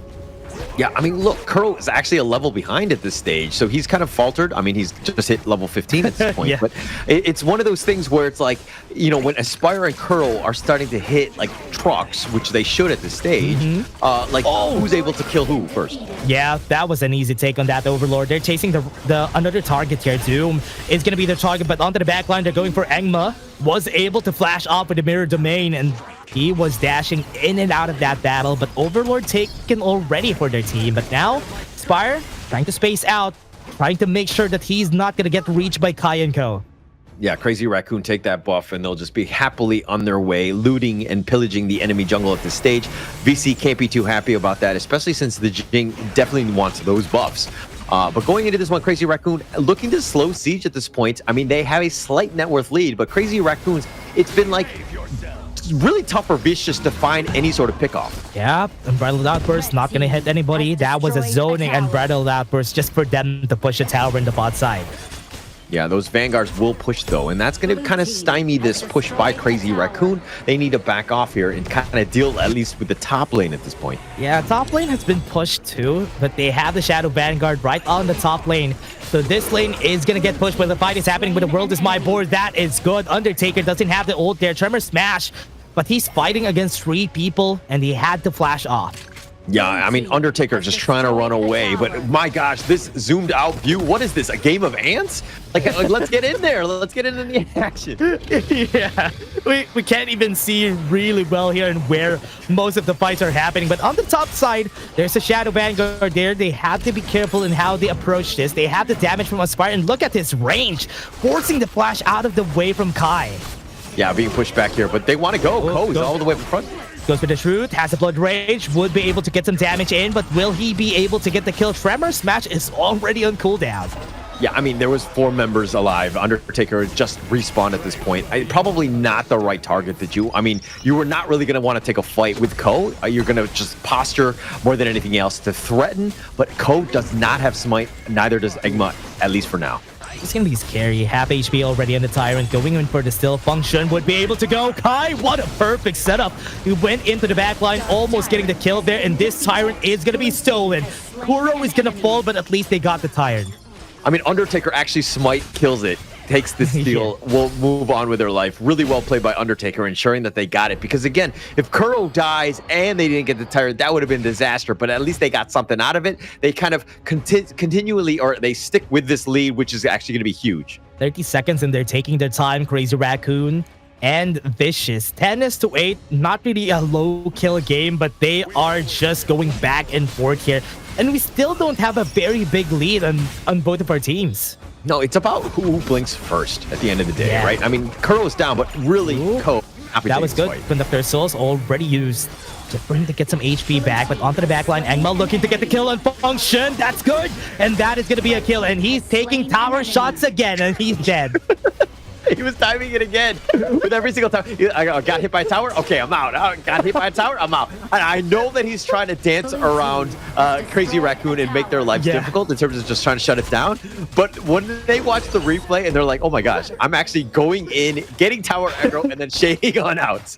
And you can also see that he was just trying to do it for the sake of it. Everybody was far away from him. Everybody was so far away, and that's so funny to see. But now tower in the bot lane already has been taken down. Need to start the fight. Kai has a flash to maybe get the Storm Strike onto the back line, but for now, Aspire is okay with it. He is just gonna be zoning them out. Look at his damage, 2,000 in every shot. Yeah, a lot of damage at this point. I mean, it's starting to hit that critical mass at this point, but VO up in front, he's gonna be on the run. Doom onto the back line. He might be able to cut them off. This is good. Right now, Kai goes in for Doom, goes in for the Formlessness on 2. And they have the Overlord already starting on the hands of Fishes, so this is going to be good for them. Undertaker, would he try to go for the steal?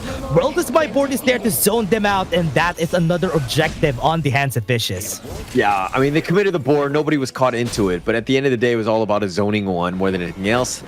Taking the Overlord pretty huge. They need to push. They need to figure out ways to kind of crack into this Crazy Raccoon defense. Not the easiest of things to do. It's really hard to do here. I think this is going to be a big struggle here for the side of Crazy Raccoon. They can't even get close, which is the hard thing, because Aspire is just dealing damage from so far away even before they get close, which is why they're having such a hard time here for their side. But for now, take a look at what they can do here. Yeah, Shadow Vanguard in the mid lane, and that's going to be the big push, the main push. Kai looking to deal with Engma. And now, look, Fengshun needs to be super careful. They have the lockdown on the VO, but not enough damage to kill. VO so tanky. Kai might fall down here. Wasn't able to get the lifesteal out of his first, and now this is going to be hard. They have a 4v5. Could be the game-ending push for Vicious. I mean, Shadow Vanguard again in that mid lane. It's going to be making an appearance here, so it's going to go. Onto the back line, you have the Tremor Smash there. Going to go for the Flash Knocks up 2, but they are going to stay alive. VO might be dying, and Ko goes inside. Aspire's going to be their target, and he was stun locked for so long, but he has to Sage of Sanctuary, though. So this is going to be good. They're buying time to Mantra onto the back, but Kuro was able to flash out of the way. Engma's going to be next. He has to Sage of Sanctuary. He resurrected, but at what cost? He also died in the end. Yeah, I mean, he's under the crystal. Aspire still on the back line. He was so low, skirting around, and Crazy Raccoons were not able to find that pickoff. Aspire with some great positioning. Engma was trying to be aggressive, trying to go for those backliners, but was not able to get the kills. Now, look, again, Crazy Raccoon in a world of hurt, no towers still standing, and again, somehow still able to be very competitive. Aspire still has Sage of Sanctuary. That's good. The World is My Board was used, but it's just to zone out a lot of the members here. Onto the backline, Function's gonna be the target. Doom tried to go in, but Aspire is dealing so much damage that he needs to be careful. He has the space. He can't go, but Kuro is here to save their lives, and that Sage of Sanctuary is going nowhere. Gets the shutdown, and this Siren is going to be next. 30 seconds before the next objective, I think this Tyrant is going to go. He's going to go. Yeah, I mean, the biggest thing is that they have this 30-second window. Crazy Raccoon, okay, you got to fix the lanes, is looking to do that. But then with the Tempest Dragon up at 20 seconds, that is unfortunate because now Crazy Raccoon can't get a free Tempest Dragon. Deja vu. This is just a deja vu from game 2. All T3s are down. What you need to do is to push the minions first before you go in the fight. Crazy Raccoon learned a very hard and slow lesson from the last game. I mean, it's one of those things where you cannot take a fight unless the lanes, all 3 of them, are at least at the river further into the base. That's where you need to be at least comfortably, right? I mean, yeah, they might push or whatever, but here's an attempt at the Tempest Dragon here.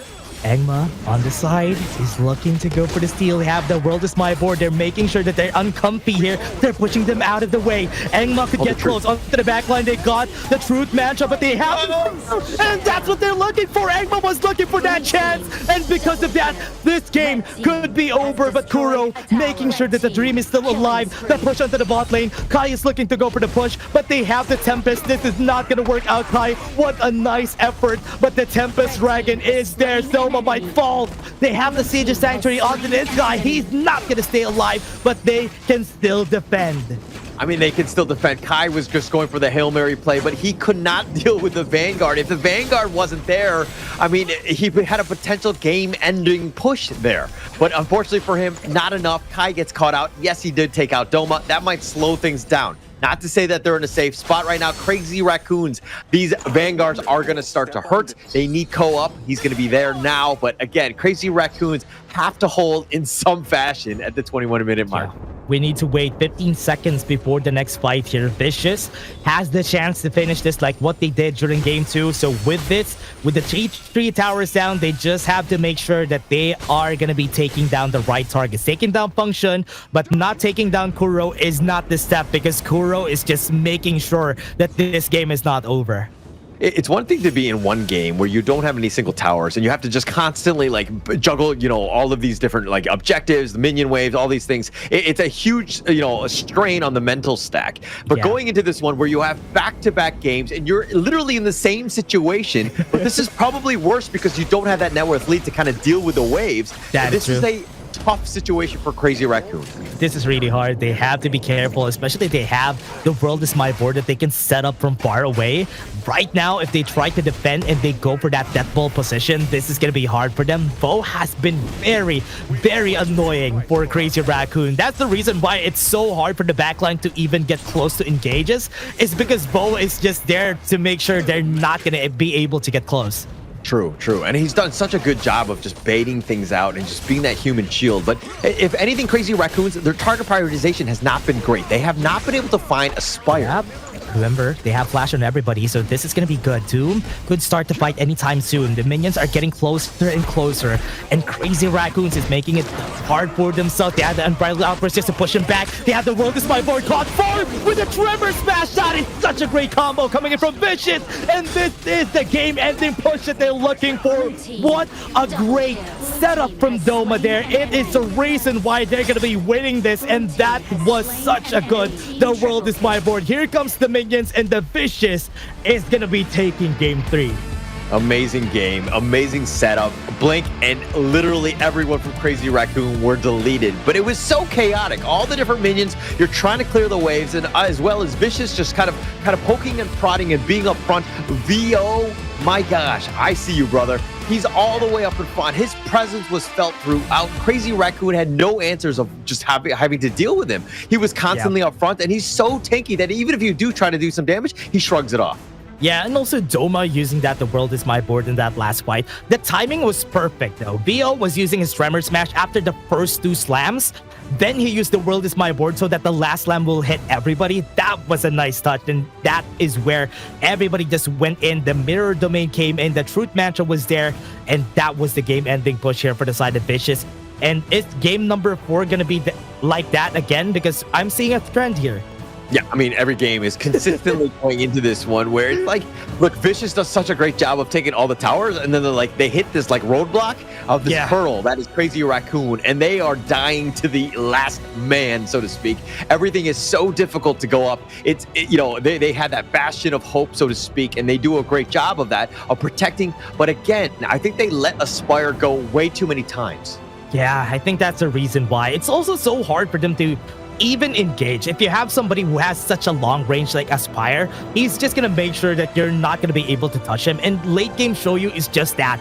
Has a lot of range, has a lot of damage, and if you don't deal with him, maybe get close, or even the coupled blades wasn't even able to touch him that much, which was why he was just free to hit everybody.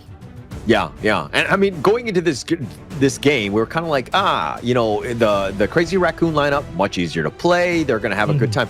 But man, Vicious playing that more mechanically difficult lineup and playing it to the T. Just those boards were set up, show you, even going up against the Chano, not the easiest to place, especially in the laning phase. He had a great time. I mean, and of course, VO on that Lianpo, just impact throughout. Yeah, there was a lot of movement there that we've seen also. It was good. It was good, especially for VO. I hope he gets MVP this game because he did so much for the team, which was the reason why they won this game. Look, I mean, chances are they'll never be like, oh, VO gets it, because like, yo, he's only got 2-1-14 KDA, not as much, but his impact was there. But if we're looking at what the actual KDA is, Egma was 9-4-6, and then you also saw Aspire with a number of kills as well. But look at this damage from Aspire. Again, this is why he needed to be target number 1. They let him go way too many times, but he's the one doing 243,000 damage. Are you kidding me? Look at this game again. Crazy Raccoon had the better amount of gold in the end. Again, it's also just because of the game. Whenever you have all T3s down, you have a lot more minions to take down, which is the reason why most of the time Crazy Raccoons is the one who has the better economy at the end game. Yeah, I wonder if you're like Crazy Raccoon. It's like, okay, we're going to stop with this net worth lead because it keeps coming into L's. But here's going to be the MVP. It will be Aspire 5-1-9, showing us how to play the show you. Obviously, very in a whole another class. Him and probably Rock on this hero have just excelled. Yeah, very characteristic pose. Using the show you, having that sniper pose also, it's also good. And we've seen this. Look at the highlights that we're having, everybody. Most of the action happened past 10 minutes, which is the reason why we start the highlights at 10 minutes.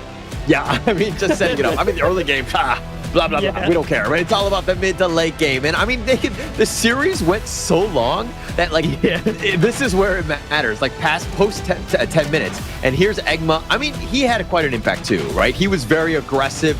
Crazy Raccoons really struggled to deal with the Jing. Just didn't have the greatest of times. But again, like, the team fights, Crazy Raccoons finding ways to get back into this game, made it very close, almost got the Tempest Dragon, because Egma doesn't get that steal, and we might have had a Crazy Raccoon victory here. Yeah, and remember, he got 2 steals this game. He was able to steal the Tyrant a while ago too, so he was confident that he will be able to steal it. And remember, the one thing that I'm surprised of, Ko and who is that? Who is their roamer again? They have 2 smites. Undertaker? Yeah, they have 2 smites. Undertaker and Ko have smite, and they still get stolen. The objective still gets stolen. Yeah, that should never happen. I mean, look, both of these teams are going to take a little bit of a break. We will as well, and we'll come back to you guys with Game 4.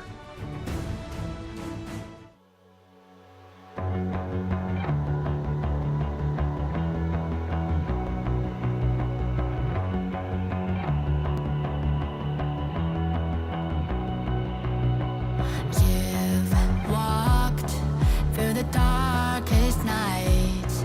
You've heard the crowd, felt the blinding light. You were standing there when your heart comes alive. It's a dream of a hat, and it never dies. Right here, right now, give it all, get it out. Never surrender. I fight and never fail. I am a contender. A challenge I can feel. The smallest lies become the brightest enemies. Relentlessly. And even if you fall, you gave it everything to be a king.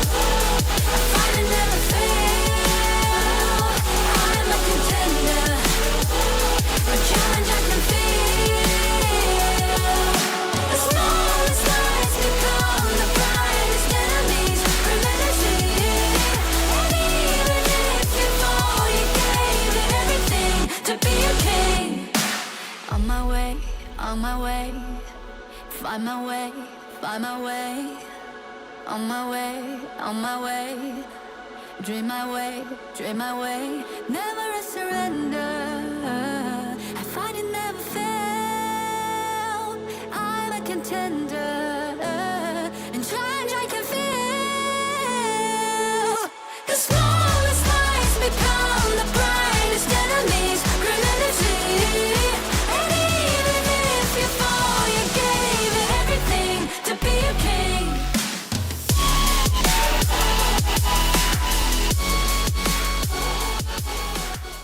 In back-to-back games, we just saw Vicious take out all of the towers, kind of get to a hurdle, not able to close out the game, and had to use the Tempest Dragon to really overcome in the end. And, you know, again, going into this one, we see the series up 2-1 for Vicious. But your thoughts on this one, Dash? How do we survive Game 4?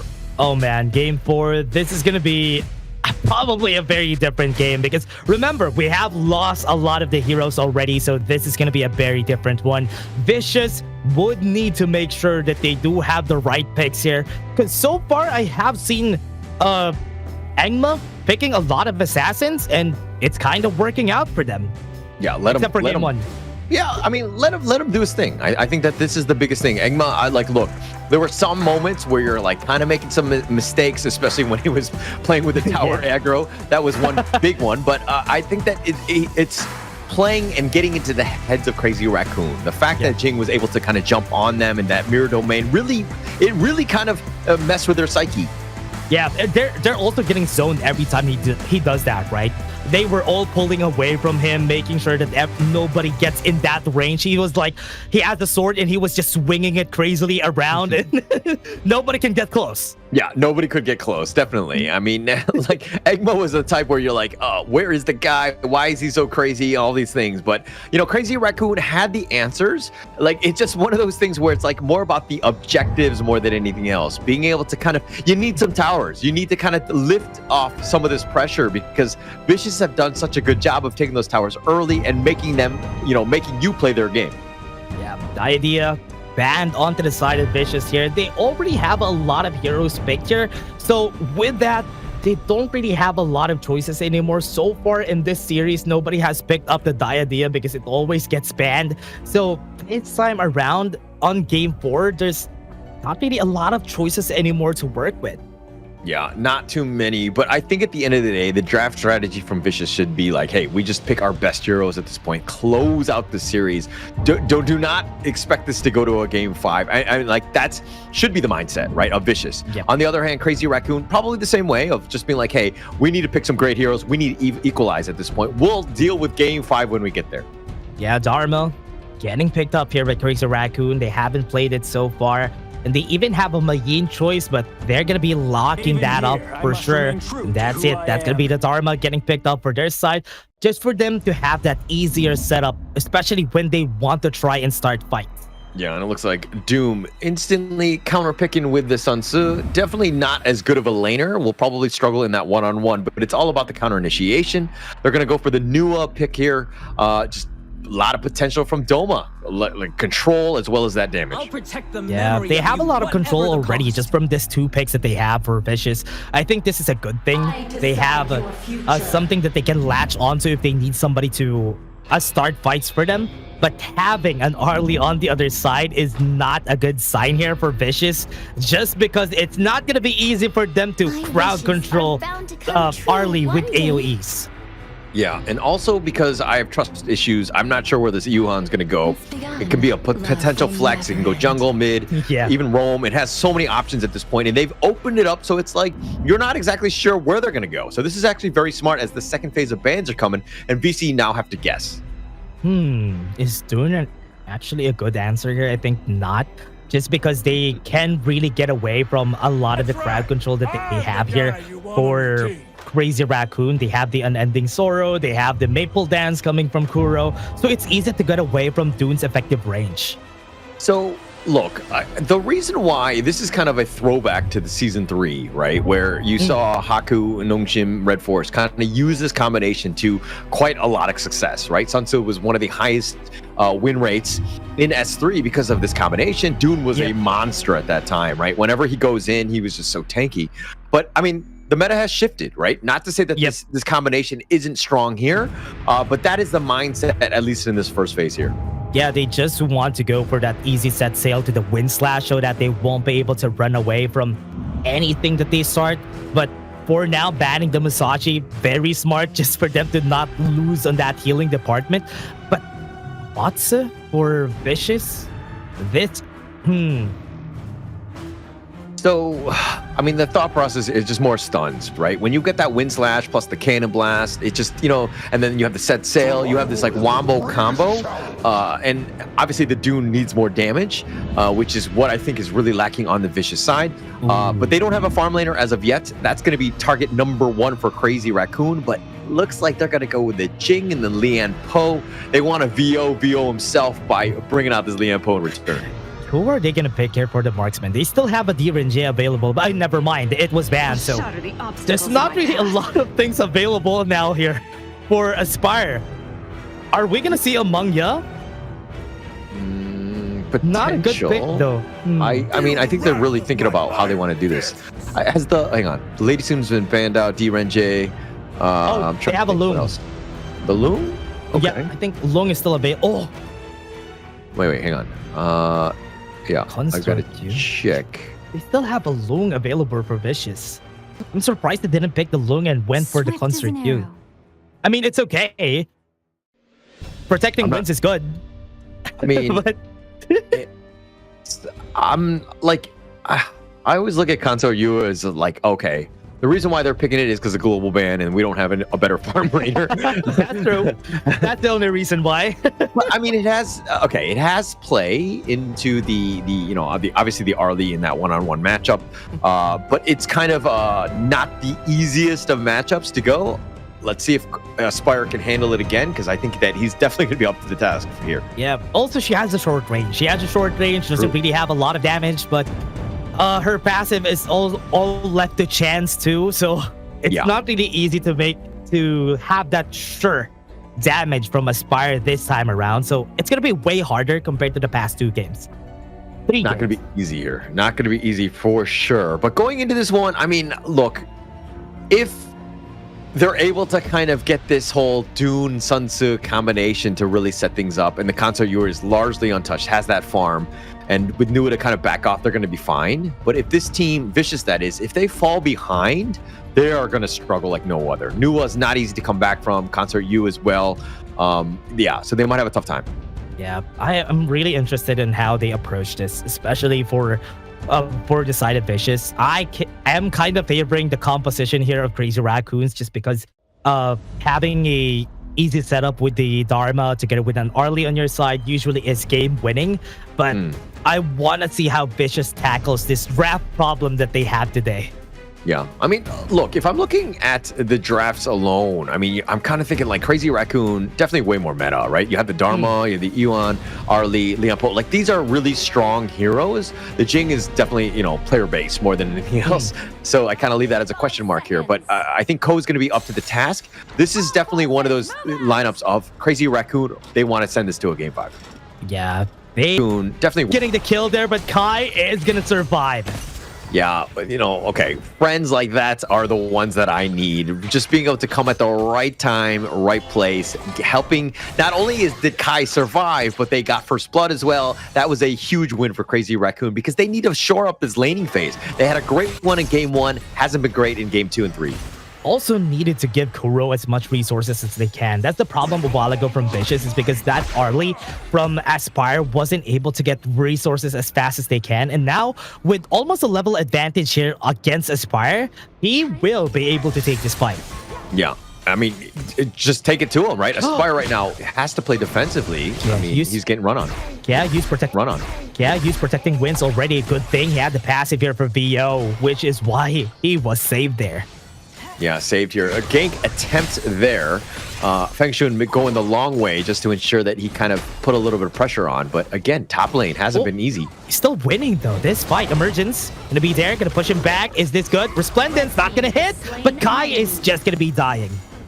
I mean, when you have 3 members, it's a huge commitment here by VC, ensuring that they secured it and they wanted that return kill onto Kai, and they brought friends this time. And so they ensure that they got that conversion. Huge for them, and something to take note of is that they want to win that top lane. Ooh, I thought they're gonna go for the set sail play onto the bot lane, but Doom used that in that encounter a while ago, so we're not gonna see it just yet.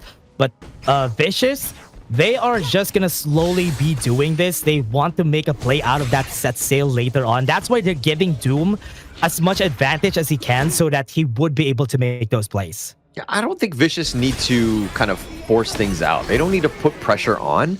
I think that they can kind of just take things a little bit slow. Let Aspire just farm and carry you to glory.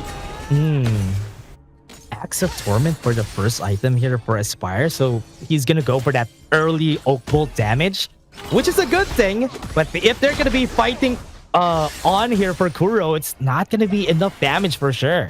Yeah, I mean, it's just more of kind of like limiting Kuro. You want to pressure him as much as possible. Make it a little uncomfortable for him, just kind of poking and prodding a bit, which is sometimes even better than getting the kill at times, especially since First Blood is over, right?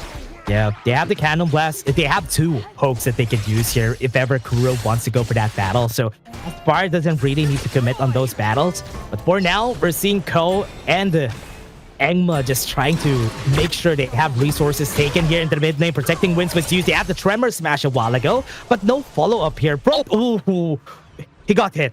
he got hit? Yeah. Uh-oh, he still got hit. A bit late, here they come. They have the ult here. Oh, they were able to get the cancel on him. But because of that, they still survive. Goes in, Unending Sorrow goes for the flash, gets the damage against Aspire, goes into the backline, but still gets the kill. Here comes the set sail. They're gonna go for it. They're gonna challenge it. Function doesn't have the Unending Sorrow, so this is not good for him. They are looking to get the kill on Ko here, cut off his rotation, but he was able to get away from it. Yeah, he was able to get away, and that was really back and forth. I mean, we're neck and neck at this point, but it's 4 minutes. This is going to be the huge one. Feng Shuan is just going to respawn, and right now, BC have the edge if they want to push the initiative a bit, but it doesn't look like they're going to be too risky. Feng Shuan, nice little good gank, but I mean, he did die in the end. But again, when you can find Aspire, you take those shots. Remember, you don't have any HP on Ko, so this is not a good spot to challenge them on this Tyrant take, but Kai might be looking for a play on Doma. He has the flash. Here comes the set sail. Gonna hit him. It's a good thing that Formlessness was able to cancel it pretty early. Use the Tremor Smash, but they're not gonna be able to steal it onto the back line. He might fall down. The Protecting Winds is there just for them to not get dealt any damage. Kai has low HP and he falls down. Doom is gonna be next. Ko is just dancing around the mirror domain, but he will be able to back off 2 for 1 for now. Yeah, and they'll take that one. I think that in the end, it was probably in their best interest just to kind of take those kills. CR, though, Crazy Raccoon was like, was the angle of attack right in that one? And trying to get that team fight going. And I mean, yeah, you got Doom or whatever, and Kai did a great job of just blocking that set sail, because that could have been a disaster. Even way worse for Crazy Raccoon if more than, 2 or 3 members got hit. That is true. And from what we've seen there, most of the members of Vicious were just stuck together. And Crazy Raccoon were not able to shake that death ball that they're doing here. And Kai, onto the top side, goes in for the truth, was able to hit 2, but they're very tanky. They're not going to die there for sure. They have 2 TPs, emergencies here. Doom is going to die first. But does he have the ultimate right now? No, he doesn't have it. Onto the backline they go. Kai fights it. Resplendence to save himself. Goes in for the attack. And that's why he gets the 2 for 2. I mean, Doma was able to get that kill only because of the fact that Coke stepped under the tower. I don't know what is funnier, the fact that like every single tower shot goes right on the Coke, just manages to find it. I think they're a magnet to tower shots, so both of our Jing players here from both of our teams, and it's looking like that's the case, but 4-1 for Ko. This is a good spot for him.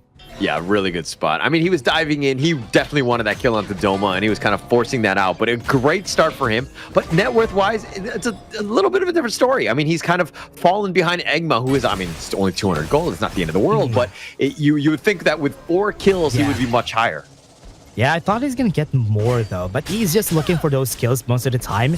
And it gives time for Engma to just take those fights and maybe steal some resources like what he's doing right now. Topside, though, Doma's going to be the target. And this is the problem when you're picking the new one. You're a very easy target. Think inside the box, just dodge with a hair here from Kuro. And I think everybody's going to die. Here comes the set sail just to save their lives, just to make sure that they can get kills for themselves. Ko just backed off for a bit, but Engma's here to just steal the kill away. And that is still a 2 for 2. Yeah, Feng Shun, I thought it was hilarious that he flashes out of the way, dodges the set sail, but Ko, not as lucky, right? He just set it up. Yeah. He was like, I'm not taking that one for you. But Feng Shun still died in the end. Yeah, but they still got the tower here on the mid lane, so it's still a good thing for Crazy Raccoon. They have been taking towers.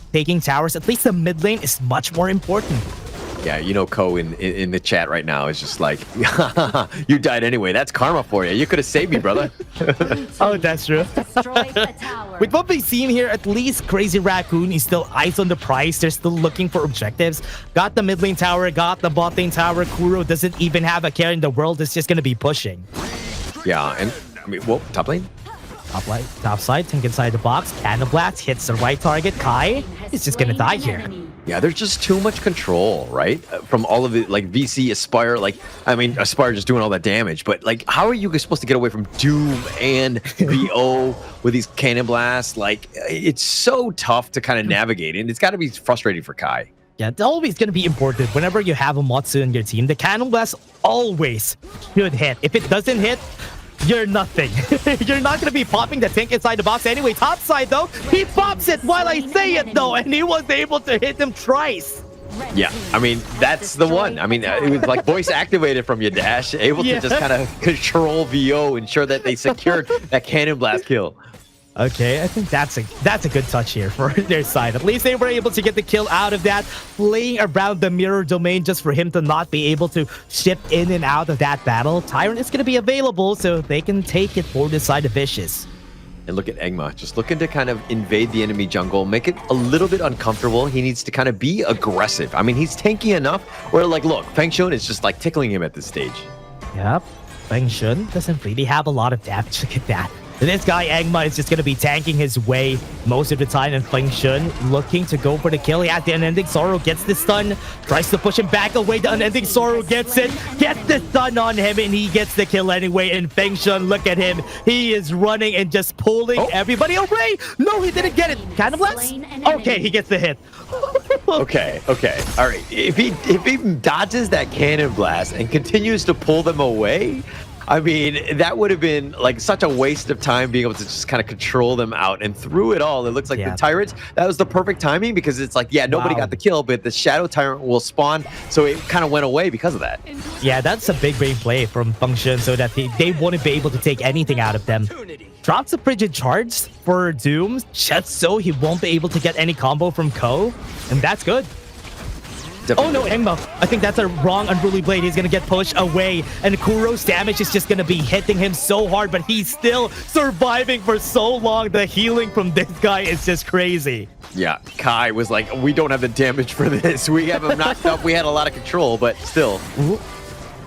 Ko backs off. Okay, I thought they're going to go for the kill there. They have the Tyrant in their eyes, though. They want to go for that Tyrant. Yeah, but it's probably best. I mean, you got to get some sort of pick off. You got to get some sort of advantage here before you go for this, because you don't want to take that 50-50. I think that if they're looking to go, and the Crazy Raccoon being very aggressive here, pushing them back.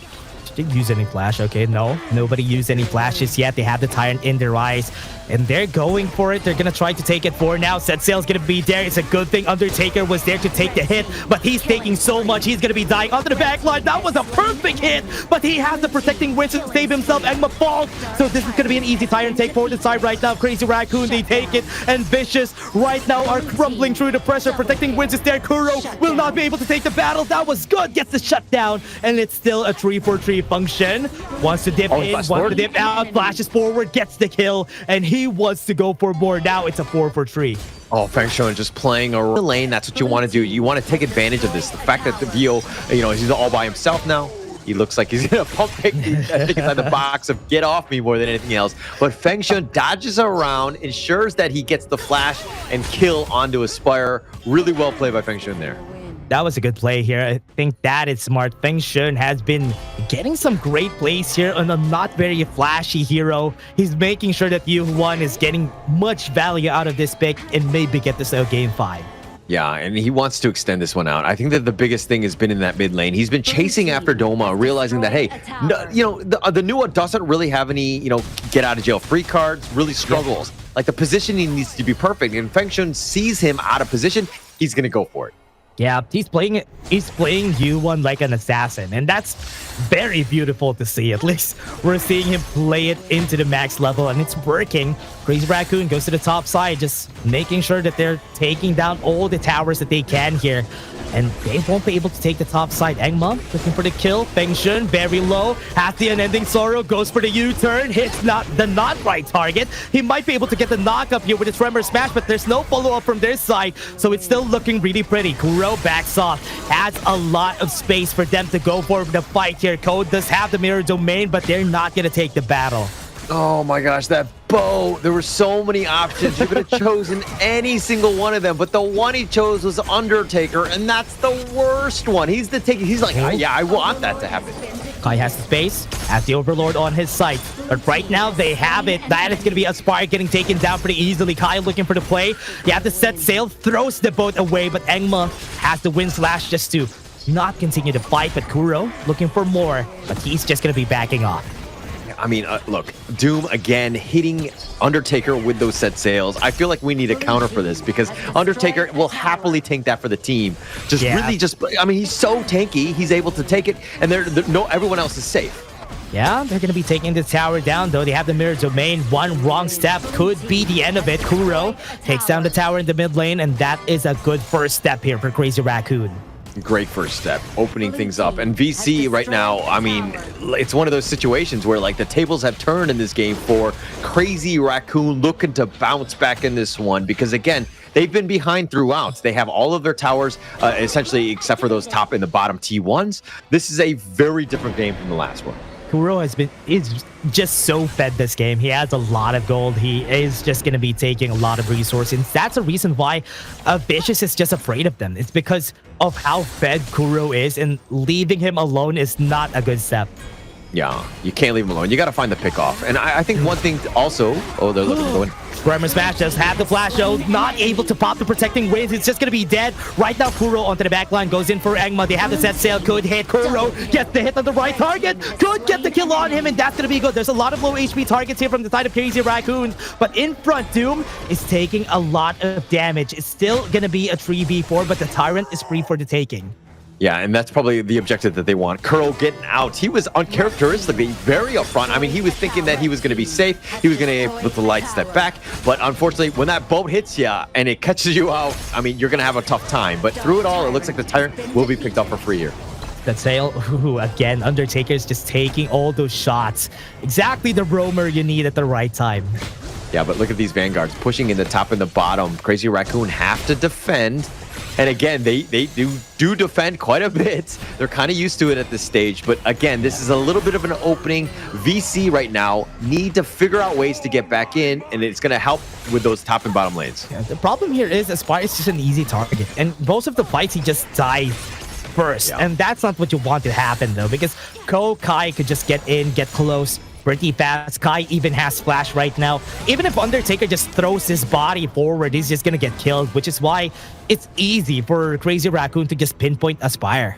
And this is kind of why the Concert Yui is just not really my jam, right? And I don't think that Aspire is 100% comfortable. He likes the long-range types, the very, like, I can outposition you and I can always be safe because I know I need to be, you know, this far away. Another set sail, wasn't able to hit, but Undertaker was there ready to take it. Kuro did some damage in onto Doom, doesn't have a lot of HP. What a great ulti, but the protecting winds was theirs. Not get any damage there. Yeah, and it stays alive because of that. Kuro down for 40 seconds, which is huge at this stage. Aspire needs to stay alive. A lot of damage right here on BO. Does have used the flash. Candle Blast is going to be there and Tink inside the box, but it's not going to save him. What a big overstep there. Kuro dies, and they move forward. They want to go for kills, and the ending sorrow has been dropped, but right now they are still tracing. They are now very slow, and they are going to be backing off. I mean, they're going to look to just at least take this mid T1. They do have the minions, but now Crazy Raccoon need to figure out a way to hold on this one. Just kind of slow things out. I mean, Kuro down 5 seconds. He will be back up shortly, but VO 20 seconds, and especially with his Overlord fight, it could be a potential wants to go for it. Sage's Sanctuary is ready for him. He has the Mirror Domain, goes in, goes out of the fight. And will he be able to get the kill? Yes, they will! Aspire was able to get the kill on one though, but they were able to steal the Overlord. They get the kill on one more, and it is 2 people down on their side. Will they be able to chase him down? That is the answer. Aspire might fall down here. Function also falls down with a vaulting shot. And VO wants to get some kills. They have the Nua at the ready, but do they have the damage? Sage's Sanctuary is up for Kuro. They can go for the end here for Crazy Raccoon, and they might be able to finish it. 30 seconds, or rather 15 seconds for Angma. They're chasing down. They're going for it. They're clearing the wave. Will they have? They have the clear right here. Goes in for the flash, moves forward. Has the emergence, goes in. They get the wave. They don't have any wave here, and they won't be able to finish it. The crystal is just killing them. Oh, no minions at this point. And VO, what the last soul survivor. But here comes Egma, perfectly timed because the Shadow Vanguard was there. And VO really doesn't have the damage. Yes, he's going to freeze it and take the aggro of that Vanguard. But VC somehow finding ways to just prolong this game. I thought the game was over at that point. But no, not just yet. Doma did everything he can there. He dropped the emergence just for them to get the stun on the minions, just so the minions won't get close. He even used the resplendence. He threw his body just for him to defend that crystal, and that was good. That was enough. Right now, they have 8 towers, or rather 7 towers down, so still not a good spot. Yeah, okay. One thing that kind of worried me, Aspire, I don't know if you just caught that. Aspire, his KDA is 666 at this point. Does he go devil form and turn this game off? Let's see. I mean, Kai is 066, but let's see what's going to happen, though. They're going to...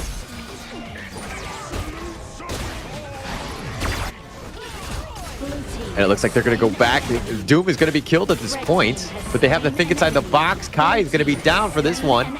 And Aspire, though, he's going to be picked off as well, but they're fighting this 2 versus 1 thus far. And an Egma with a wind slash, but it's going to be not enough. And through it all, Crazy Raccoons with 4 members, and they're looking to go. The flash forward by Vengshun pushes Doma back. The Ruin will just go. But now with the minions here, Crazy Raccoons looking to just close this game out. How does VO hold? Doma down for the count. Mirror Domain. VO can't deal with these minions in time. And it looks like Crazy Raccoons have bounced back and will send this to a game 5. Crazy game, crazy series. And it looks like we're going to go into this one as a 5th game. Did we expect anything else going into this? But through it all, I mean, Crazy Raccoon's able to find ways back in this game. What a great game there. And going into this one, but I mean, at this moment, Dash, I think you've been shocked. I think you are very, stun locked, dare I say, going into this game 5 here. Very impressive win. Finding ways for Crazy Raccoons to bounce back into this series. I mean, Fengshun was on another level. I think that, and just everyone played really well. And to get themselves into a game 5, like, again, being able to force it out. I wasn't 100% sold on the draft by Vicious in the end. I think Concert Yui is just a little underwhelming for my take. And you kind of saw that. Aspire really wasn't able to kind of get things going. And he was kind of forced out. He did die a lot. And Aspire just not as comfortable on a hero with, dare I say, less range. And he was constantly being forced out. So tough situation for him. But if we're looking at this, I think the rest of the squad, I mean, you're seeing that Dune, Sun Tzu pick, there were potential combinations. The Wombo combos were real. But in the end, it was kind of kept from a distance, not really able to just kind of stay alive or whatever. But the combo was just not really connecting because Crazy Raccoon, though their spacing was good, and they just made it difficult. And again, another reason why I don't like the Nua in that mid lane. If you're going to get caught out, if you're going to be behind, you have to catch back up. And it's tough to do. He's not very mobile. Fengshun on the Yuan made him pay many times. Didn't really have a great game because of that. So going into this one, I think we got to give props where props are due in the sense of Crazy Raccoon being able to bounce back. Just everyone playing very well, understanding how to deal with all of the stuns that were given up by, or that were capable by Vicious. Again, just full, like, great play in that game 4, sending the series to a game 5. Not the easiest of things to do, especially since you lost the last two going into this one. So it's a huge moment for them to ensure that they just have that confidence to send it to the game 5, where we see exactly how deep the hero pools can be. I'm more worried on the Vicious side because, again, the Cancer Yui pick, if you pick any other hero, I think that you're going to have a much better time. But let's check out the KDAs here. If we see exactly, Doma, 5, 6, and 10, he got focused quite a bit. Doom as well, 6, 6, 11, not that bad from the Vicious side, keeping it close as possible. But if you're looking at the Crazy Raccoon side, Ko, this is the man of the hour, 7, 4, and 15. And look, this damage, pretty insane. Feng Shun throughout 143,000 damage, Aspire with 139,000 damage. Both of these guys were just, doing as much damage, whittling it away, doing all that you needed to do. And Crazy Raccoon being able to get into this, the gold graph, very back and forth, like every single game this series. It's been ridiculous throughout. But getting it into a game 5, we expected nothing but the best in that sense. Of just being able to kind of shift, right? And Crazy Raccoons found ways to close out the game. Vicious were able to, be on the backside on this one, on the downside, so to speak. But they forced it out. What could be better at this stage? And other than having that game 5, we wanted a game 5, and we will kind of go in as, with both of these squads with this global ban pick, which team is going to be best prepared, has that deep hero pool to kind of deal with this. It's going to be super interesting going into this one because, again, it's all about this last game. MVP Ko, none other than, right? 12, 4, and 6, 38% of the damage on the Jing. He was an absolute all-star, just closing the game out, just being this nuisance that was always up front, doing all that damage, and that's exactly what you want. Checking out the highlights here. Egma setting it up. I mean, he had some good win slashes kind of going in. Undertaker doing his good job of just tanking things out. Doma with the pickoff. Very well played as well. Oh yeah, that was a good play that we've seen here from this replay. And this was the nice thing to see that Crazy Raccoon was still able to come back from this game. And now, I think we're going to be heading to a game 5 here. Yeah. Sorry about that, Holler. No, we're definitely in a game 5 here. So, I mean, the Crazy Raccoon were able to close it out right at the, right at those moments, so to speak. But they were able to do it just kind of like on the back of Ko. Like, he was such a carry and just kind of forcing it back. And he was like very difficult to deal with. Like, Crazy Raccoons being able to just kind of get back into this game. And again, all of these games in this series has gone the distance, so to speak. The average game times has just incredibly improved throughout. Oh yeah, and now this is gonna be a full game 5. I thought this is, I thought even during the start of this day, this is gonna be a very, very long day just because of the matches that we have for today. And again, with what we've seen for now, this is just a perfect setup for Crazy Raccoons and Vicious. They were the ones who started the first game 3 game that we've had, and now they're all gonna go to game 5 in this whole series. But again, we're just gonna take a short break before we head into it. See you guys in just a bit.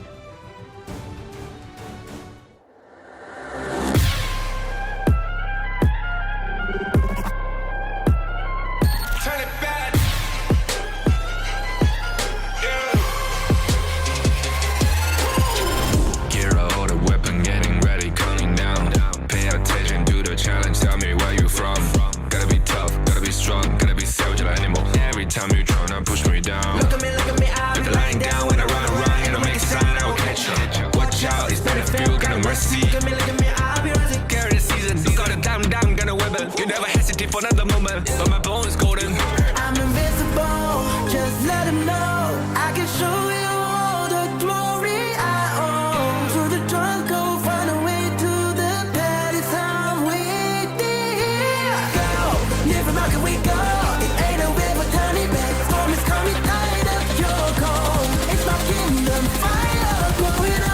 We the kings, it's our honor showtime.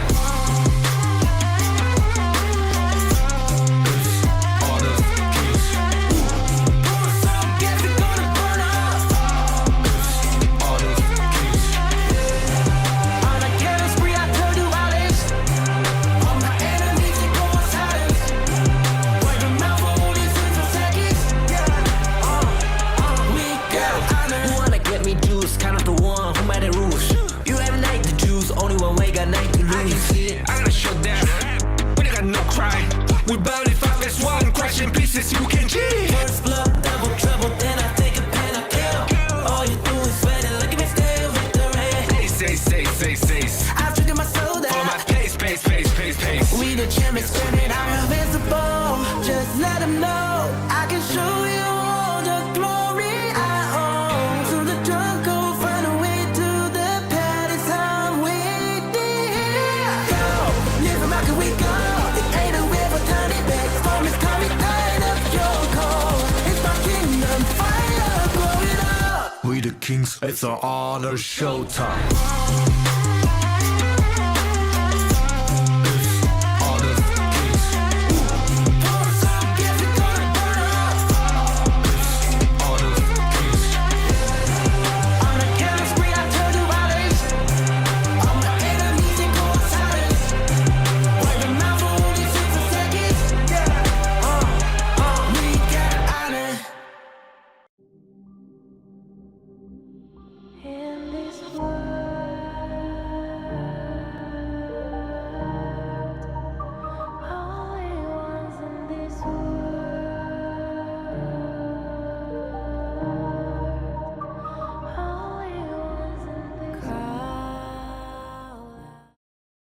Did we expect anything but a game 5? Crazy Raccoons were able to strike back in game 4, sending it to the distance, so to speak. Both of these teams obviously they want it. Getting into this one, super important. And here are all the picks thus far in the global man. It's the first time I'm gonna see a full this one went full. This is the first time I've seen this, but again, seeing this, it's just surreal because there's a lot of heroes that are not available now for both of our teams, and it's basically 20 on both sides, so it's gonna be harder and harder. Especially one of the things that is very hard about this is the marksman picks, because most of the time, because we don't really have a lot of viable marksmen right now in the pool, so you really need to think on what you have to choose next. Yeah, I mean, going into this one, look, what you choose next is kind of dictated by what's left more than anything else, because you're in a tough spot, right? Like, I think the last draft by Vicious was not their best, which kind of worried me, because you have game point, you have a potential to close out the series. With some of the heroes, it didn't seem like they were 100% on it, and now I'm more worried because we're in game 5, and there are even less heroes to be able to be picked. Oh yeah, Vicious and Crazy Raccoon going the full game 5. Oh man, this is exactly what's gonna happen because they were so close even during the last time that we've seen them. And right now, it's looking like so. And Vicious, what are they gonna pick next? They don't even have a lot of things in their belt anymore here. Yeah, I mean, so you got to kind of pay attention to not only what they've picked, but also what is, still out there, right? I think that because you don't want to sabotage yourself, you need to pick some heroes too. So you kind of need to look at this as like a two-way street and like potential, you open things up, but it's more of like, I don't think that they'll pick it so that we have that opportunity. So it's like the mind games going into this game 5. Yeah, and that's what I like about this global ban and pick that we do have is because with what we have right now with the global ban and pick, you see a lot of very different heroes, and I like that. I like that we're seeing more of the current pool that we have getting played, and even the Agudo gets played a lot, especially during the last changes, but it is still good. Yeah, it's still very good right now. But again, I think that this is the time where, look, not the best heroes are out there. If you have a pocket strat, now is the time, because some of those heroes might not be the most meta of heroes available. But we'll see how they want to go. Vicious on the blue side, they're going to go with the Loon. Okay, they're going to be very comfortable with that on this fight. Why did they pick up last game? Yeah, last game they could have picked that, but I don't know why they went for the concert here just for them to counter that RLE on the other side. So I think it's okay. I think it's going to work out here for their side, but ooh, they're going to go for the Lady Soon Ming. Lady Soon Ming. It's coming. Okay. It's coming. It's so obvious. Been a while. This is such a tough combination, and we've seen mostly, I would say, Gen.G kind of run this. They like the Rock Clue combination with these two, the dynamic duo, dare I say. But this is a very strong matchup.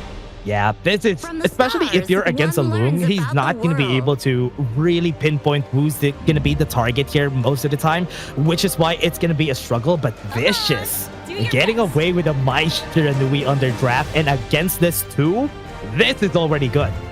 look, okay, we were talking about like, oh, what is going on? This is game 5, and all of these heroes are still available. The Ogren, like they have Loom, they have the top tier heroes, they have their best heroes ahead of them in a game 5. It seems like, what were they doing in all the other games? Why did they choose some of these top tier heroes then? That is a good question. Maybe they're saving it for the winter, for this times, that they're not going to have a lot of heroes anymore at that point. But Lady Gen getting picked here for Crazy Raccoon because they don't really have anything else. Maybe they can have an Angela, but the Lady Gen could be good enough because you don't really have anything else to fight against the Maisha and the toe to toe. Look how far the Lady Gen has fallen.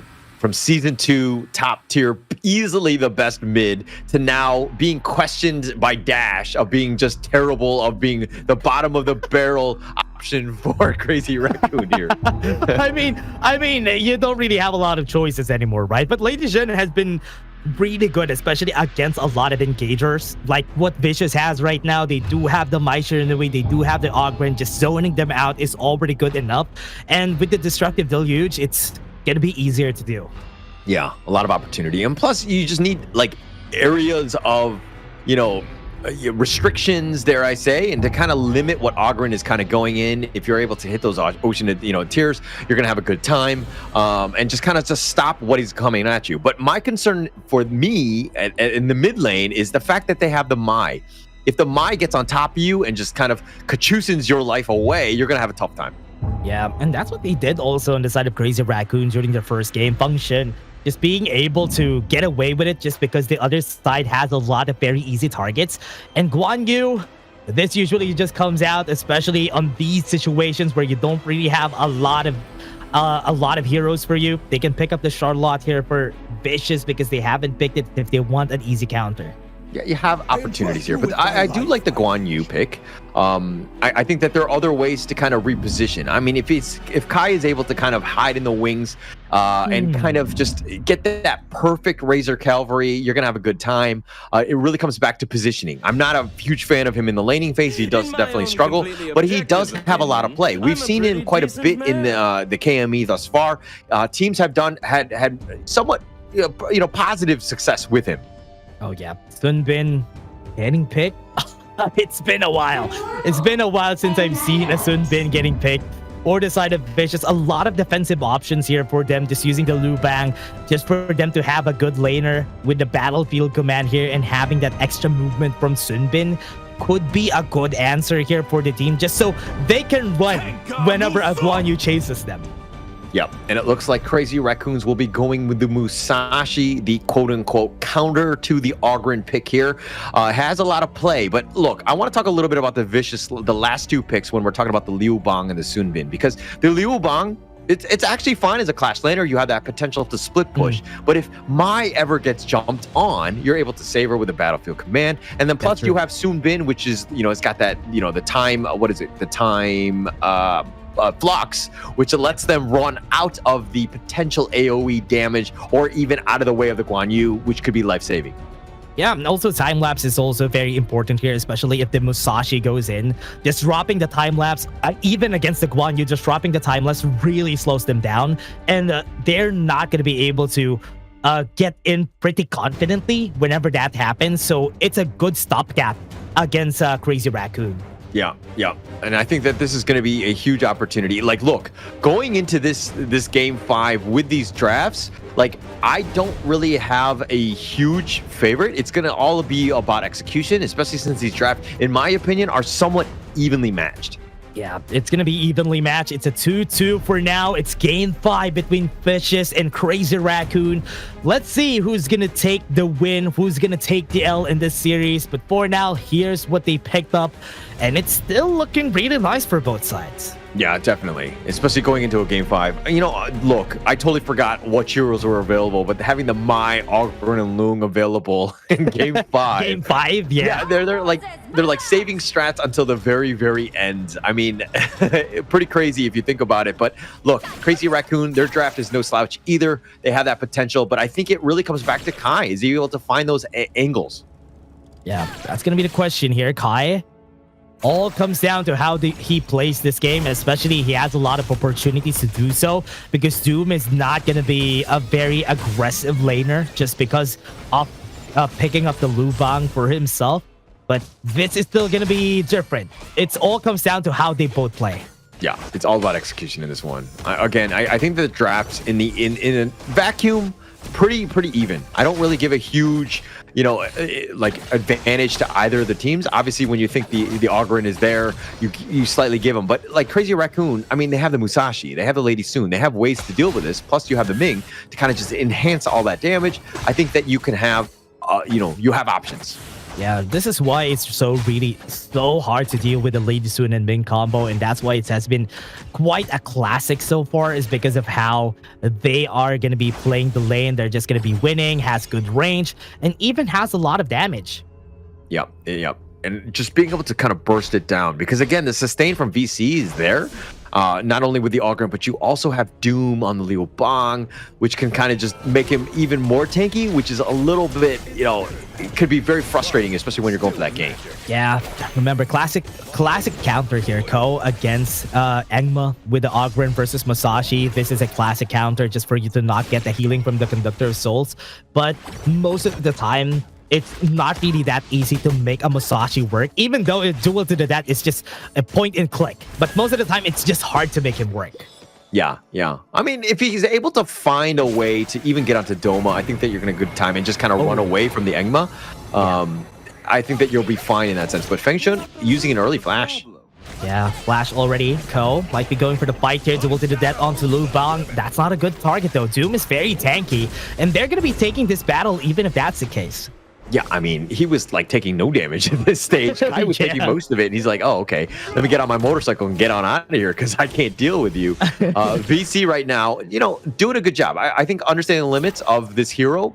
The Liu Bang, not, I would say, the best Clash laner. It is straight up one-on-one, but he adds so much, team fight capability of just being at the right place at the right time and just kind of saving teammates.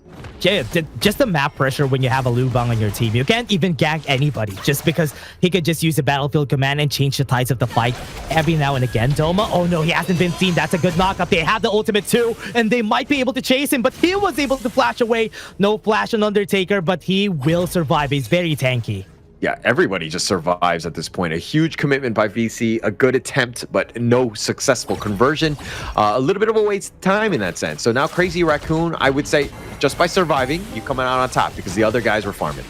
Yeah, right now Undertaker, good thing he survived that though. They popped all their spells here, but now they're gonna go. They are gonna be chasing him down. Conductor's Souls a bit late on that, but he's still gonna be surviving in the end, and that is the power of the Musashi. Yeah, and the power of the basically, just Engma, just being able to stay alive. I mean, yeah, it's the Conductor of Souls only in one. It's not a whole lot of heal, but I think that just being able to stay alive is a big win for him, especially since he got gone on here. But Doma, on the other hand, look, he's level 6. I haven't seen too much impact in the other lanes. He hasn't really been rotating enough. Go looking. He has the duel to death again. No ults right here with the Conductor of Souls goes in for the stun just to stop Ko, but he was not able to survive. But the time lapse and the knocked up onto the back line gets 2, and they get the kill on both of them. That was perfect setup from Doma. Yeah, I think Engma was just like, Doom, I need your help. Called for help. Doom was there, and then he got slammed by like by the truck that just drove right by, took him out. But again, Doma being very patient, finding Feng Shun and Kuro a huge win and turn that fight. Yeah, waiting for that knockout to flash was just perfectly placed here for Doma, and that's exactly what they need. And because of that, they push its tower into the bot side. Engma is going to be running out of the way here. Kai looking to maybe push him back, but not going to happen. Yeah, and if you're looking at the Crazy Raccoon side, like, they have a lot of mobility and they're able to kind of catch up to you. Engma is going to be a little bit like a little insecure, not the most, safe in the sense that like they can kind of get that angle or that jump on you. You might have a tough time. So again, Engma's positioning, it will be key. Yes, he has the path of passing, but it's something that you just need to think about when these team fights are happening. Yeah, they always have to be careful here, especially for both sides. Right now, it's looking like Engma, yeah, he's just waiting for his items before he goes on. Blazing Cape already built by Kai, so he does have the less healing here for Engma, which is a good start for the team. But Overlord being taken and no answers here from the side of Vicious. Yeah, no answers as of yet. I mean, but Vicious still farming well. And sometimes it's not about the big neutrals. It's about just consistently farming and getting that, farm across the map. Obviously, that lead will dwindle a bit because you got that Overlord, and the push will be real. I like how Doom and Kai have the same idea every time. They want to go for the side lanes, they want to go for the push, but they're always at the same lane every time, which is why Kai can't even get the push that he wants to go for on most fights. That's why he's looking for kills, because he can't even push. Yeah, it's like one of those things. It's like, why are you here? It's like, no, you're here. It's like, this is my place. Let me just push in peace. Not able to do it. But again, I like the fact that Doom is going to be furthest away. I mean, he can go in a moment's notice. Battlefield Command goes in with a flash. That's good. They have the stun, and this is a dead Undertaker. He won't even be able to move around. Yeah, sad life. I mean, like, Kuro was just watching it and is like, hey, sorry, buddy. I mean, the tether or not, I can't save you at this point. Just too much action. And this is why when Doma goes in, you have Doom on that Battlefield Command able to just kind of latch on, and you just have this huge numbers advantage. Yeah, they always have to time it right, though, which is good because they have been timing it right so far in our fights. Function goes in with a Venomous Stab. He has the extra anti-healing on their side, so they're really just wanting to kill Engma as fast as they can. Yeah, but it's easier said than done. It's never easy to take out an Ogryn. I mean, you need to really just kind of focus all fire on the Death Star, so to speak. You have to figure out a way to kind of just get that angle, because again, his positioning can be like mitigate a lot of the damage as well. What was that? The Ocean Seers almost getting the kill on him. Good thing he has the infinite fastness to just get out of the way.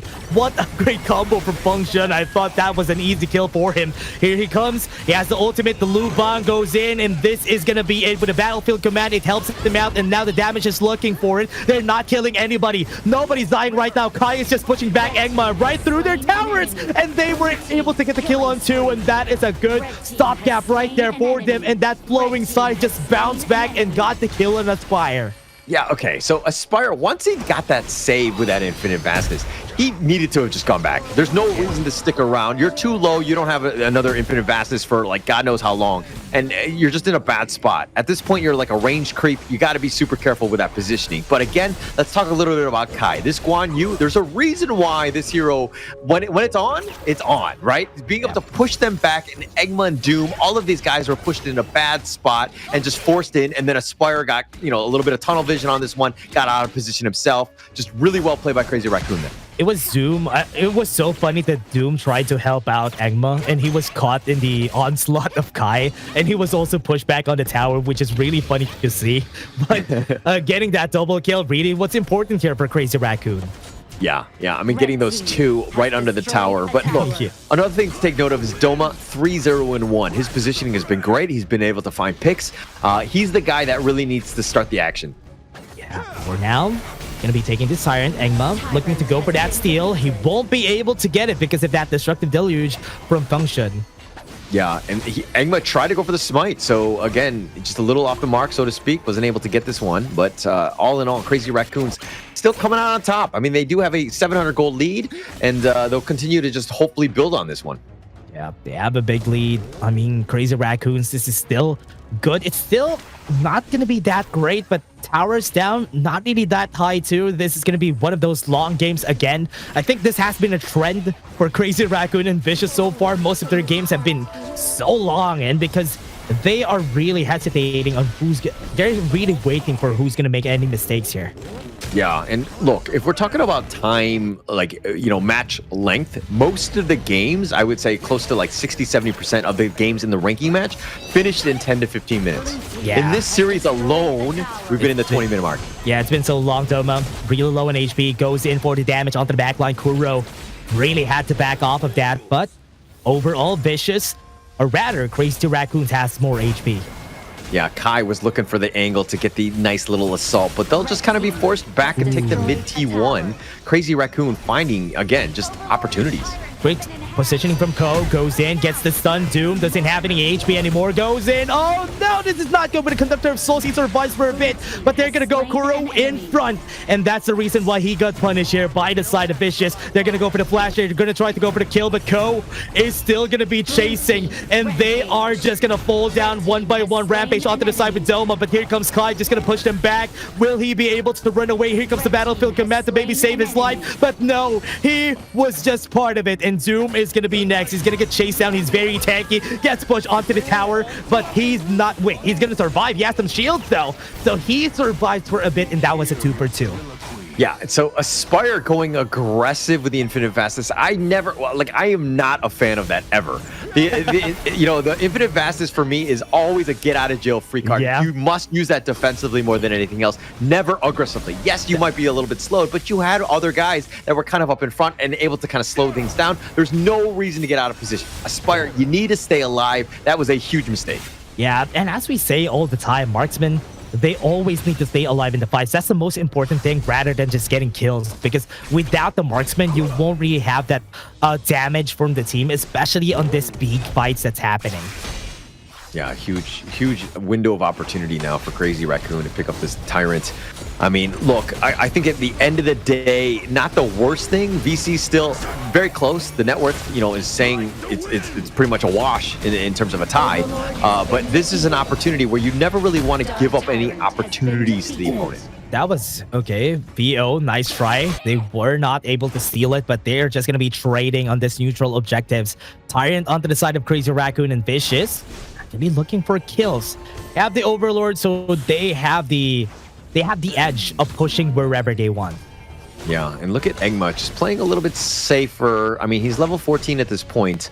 A slight advantage over Ko, which we haven't really seen him go like Super Saiyan and just be able to like kill the Egma in like one fell swoop. It's been tough rolling, but now Ko. Egma actually looking for a fight. Ko is very close. He knows that he's there. He saw him a while ago. Ocean Tears would be able to hit on him. Destructive Deluge a bit too early. Not gonna hit anybody. Yeah, I've done that, so I can't really judge. Thanks, Shun. And he's far better player than I am. So, but in the bottom lane. Ooh, Demon getting chased. They have the ultimate duel to the death. He was chased though, and he was pushed back right to the wall, and he's not going to survive that anytime soon. Here comes the fray. Here comes the cavalry. He's going to get chased, but look at that. Doom actually get the kill on him. He's going to get chased though. Ko not going to survive this for sure. He's going to be dead and taken down by Vicious.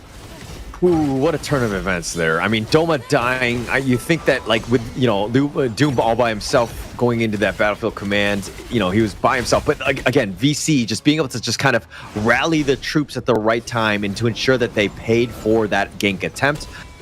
Just really well played by Vicious there. Gonna go to the push onto the bot lane. Kuro just whittling down the Shadow Vanguard, but that was just a distraction. They want to push the mid lane here for the side of Vicious. And that's good enough. Mission complete for them. Yeah, huge for them. Giving it to Aspire as well. And then if we're going to look at the net worth, I think that this is going to be the tale of two teams here. Aspire versus Kuro. That's the matchup to watch. Because once Kuro gets that critical mass, he's going to be enhanced exponentially by Undertaker, who just needs to stick to him. Yeah, just needs to be careful in how they play it, because they're going to be very vulnerable targets, especially for Doma. Right now, they go to the back line with a Battlefield Command, goes in for the stun, and that's exactly what I'm saying. They should have been careful, because they can dive them pretty easily, and that they did. They get 3 kills. They're chasing down one more function, buying some time, but this is just going to push him and stagger him from their death timers. Yeah, and it's looking to be a vicious game at this point. They've kind of opened the game up. That team fight was absolutely huge, considering they got 4 members, and now it looks like it's going to be a mid T2, potential T3 push here. 15 seconds on that push, Kai. He needs to defend this if they don't want to get the T3 push. But Vicious, they're unrelenting. They're not going to stop. They even went in forward because they want to push these towers. I think all the towers are going to be pushed down. And this is going to look good for the side of Vicious. Here comes Kuro. Here comes the cavalry. They're back. But they're a bit too late because the damage has already been dealt.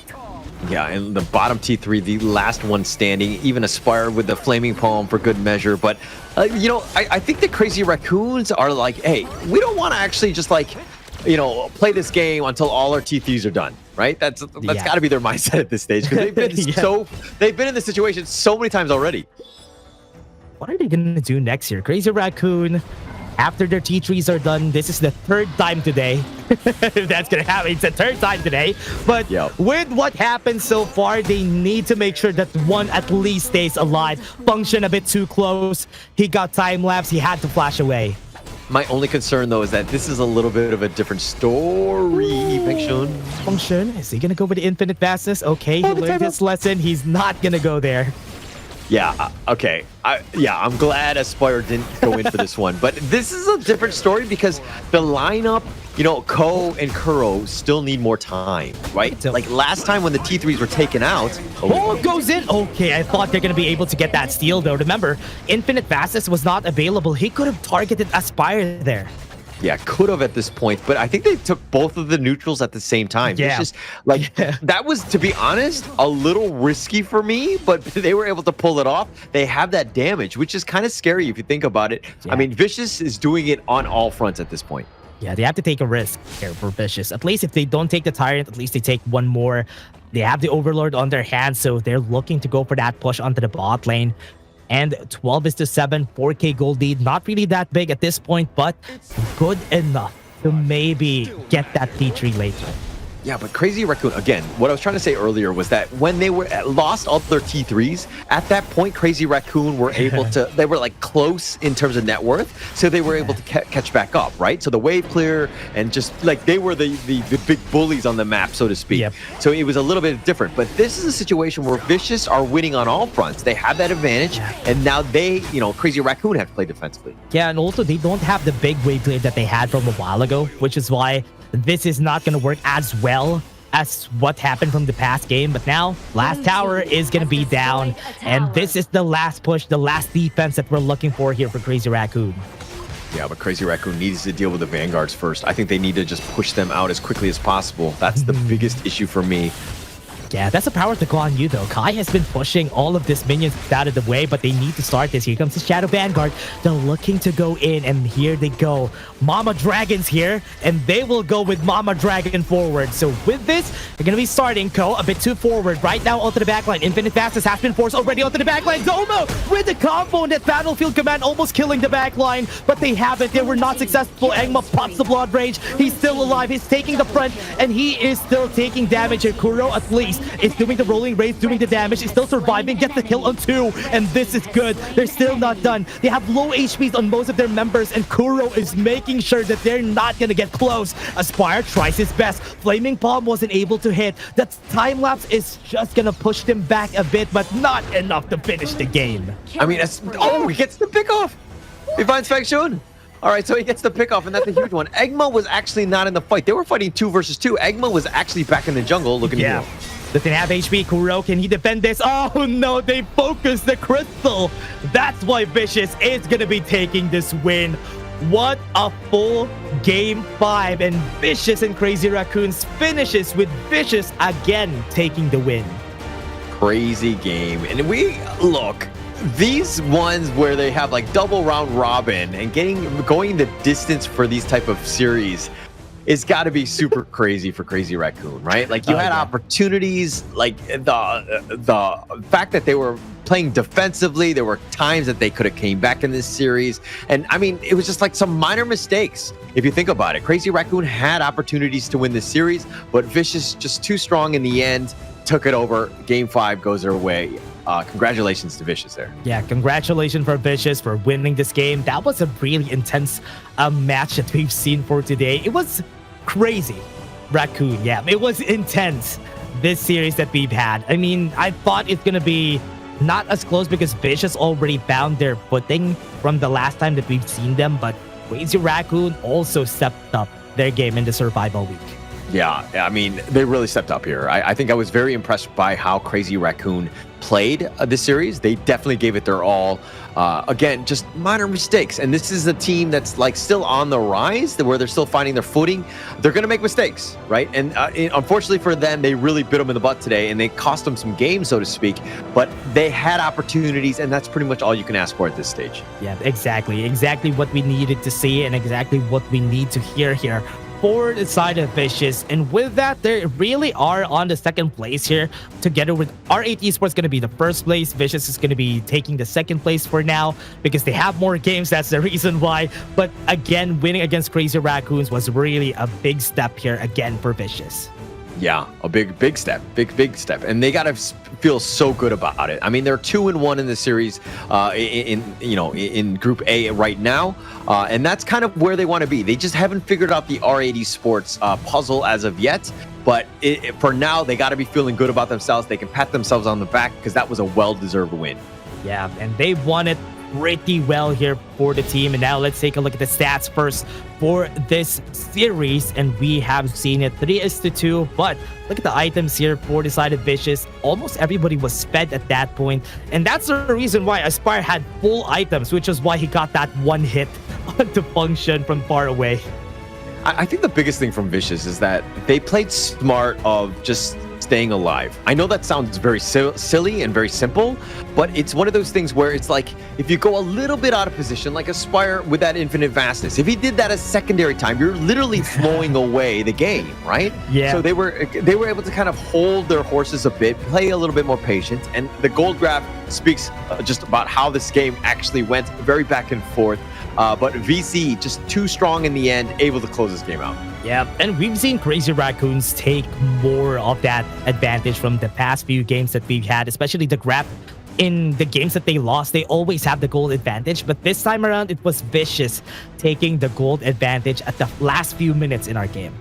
Yeah, and that's pretty much the only time you really matters. But the MVP is going to be Aspire, 5-2-7. 27% of that damage was given by him. Aspire just really well played there. Aside from that one infinite vastness, I'm going to hold him to him.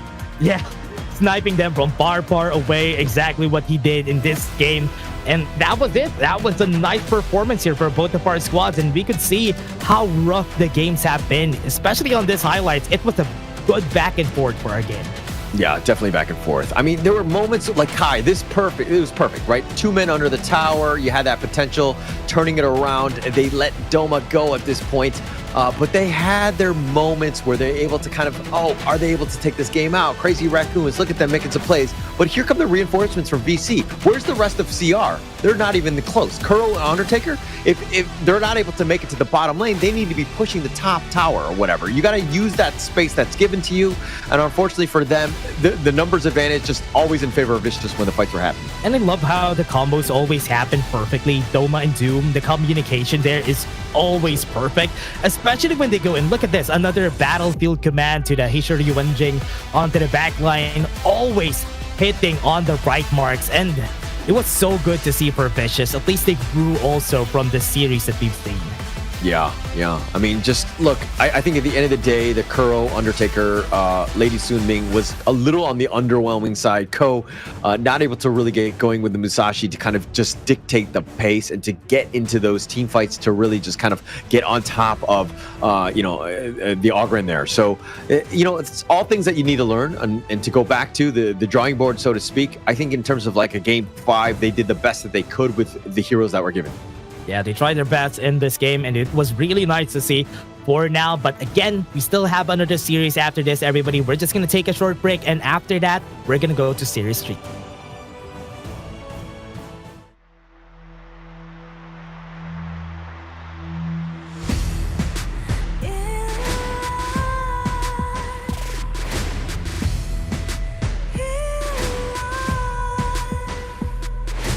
What's a life without its worth?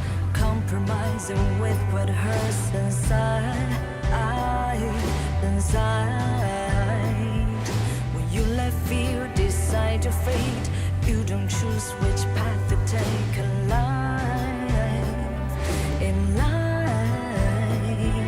I'm finally letting go of everything that still holds me. I'm against the loss, but I won't give up, 'cause it's my time to shine. Standing in the spotlight, can no one let me down. Destiny is calling high.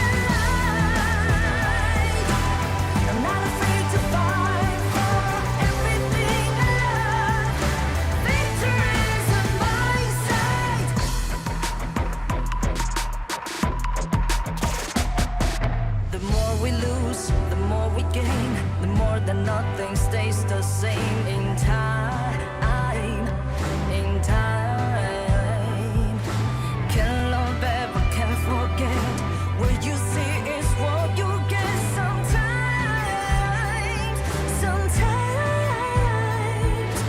gonna show the world tonight.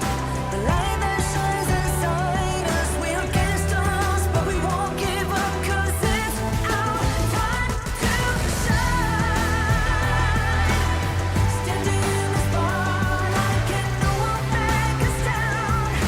Destiny is calling high and light. We're not afraid to fight for everything we love. Victory's on our side. Takiki takiki takita. Takiki takiki takita. Takiki takiki takita. Takiki takiki takita.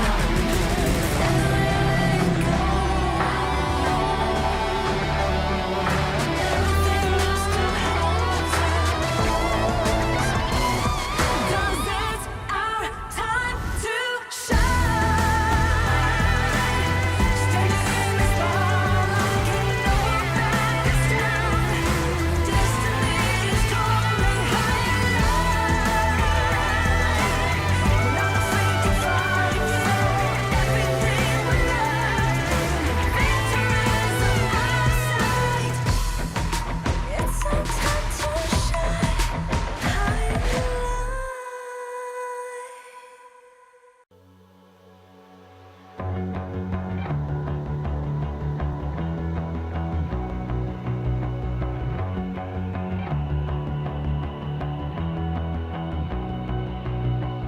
You've walked through the darkest nights. You've heard the crowd, felt the blinding light. You were standing there when your heart comes alive. It's a dream of ahead, and it never dies. Right here, right now.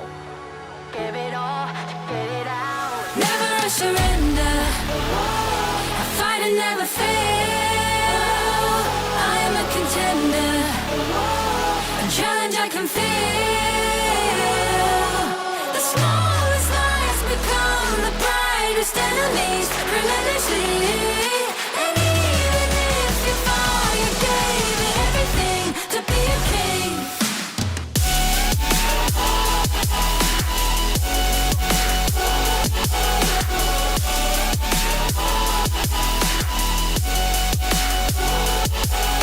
The smallest lies become the brightest enemies. Relentlessly. And even if you fall, you gave it everything to be a king. You carved your way with a sharp attack. You watched it all burn, and you never looked back. There will come a day when your fears will rise. You protect your crown, so it never dies. Never surrender. I fight and never fail. And now we're in the last series of the day. It's going to be SCARZ versus Gen.G. We saw them play yesterday, and they went to a game 5. We expect nothing but that in this one. My name is Holler. With me is Dash. Your thoughts on this series, Dash? It's gonna go full game 5. I'm gonna be calling it. It's a full game 5 just because we've seen them perform pretty well from the last time that we've seen them. Both of them. The last time that we've seen them, Gen.G and SCARZ really played their hearts out for the full game 5. This time, I think that's gonna happen again. They could even repeat the same banning and picking that they did from yesterday, and it's gonna go full game 5 still. Yeah. I don't think, I mean, aside from that one unorthodox draft with the caveman strat, I think that SCARZ are going to be a little bit better prepared for that one. But other than that, I think that these two squads are very evenly matched. You know that Gen.G are going to want revenge after that shellacking that they took from Nongshim in the first series of the day.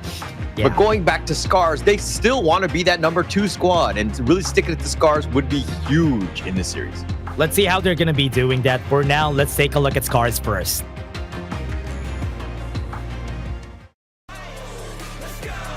Battle's calling.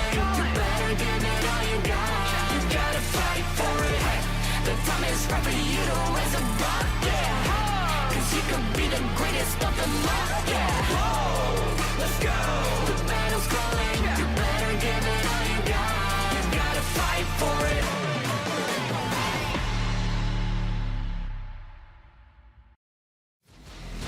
SCARZ, the team that survived the Japan-Korea qualifiers as they got themselves here. They are also known as the real ones, but they're going to be made up by Arashi, Mfeng, Glow, ASD, Ochik 2. Of course, this squad is one of the most fun squads to watch because they're very flashy. If they're able to get those kills, it's a lot of fun to watch. I want to see how they are going to be tackling this time around, because yesterday we have seen a lot of swapping from Mfeng and ASD, and it's usually when Mfeng is given the chance to go assassin, he's going to be going to the jungle, but if not, it's going to be ASD taking the jungle route, and that is one of the things that I love about this squad, because as you said, they're just so fun to watch because of it. Yeah, Mfeng is a pleasure to watch. I mean, whenever he's on like the Kongmin or like the Arlie, Lady Soon, he's just making plays. He's very flashy in that sense, and he's able to get those kills, which is the biggest thing. And the funniest thing about all of this is that when you see him play physically, he's kind of like the lowest, he's the most composed. He's very calm, cool, collected. It's just another day in the office for him. Yeah, he usually has low energy, but again, Gen.G, let's take a look at them first.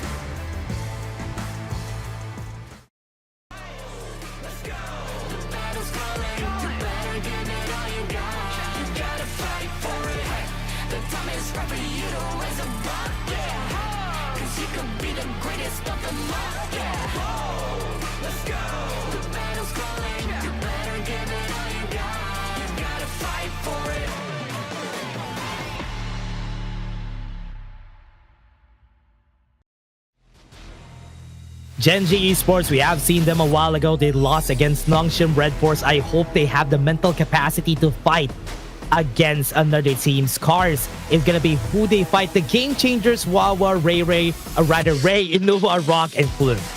No, we should call him Ray. I like that. Rah. Let's go. I mean, that's the way to go. I mean, but all jokes aside, look, this Gen.G squad, all they need to do is you don't need to deal with Nongshim right now. I think that, they have another series against them, but at the end of the day, if they're able to 2-0 SCARZ, because they did pull out the victory against them yesterday, that will put them in prime position. All they need to do is be faster than, so to speak, SCARZ. Yeah, they have to play it crazy. If ever they get 2 wins against them, they can play it crazy for Game 3 and Game 4 and maybe find success in that department. But for now, it's been really hard for Gen.G. Even with their unorthodox strat, they weren't able to win against Nongshim RedForce. But it's Nongshim. Again, let's take a look at this team's first ASD and Rock on this head-to-head. Yeah, I mean, look. In terms of kills, Rock is definitely going to come out on top. He's the second highest in terms of kills throughout the league in the KME itself. ASD is no slouch. He's close to, I think he's third highest, at least in terms of average kills in a game. Him and Mfeng have been this 1-2 combination of just straight up kills. Has been quite well. But if we're looking at the average gold, that's the biggest indicator for me. Rock very just able to find farm across. Being able to have all that gold means he's doing so much more damage, and there's a reason why he has all those kills. Yeah, rematch from yesterday, and this is going to be tough. It's going to be tough for both teams. They need to pull out all the stops here because it is going to be going the lengths this series that we have. Yeah, I think that going into this one, look, SCARZ need to have a better start. I think that they want to continue, to kind of snowball a bit. They were really caught off guard last time. They had the 1-0 lead, and then all of a sudden, Gen.G came back 2-0, and the third game with the unorthodox draft. But going into this one, SCARZ, they need to play better from the beginning, right? They didn't find their groove until game 4 after that. So going into this one, again, it's all about tempo. Yeah, they always need to not lose their cool after game 1, and that's what I want to see here. Yesterday we found them really playing their hearts out in game 4, but this game 1, they have an opportunity to actually win. Yesterday they used the Dharma on their first pick, but Gen.G Esports wasn't successful on their first game, even with the Maestro Nui. So SCARZ actually knows that. That's why they banned the Dharma. Yeah, they're going to attack Wawa, right? And Wawa left an impression, especially in Game 5 yesterday against SCARZ. He was an amazing lane to kind of just close out that series. He was MVP of that game. Two or three man death at Sunsets. He was just so good. So, again, someone you got to respect. He's the one guy in the clash lane. Plus, Rock is the other big known target. He's the guy that, again, he plays almost everything, so it's really difficult to ban against him. Yeah, and also look at this. Look at how they respect Luna getting banned at first. I think it's going to be a Jing or a Kongming on that second ban here, just for them to have that respect against SCARZ' Mfeng and force them to force ASD to be the one jungling here for the side of SCARZ. Yeah, but like I think that it's like you're very targeted. I don't think that the Kongmin ban is probably warranted now. And SCARZ will. It's one of those things where if they pick the Kongmin early, like they did in the Nongshim series, it basically ruins the surprise. You don't have that surprise pocket pick later down the road, right? Yeah. And Nongshim were able to beat it, and then they didn't have that specialty, that Kongpin trump card later when they really needed it. Yeah, we getting picked up. Because they have the idea already for the side of SCARZ, they can go and move around pretty fast, and they want an explosive first game. That's why Gen.G is taking both of the most prioritized picks overall in the Major East. The Maisha Nui and Arlie is going to be picked up. Start strong, right? I think that in that sense, SCARZ also starting strong, right? Going with the idea and the Ogren as well as the Yuan at this point. But look, these teams loaded for bear. They want to have an explosive game one. Yeah, game one, Yuan, just for them to be safe against that Maisha Nui. A lot of safety here from the side of SCARZ, and Ogren almost always a good pick for the second pick here for the side of SCARZ. But Dune is going to get picked for Gen.G just for them to have that tank to front line here for their side.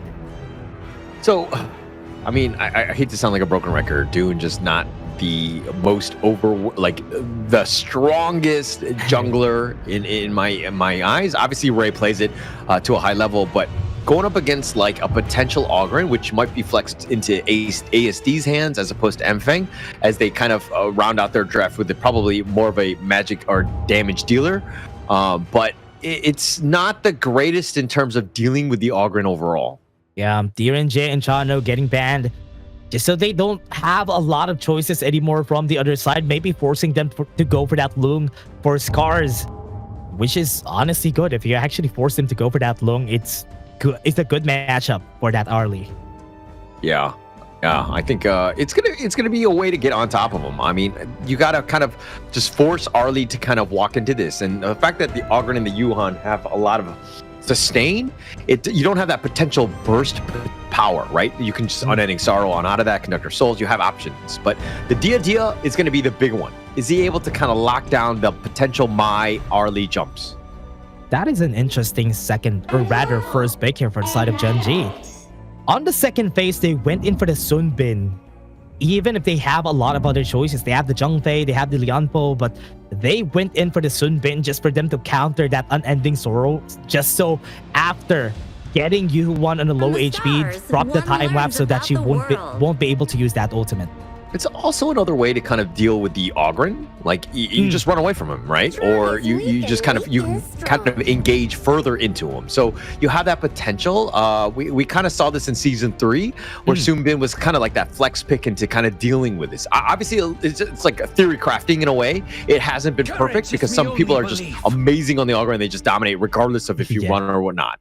Yeah, and this is going to be interesting, especially for the first few picks. We have a lot of power picks from both sides. I mean, having the Sun Bin is just one of the non-power picks that we have here, but could be a good way to at least mitigate the loss of the amount of heroes that we're going to have for most games. So, man, this is going to be tough. This is going to be a tough game for both of our teams, really not pulling out the stops because they want to get that win in game 1.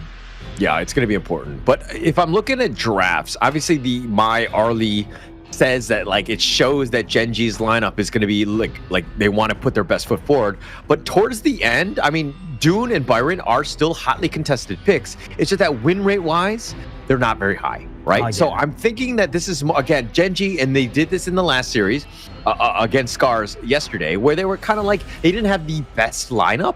And it's kind of like horse trading in a way, where they're kind of like, we're not having the best heroes up front because we're looking more towards, games 2 through 4. Yeah, are they expecting to lose this game? No, they're not expecting to lose this game. They just want to at least save something for next games because we still have game 2, we still have game 3 if ever they win this. That's why they're going for this. And as usual, we're gonna be seeing ASD be the one to take the jungle route here for that Ogren because Mfeng was not allowed to play the assassins. So I always make the joke, it's like, oh, Ogren's so easy to play, they're gonna let ASD on him. But I'm just, jokes aside, ASD is actually quite good, all right? But it's one of those things where Mfeng is just like, because he's, you know, he's so into the high risk, high reward type glass cannon types, where he just like takes the Lady Soons to the next level. Yeah, and usually whenever you have people like this, you need to give them the role with the most carrying potential that they could go for. The jungle, they could go for the farm lane, which is why they're doing this right now. And for now, look at the fight here. Look at the skirmish that's happening against Inua and Glow onto the bot lane. They are just going at it pretty early. Yeah, I think it's funny that we have both of the mid laners in the bottom lane. Like, bro, like, get in the mid lane. No, but it's more of the fact that they're going to be able to, they need that farm, right? And at the same time, they're going to, you know, SCARZ will probably try to funnel as much farm into the ASD Ogren as much as possible. That's big, right? Mfeng losing his flash this early into the game. Once Ray goes in for his first clear, he could go for that gang into the bot lane. And they could be in danger when Inua is also in the area. Yeah, Inua always dangerous, right? I think that that's something they need to be careful on. Inua has been, you know, trying the Mai. He has had, dare I say, limited success on this hero overall, but he's close to being really formidable on the hero. We haven't seen that yet, though. Yeah, that is true. I think we have seen a lot of Mai's from yesterday. Both teams, though, Gen.G and SCARZ, both of their Mai games, they lost. Yeah. Actually, the first time Mai won was earlier today with Illusion piloting him. So it hasn't had too much success. Okay, yeah. I think it's just Nongshim just being good, which is why it's going to be starting to balloon on that win rate. But for now, Ray making sure he would be able to get another rotation here, really uncontested. So they're just making sure that Ray will be on par with ASD when it comes to levels. Yeah, and I think Ray needs to do just like put his head down in the sand and just like farm as much as possible. Don't worry so much about what's happening in terms of action, because ASD will threaten and he's gonna take everything from you if you're just like, you know, dilly-dallying between lanes. Yeah, and right now is the good spot also for ASD. Whenever he does this, he steals the boars. Right now, goes in for the fight, goes in for that knockup. That is a first blood going to their side, and they might be able to get more with the time lapse. The flash is there, but the Kacho Sen is there to end it all. Where are you gonna go? What you got? You got no chance at that point, Ochik. Unfortunately, your time flux will not get you to safety in that case. Sorry, just not able to just dash away with that flash. Oh, nice. this is very smart. Oh, they're looking for another kill. Gen.G looking for it, but are they moving at the right side? Mfeng, oh no! They're moving to the dead spit! That is another flash, goes in for another ult, pushes them back away, and that is very smart coming from their side. Here comes the fray, here comes the revenge coming in from the side right here, goes out of the way. Rock is gonna be dead, but at least it's a 1-for-1 though. Yeah, I mean, like at the end of the day, you'll trade your farm laners for each other, right? I mean, Rock was the sacrificial lamb on that one, but very cheeky. It's one of those things where it's like the horror movie when you're watching, you're like, the killer's in the closet, and like you want to yell and you want to tell Mfeng what's gonna happen because like you saw it coming a mile away. Yeah, and can't you hear the music changing? That is what you're supposed to say there. Yeah. Background music's changing. You should not move there. Okay, but here, Gen.G, they are looking to maybe cheese out this first game, and SCARZ, they are surprised left and right so far, and it's a good thing. Gen.G learning from their past mistakes. They want to win game 1, and they would want to make sure that they dictate the face of this series. Goes in, Unending Sorrow has been popped, so he doesn't have it on this Tyrant fight. I love it how Gen.G are changing things up, right? That is something that we haven't seen them do, but they had it in in their back pocket, so to speak, and just being able to spring it out. I mean, as Mfeng, you know that this is the guy that's going to carry the team, but if you're able to pick him off, you just shake up not only the confidence of Mfeng, but you kind of shake up the roster as well, because they're like, Mfeng's not getting farm. What do? Do we like try to push things elsewhere or whatever? Yeah. I think that's the idea here for their side. Inua, look at what he's doing. He's just looking for death brushes. He's just looking for angles off attack so that SCARZ would be surprised every step of the way. But while that's happening, everybody from Gen.G is just farming out. That's all you need to do, right? I think at Gen.G, you don't need to like change anything. This is a game step top. Oh, Arashi gonna be the target here. Good thing he went in for that unruly blade just to push him back away, just so they can go for this push onto the top side. But on the other end, those SCARZ gonna go for a push for themselves. Goes in, Wawa gonna try to go for it, but he has the force field. He doesn't have the force field suppression, so this is gonna be a takedown. Mfeng gonna go for the chase on him, gets the stun and gets another bitter farewell. But the force field suppression buys himself some time. Here comes Inuwa to save their lives, and they go for the killing spree for Inuwa, and he's gonna get more. Wawa stays alive for so long, and Mfeng's gonna be next, and Wawa was the hero of that story. Inuwa was there with escape flapping to save his life. Wow, Wawa just spending so much time, wasting their time. 3-on-1, they could not kill him. Those force field suppressions were on point, and Inuwa, like a true hero, Avengers. I mean, the only problem was that Wawa died, but in most movies, like he would have survived. Yeah, like in Avengers, and he would have killed the 3 villains, but he was not that level just as of yet. I mean, it's one of those things where like, Wawa, sorry, bro, I'll call the ambulance for you now. Yeah. At least he was able to save him. I mean, he's gonna get revived anyway, which is okay. But with what we've seen from Gen.G, I love that Inuwa has been so proactive around the map. He has been staying onto the mid lane just so he could react onto any incoming fights or even set up fights for himself. Yeah, and that's what you want, right? Especially from this Mai. You have that mobility to get where you need to go shortly, right? And he has that, like, the Ferrari to get himself there, saving time. Any other hero, and Wawa would have just died by himself. Yeah, that is true. And that's what I like about the Byron, right? The force field suppression has a very low cooldown. It can pop at any time just for you to buy more time for your teammates to come by. And the slow that it has is also so good. Yeah, for sure. And look at this. Gen.G in the driver's seat at this point, and they might contest. Looking for fight ASD. Taking a lot of damage with the time lapse. He's not going to be able to pop the Conductor's Souls, but he was able to survive for a bit with a Destiny encounter. The Wind Slash is going to be there. I think Ray is going to be dying here. The Execute was there, but they got the knockup coming in from the back lines here from Inuwa. You do have a lot of damage. They're going to be chasing Arashi, but at least for now, it's a 1-for-1. Ray up in front. I mean, he was tanking up 4. He was almost so close to killing ASD. They needed one other member from Gen.G to be there to potentially get that kill. ASD just barely surviving in that one. Oh yeah, they can go in. They have the time lapse, goes in with a flash too. The knockup gets the kill on Tree. Inuwa is just crazy this game. Wow, this is completely night and day from what we saw yesterday. Inuwa was not as confident, not able to roll in, and this guy is starting to feel it. You got to do a heat check on this man, because again, he's finding the pickoffs. He's getting multiple kills at the same time, and he's literally carrying in this game. You can also see when the gears are turning here for Gen.G. When they pop the time flux, go in, they have all the stunts in the world to just go in. Everybody was at the same page on that Inuwa dive that we've seen. Oh, now Arashi just running for his life. Just wasting time, I would say, but it's going to be a matter of time before Arashi is going to be joining the afterlife. Yeah, he's gonna be dead here. He's just buying time, but 1 second on that Tyrant. He just placed Gen.G. He just really put their scopes on him, but they also have their scopes in the Tyrant after it. Yeah, it's an opportunity. Inuwa, look at this guy.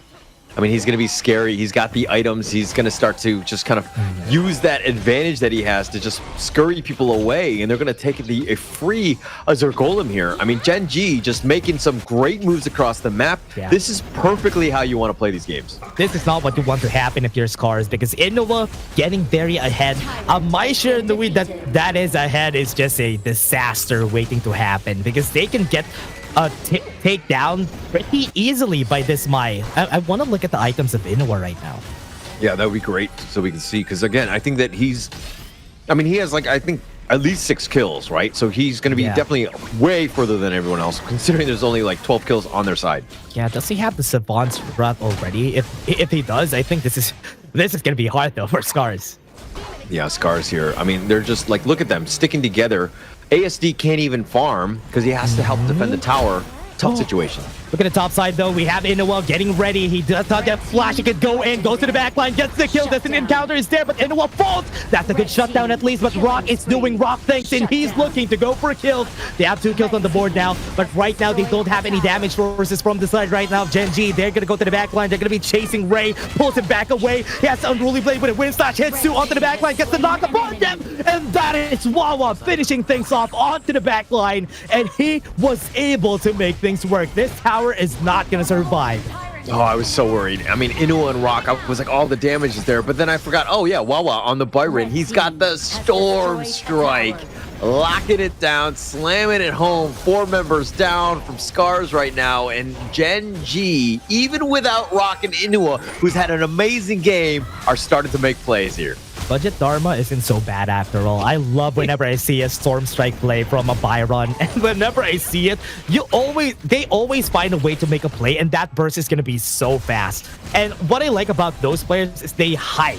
They always hide before they go in for that fight. Yep. And finding that angle, just being able to just kind of push in, getting that nice little stun. And again, I was like, where's the damage? What's going to happen? But they got it in spades. I mean, especially with Ray up there, just being in the front line, just taking most of that. In return, just really well played by Gen.G. Yeah, and also so hard. Emping still doesn't have the Daybreaker, which is why he's not going to kill Ray anytime soon. Inuwa fighting a 1v1, goes out of the way, but falls to the hands of Arashi.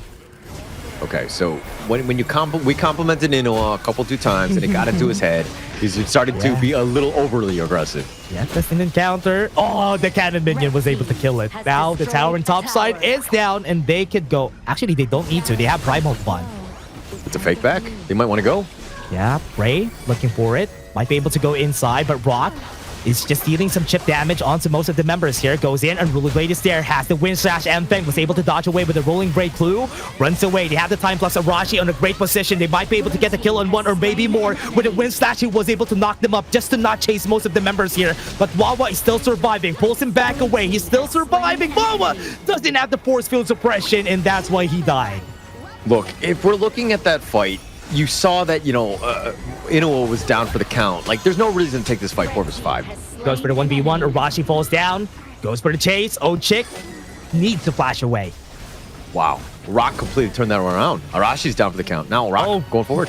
Look at what Rock is doing. He's looking for fights. Inuwa looking for a knock-up.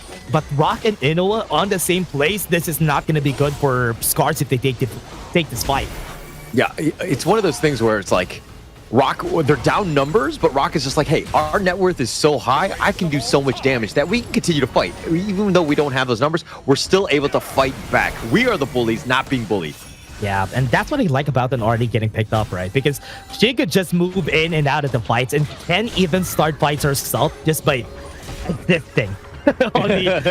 just by being on the map. Yeah, sure, that's true. For sure. Just staying alive. But okay, let's talk a little bit about this Inuwa here. I mean, he had a great start, a couple of triple kills to start the game, but then that dive in that mid T3, a little too much risk for me. That's one of those things where you've got to be super careful. Let the game come to you. Yes, you have a huge advantage, but you don't want to be throwing those things away.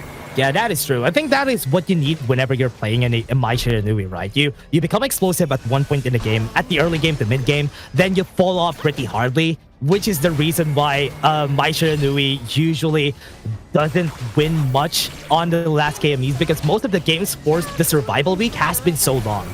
Yeah, it hasn't been great. I mean, once they get to a certain level, it's not that, you know what I mean? It's kind of like you can either, you have the items to kill her, you are able to like control her, or you're able to tank the damage. You know what? Positioning, look at that, onto the backline, but Arashi also going the long way around. They're gonna go for the fight. ASD drops the Conductor of Souls pretty early though. A lot of damage coming from Rock. Inuwa is getting chased down. Will they be enough? Yes, it was. They were able to get the kill in Inuwa in 30 seconds on the clock, but they still have the Overlord right here into the bottom lane. Will they be able to push? That is the question. No, they aren't, because they're getting pushed back by the members of SCARZ here. I mean, they have the numbers advantage. The biggest thing was Inuwa. Like, again, he was the strong point and the positive side, potential MVP, and then all of a sudden he's died a lot of times, and now he's kind of been the weakest link on this team, and this is very worrying, right, going into this 14-minute mark. Yeah, Rock looking to go for the kill. Glow does have the unending sorrow, but that time lapse almost getting the kill on him. Conductor Souls was used onto the backline, but look at Rock. He's looking to go for kills, goes back to the backline. They are chasing Wawa. They have a lot of HP, and they are working their way towards their kills here, but nothing is happening so far. Yeah, you were talking about an Avengers movie earlier. This is like every other Marvel movie where everybody's fighting and nobody's dying. Yeah, that's the choreograph, man. That's why they do it. That's what you pay for. Did you get the script? I didn't get the script. I didn't know that was gonna happen. That's true. Sorry. On what we're seeing so far, I think Gen.G, this has been really great though. I mean, Tyrant being taken, they got pushed back out of the way, but because the mid lane is pushing, they can't even contest that Tyrant. Yeah, I mean, they've been like forced so far back. Gen.G in full control. I mean, they've got a 3K, but through it all. Inuwa knows somebody's there. Arashi going for the bite back, but they're getting kills right here onto the fight, and it's looking like they're losing a lot of their members. Mfeng making sure that nobody's gonna survive. One more to the boat, and Klo also falls down. 30 seconds on their death timers, but the minions are pushing. Oh my gosh, the pace. They need to run back. Those are super minions. They're doing some serious damage. Super minions, they might be able to end this, but it's a good thing they have some good amount of wave clear. Yeah, I mean, half-life, but again, so risky. You're thinking, we got this game, and there's probably a reason why Gen.G were continuing to fight, because they saw those minion waves push. It was a potential. I mean, yes, we've seen it before with minions, but happening it again against SCARZ here, that would have been really, really, like, terrible. They have to find an answer to Mfeng. If they don't, they're going to be losing this game. Inuwa needs to go for Mfeng. Just Mfeng. If he kills him, game could be over here for SCARZ. Yeah, look at Inuwa though, looking for the flank. Ooh, that's good positioning though. Might be able to get there. Goes to the brush, goes in for the flash and the knock-up. Knock him back, but Mfeng's still alive. This is good. With the Conductor Souls, he was able to get some HP, but it's looking like they're winning the battle. Wawa goes into the backline. Mfeng is going to be their target. They got the kill, and that's exactly what they needed. They go for this. They're going to go for the last battle, for the last fight. Arashi's not going to be able to defend this, and SCARZ is just going to falter in the end, and that's exactly mission complete for Inuwa. Just taking down the backline. That's exactly what they needed, and they can finish this game. Even bought the Sage's Sanctuary for Arashi, but this game is over. Crazy game at the end of the day, right? This is like, the gold graph is, in my opinion, gonna be like how Inuwa played in this game, because he was doing awesome. The gold graph is gonna spike in his favor. Then he died a couple times. He definitely threw, and there was like really back and forth. And then all of a sudden, that last attempt right there, by that ambush by Inuwa, 4-man stun, setting it up for the rest of Gen.G to run it down. Wow, what a game there by Gen.G. You can even see them from the side of Gen.G doing the X sign. You're saying that to Inuwa, and he's pointing to Inuwa, and I was like, wait, they do realize that Inuwa is the reason why they almost lost that game, but he was also the one who set up that last fight though. So, yeah, I think he tried to make it more dramatic, and it was just like, hey, I'm gonna like do awesome, and then I'm gonna throw a little bit to make it fun for the viewers, but then I'm gonna win in the end. But don't worry, guys. He was able to do so though, so that is good. At least for now, Gen.G was able to win game 1. I think it's the same, right? Yesterday, they're also the ones who won game 1. Yeah, they're the ones who won game 1. So never mind, it was won game 1. Yeah, SCARZ won game 1. Gen.G this time, yeah. Oh, this is not good for SCARZ. This is not good. This is not good for SCARZ, because game 2 and game 3 is where Gen.G almost all of the time shines. So SCARZ needs to put their best foot forward for the next games. Yeah, and to be honest, I'm kind of thinking like Gen.G, what we've seen before when they have that 1-0 lead is that like they tend to go with a, like a really strong draft into game 2. They set themselves up. Yeah, in game 3, they're going to have a better, unorthodox draft. They're going to pull it out in game 3 most of the time.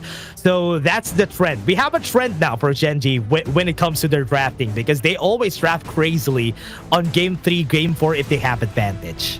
Yeah, they'll take advantage of it. I mean, this is why this team is so much fun to watch, right? Because like going in, it's like, what are they going to do? They're going to put Rock where? They're going to try to go into this one. But of course, let's talk about the last game, 8-2-8 Rock, or the 10-4-3 Inuwa. Both of those guys played very well.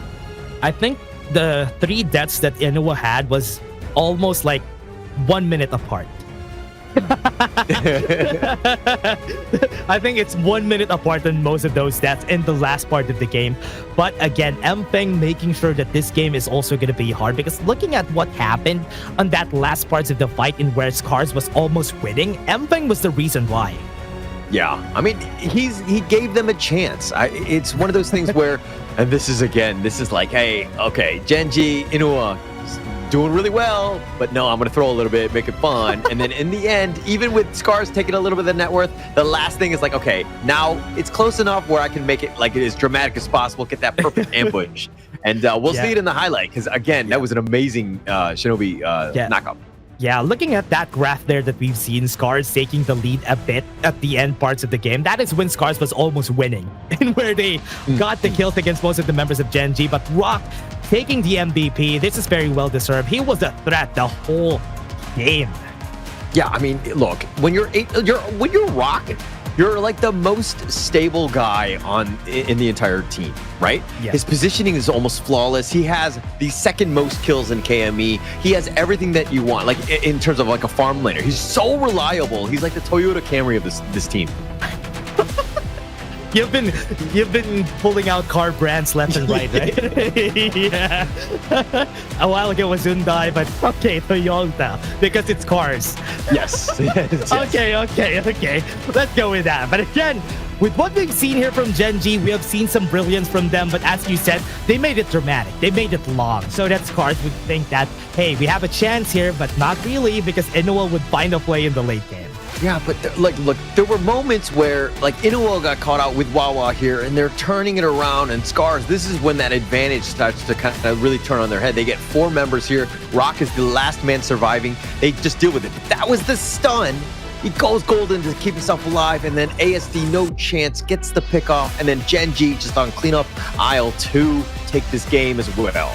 He should have done that since a while ago, though. Inuo, the Splendor play there, they weren't able to get the kill on him because of that Splendor. That was so good. But again, that was just one of our games here, everybody. What a good performance here for Gen.G, winning game 1. Yeah, what an amazing game, right? Just setting the tone at this one. And I think that SCARZ is going to be one of those moments where you're like, that was not a great game by us. We need to figure out how to stop Inua as well as Rock at this point. Those are the 2 guys that I need to be worried about at this point. And remember, they picked a lot of good heroes here. Both of them picked a lot of good heroes. So game 2 and game 3 is going to be much closer because they're going to be losing. But again, let's take a short break before we head into game 2.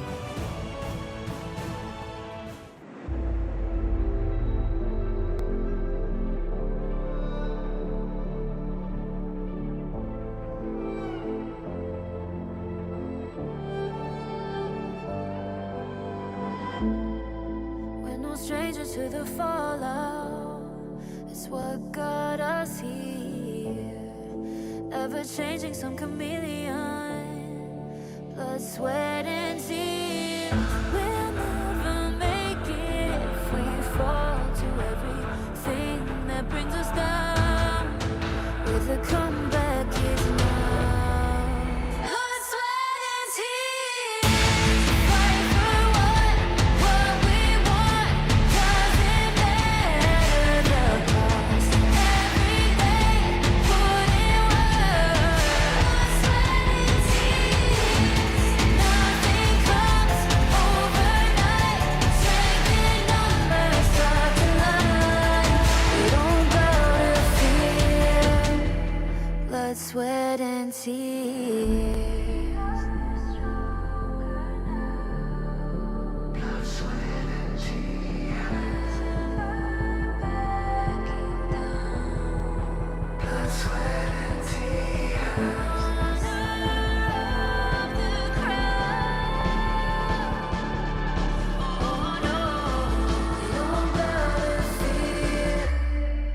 Blood, sweat, and tears. Fight for what we want. Doesn't matter the cost. Every day, put in work. Nothing comes overnight. Strength in numbers start to line. We don't bow to fear. Blood, sweat, and tears.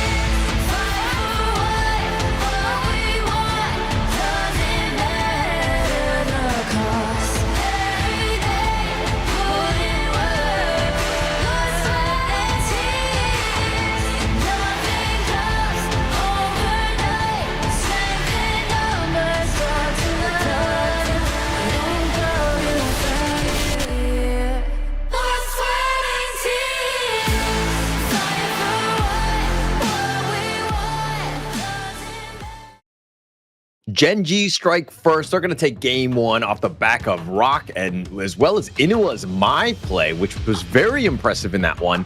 But Dash, going into game two, what are you telling SCARZ? Ooh, SCARZ needs to keep their mental up in this next game. I mean, yesterday they won their first game, which is a good thing, but SCARZ, they need to keep their toes up in this next one. They need to pick up a lot better heroes for the next one because they need that. They need to win game two. If they lose game two against Gen.G, Gen.G's just gonna snowball and play around them. Like, they had the Algren, they had the Lady Soon, the Dia, Yuan, and Mayin. I mean, you're saying pick better heroes, but like, how much better are we talking about? Because those are pretty darn good heroes, no? That is true. They should pick the other team's comp though. Just reverse it. That's a whole composition though. Actually, that would be interesting. That would be interesting. Yeah. Like, that's actually a really good idea. It's like if you're kind of playing and you're kind of like eliminated or whatever, you'll be like, actually, in the next game, we're just going to pick their heroes and see how well we do. That would be amazing to see. If that doesn't work, maybe we're just outclassed. At that point, then you're like, oh, okay. Yeah. Maybe they are better than us. Yeah, we're just going to take third place here. I mean, we're in Group S, so it's okay. Yes. I mean, look, I think all jokes aside, Group S definitely is a little bit of a cushier road, less pressure, because you're guaranteed at least top four. You're in the playoffs, so to speak. But again, I think that a lot of this, this time is that you see the other two teams that are in the playoffs with you. So you want to really just try things out. You want to put pressure on them, knowing that, hey, if you got swept by any of these teams and you're going to the playoffs, you're going to be like, this is a squad I really don't want to go up against, like Nongshim, for instance. That is true. And look at this, even though that's happening, right? Gen.G still goes for, they still have respect for Entheng. Every time, everybody has respect for Entheng Studa because whenever that comes out, it's going to spell disaster here for Gen.G. And also, they don't want that Arlie coming out on the other side. So with this, SCARZ is opening themselves up for a Maisha Renewal pick here. I'm actually wondering if SCARZ should have just kind of sandbagged a little bit more in the ranking week and been like not really shown some of the flashier heroes that he might have played with, on the Enfang, because like, again, it's like now the teams are really targeting you. And don't get me wrong, obviously he has a huge hero pool, but it's one of those things where it's like, do you really want to be targeted throughout even the, from the survival week to playoffs? Everybody's going after you. Yeah, and that's the hard part, right? Because whenever you're fighting for that placement, and we all thought that SCARZ is going to be better than Gen.G because they won against them before, but right now into survival week, it's just a different story. Gen.G really just knows how to make sure that the best heroes that SCARZ is going to pull out is not going to be available. Yeah. No, I mean, going into this one, like, they are definitely doing well. You're seeing just like how, like, when SCARZ are on, they're on, and they're so much fun to watch. When Gen.G are playing well, they're again fun to watch as well. So these two teams going into this one, it's going to be a huge dogfight for the second and third seed here. Yeah, and I really like how back and forth the matches go, right? Whenever we're seeing Gen.G and SCARZ, don't put Nongshim RedForce in the mix because they're gonna win. But with Gen.G and SCARZ, the matches have always been fun because you could see mistakes happening and no reaction from both of our teams. It's like they're not robots like Nongshim RedForce. Yeah, I mean, look, they look amazing like robots. Nongshim, that is. They've been looking unstoppable in that sense. But look, when the real pressure is on for elimination in come playoff time, I think that these teams, you're going to see them level up even more, right? I think that this is a great week for these guys, both of these squads, to really duke it out, to really put in some meaningful game and time on some of these heroes like the Inua Mai. Impressive, especially after his somewhat lackluster performance yesterday on the Mai itself. So he's just improving. You're seeing just a lot of growth in both of these teams in this week alone. What I like about this is that they added like a, what do you call that? Look at that. The amount of assassins on the bans that we have. We have the Fade, we have the Jing, and a lane is going to be picked up here by SCARZ because Dolia is open, so they could go for the Dolia here for that last pick. Yeah. I mean, going into this one, look, I'm pretty sure, like, I mean, they need a jungler in this case. They have the Lian Pose, very tanky from SCARZ, that is. So they have a lot of options of which direction they want to go. Gen.G smartly, again, you pointed out with the Fade and the Jing both being banned out, you need to just limit whatever's available. And again, seeing as Gen.G is kind of on the squishier side with some of the, like, the Lady Soons, with both of the ladies, excuse me, you would definitely want to keep those guys protected. This is very interesting, though. Went in for that Yuhuan jungle. We haven't seen it a lot anymore after a long time, just because of the fact that she really is a very safe pick. And Gen.G going for the safer route just because they want to protect Rock's Lady Soon, which is actually good. If you make sure that Rock is going to be able to hit off the back line, this could be a good matchup here for them. Yeah, it could very well be a good matchup. I think that with the, look, Gen.G's lineup, with Wawa on the Dharma, you have Ray very stable on the Yuan as well. Inuwa just needs to play that positioning game with Lady John, a little bit of a different playstyle from the first game. So again, everybody playing heroes that they're going to be very capable on. This is a strong lineup thus far. If we're looking on the SCARZ side, I mean, look, you're seeing Mfeng on the pay. I think that this is the guy that you got to watch. He's going to do some tons of damage, and especially early. Yeah, in the early game, it's going to be bad if ever Mfeng would be able to get that snowball in the early game. And what happens most of the time is that invade in the early game is usually what's going to happen here for them. So they have to be careful about their jungle openings here for their side. Yep. So now that we know the draft going into this one, who do you give the real edge to, Dash?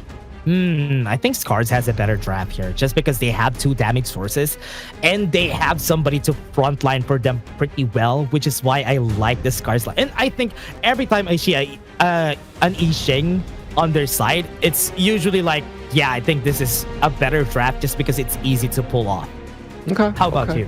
No, I kind of, really, to me, it's all about Mfeng on this pay. I just want to see this guy shine on it. I think Gen.G's lineup is a little, definitely more straightforward. It's definitely easier to play. The potential of, the Wawa Truth, the Zhangfei Umbrella Outburst from Clue, like, you could see a potential huge wombo combo team fight that are happening. So it really comes back to this World is My Board from Glow and is able to really shine on this hero here. I love that they switched up here onto the mid lane because they know that it might be a hard matchup against the Loom just because of the better range in the early game. So that's why Rock is just going to be taking this early game damage, make sure that they're going to have it. Rock needs to back away here. He does have the flash. He's not going to use it. The punishment from SCARZ is just good. Okay, that was worst case scenario as a starting point. Rock dying, not able to farm as well, but also giving first blood to Mfeng, who's now going to invade your enemy, your jungle. That Crimson Golem is still in play, and Mfeng's with Smite up, right now, this could be an awkward situation. Yeah, remember, he has the red buff up, so he can slow down a lot of people, though. Look at Rock. He's looking to chase down Glow. Now he was forced to back away, but that was still a good kill from the side of SCARZ, but they're trying to compensate here from the side of Gen.G. Yeah, Gen.G doing a good job of everybody rotating, be like, hey, we need to protect our jungle. We need to get Ray going, ensure that he's going to just consistently be able to farm, because if that was stolen away, this game could have gone, like, completely wrong for them, right? Because SCARZ, with Mfeng. Yeah, it's going to be an Mfeng game if that happens. So now they're looking for it. For now, it's SCARZ just making sure that this is going to be a very safe game, especially for ASD onto the bot lane. But here it comes, Gen.G looking to go for the fight. It's a good thing they have some Ocean of Tears, but Ochek is not going to die pretty easily. So it's a huge swing by Gen.G. 4 members trying to get that pick off. SCARZ saw it coming a mile away. They were playing very cagey defensively, and just like nothing really happened at the end of the day. So again, it kind of worried me in the sense that, like, Gen.G, you're not farming elsewhere. So it's a little bit of a wasted time. Yeah, look at what they're doing here for Gen.G. Really just looking for battles here. And Glow was able to snip them out of the way because they were crossing onto the river. But I like what they're doing here. They're looking for fights. They're looking for a chance to engage. But right now is not the time. They don't have damage yet. So, like, trying to make those types of rotations maybe at, like, the 3-minute, 30-second mark, you get the pick off, it turns into, like, a tyrant. It, like, makes sense. But I think that, like, every team knows that it's coming, right? It becomes very predictable. And so they tried to change it up and did it at, like, the 2-minute mark, right? Which is a little bit earlier. I kind of liken it to the joke of being like, hey, instead of 7-minute abs, we're going to do 6-minute abs. Yeah, that's true. That's true. And that's what I like about Gen.G. They always change things up, even the timings, which is what I like about them. And this is going to be needing a lot of reps here for them, but they really have an idea that Ochik is in the area. They're not going to be able to kill him, so they're not going to bother using any skills against him. No, but Mfeng. Getting chased by Mfeng, forced the flash away. Flaming Palm wasn't able to hit him. That was good. But now, Ochik is going to be the next target. We still have 30 seconds before the next objective. Yeah, and going in, I mean, getting that potential kill, if ASD was able to hit it, they would have gotten it. Again, that would have opened things up. And mind you, he would have been up. The death timers are not that long, but just it's a little bit more pressure on a rock. Yep, well, this is my board. I get used, but not really anything good here is going to come out of that yet. But at least now, 15 seconds. They do have time before the next The World Is My Board is going to be there. They have like 10 seconds on that Tyrant. It's an opportunity here. I mean, Mfeng continuing to farm. He's starting to, I mean, net worth-wise, I'm not sure where it is in terms of Ray, but it seems like he's got a lot more. And they will force it down, on at least on this Tyrant here. Yeah, they're not even going to be bothering here for the side of Gen.G. Very interesting take here because they won't be able to have that battle stats just yet because Mfeng is at level 8 and Ray is at level 7 before the Tyrant started. So that's a good way to think about it for the side of Gen.G. Definitely agree there. I mean, but now like Gen.G, like they need to kind of hold. They need to get Rocket going. I think that if you're like looking at the a little bit of damage here by Clue. Ochik, they're really dealing a lot of damage here. And Inoue, look at him. He didn't even move budge a bit here when that was happening. He was waiting for everybody else to go forward, like ASD or Flow, because that will be much more destructive if he would be able to get that kill on them. Yeah, it would have been pretty rough at this point. But now Clue, one thing to note, he's about half life at this point, but he does have Smite, something that might come up. Umbrella Outburst, I mean, sorry, with the Junpei. But go on. Inoue has good position though. ASD might be up for... Oh no, he came out of the brush. No, that is just so bad. Inoue, oh no. Not like this. I just spotting yourself out, gave yourself away, and Glow was like, oh, that's the easiest The World Is My Board to set up ever. That could have been the smartest play that he has done, but man, he came out of the brush. Like he just like walked out. I think he was like, oh, I'll just dash out. I'm my. He just walked out. That could have been an easy setup, right? And I think Ray is going to be dying here. Look at SCARZ just going in for kills. Rock is just not in the right position to go for this battle. Unbridled Outburst wasn't able to hit the right target, but this is still going to be very dangerous for Gen.G. And this is, again, Mfeng doing his thing on this pay. Like, the early spikes had just been on point. He just, like, ran it down Ray. Ray had nothing. He had his on an Xaro. He got back to safety, or what he thought. He was just trying to run away. But Mfeng was able to pounce and just kind of just kept on going on him. Yeah, and this is what should happen, right? Early game is going to be on the side of SCARZ because you have the Luring, the earlier damage compared to the Lady Soon. You have the pay, you have the early game damage too from that guy. So this is really working in favor of them. They have the stun, they have the World Is My Board, got 3, and Rock is going to be dying with no answers. Remember, they don't have anything else here. Even the Infinite Vastness was popped, but Wawa is looking to make some plays. Maybe he would be able to get the kill, and yes, he did. It was a 2-for-1. Oh, Glow had some, like an amazing board again. He's been on point with them, just locking them down, having the prison box and everything. Oh my gosh, I'm sorry. He's just getting everybody. He's just so fed, especially with the red buff. Nobody's going to be able to run away against him. And Mfeng, I like this. Seeing Mfeng just having that confidence again. Yeah, and this is what we wanted to see. We get, like, again, let Mfeng shine. I always, whenever I saw him on the jungle, like with those Kong Mins and, you know, the Lunas, the Jinx, all that stuff, he was just high flying. Let the man fly. He's like a bird. You're caging him up if you're letting him play the Lady Soon all the time. Yeah, I think this is way better for them, especially if he gets a hold of any assassins in the game. It's just going to be the Mfeng show most of the time, which is a good thing. But SCARZ, look at this. They're a bit too aggressive. Wawa has the flash if ever Mfeng goes in for it. But I like what SCARZ is doing. They're just taking the map one by one, especially this top side. Yeah, I love the way SCARZ is playing. I mean, they have the lead and they know it. So they're just going to be aggressive. And now Gen.G, like, they're trying to defend. But again, like, you're seeing the scraps that Gen.G are being given at this point. And that lead is going to start to snowball. And it's all on the back of this tiger that is Mfeng. Yeah, remember, that's a 5k gold lead. That's a very sizable lead at 7 minutes.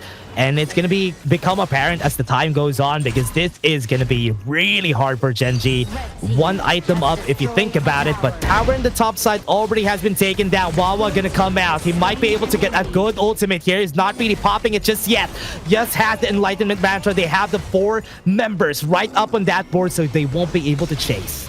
Okay, so they were trying to take a fight. They thought they had an advantage, but actually Gen.G had 5 members, and being able to, I mean, Clue took so much damage. That Umbrella Outburst was on point, and he's a tanky boy at that point. But getting Arashi was a huge win. Mfeng was not actually in the fight, so SCARZ really had no business taking that fight. Yeah, they have the top side, 2 towers down, and they even have the Tyrant after this. I think Mfeng just being so ahead with a 3-level gap against Ray is just a really hard fight to deal with. I mean, it's not even 10 minutes at this point, and he's just completely outclassing. He's fighting 1 versus 2. He's so not scared about anything. He's not scared. He knows that they don't have the battle stats to kill him. That's why he knows that he can take the fight, any fight that Gen.G throws at him at this point. Yeah, like, they don't really have the damage, the control, and anyway, he just pounces away. Mfeng will just, like, make his way around. And again, he's just so much fun to watch, because again, it's like it's 1 versus 9 almost. Yeah, one thing to see here is that we're waiting for Rock to get that 3rd item. Once he gets the 3rd item, that is when Mfeng should be afraid. Yeah.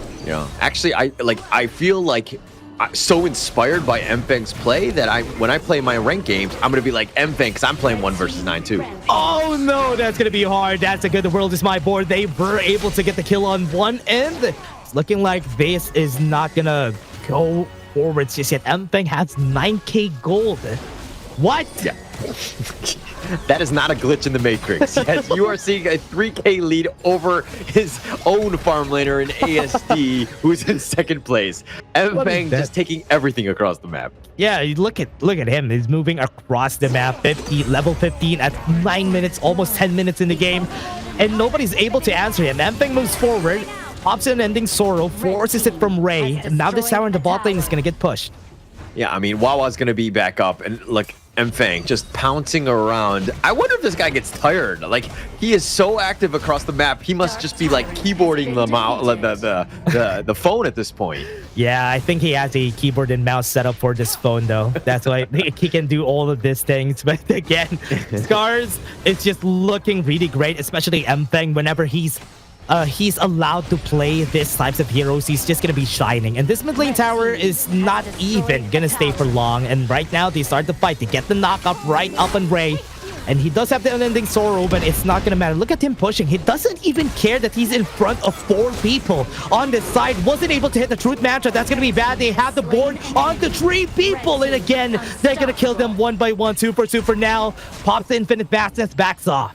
Oh, wow. I mean, Wawa with that truth, it was very underwhelming. Wasn't really able to do much out of that. And he got kind of caught out. And through it all, Mfeng with his perfect positioning, drawing them out. They were like, oh, we can catch this tiger. We're going to jump on top. But everybody was out of position for the rest of SCARZ to get in. And then Mfeng turned it around, got those 2 kills. And like, he's 5-0-1. Oh man, 5-0-1. He has the Axe of Torment, he has the Frost Scars, and even the Pure Sky. So he is not that easy to kill. 11.2k. And look at Ray. He has 5.6. Look, that's just the number, man. Okay? As a Ray fan, that's not cool. No, I'm just kidding. Mfeng is completely outclassing him. No real chance, unfortunately. Ray has struggled. He just needs to stay alive more than anything else. Let Rock get onto him. Everybody else is pretty much bait.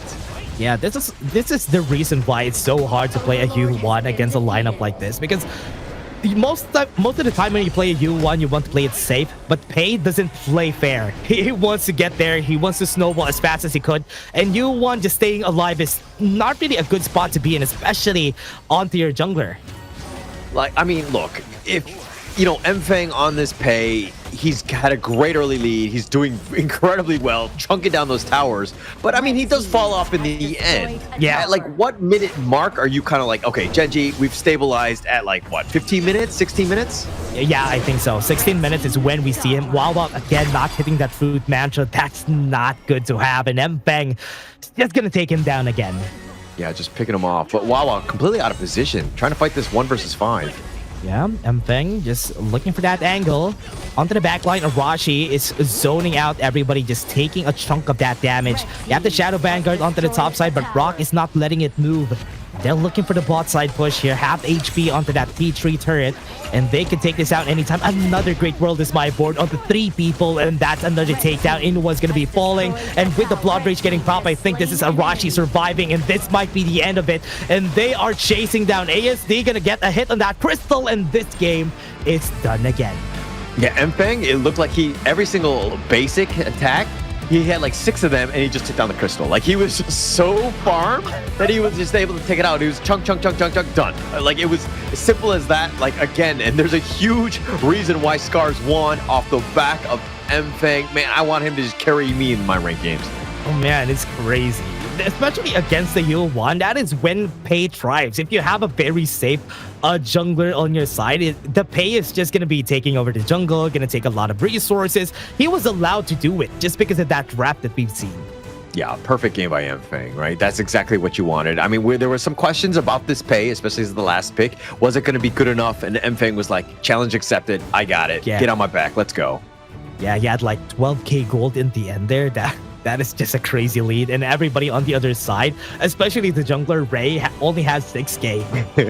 it was so hard to look at. That's double her gold. Yeah, dare I say jungle diff? I don't normally like to say that, but I think in this case it happened to be the case because Mfeng was just so far ahead.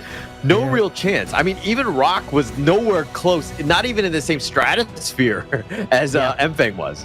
Not even a challenge for them. The game really looked like a stump just because Mfeng was just taking over all the goals that we had. And we didn't even have like a great comeback coming in from the side of Gen.G here. Wawa wasn't hitting his shoots. He pulled out 3 and he had 0 out of 3 shoots there. Yeah, didn't have the greatest of games. I think that this is one where, again, it's just one game. Now we look at the series as like a best of 3.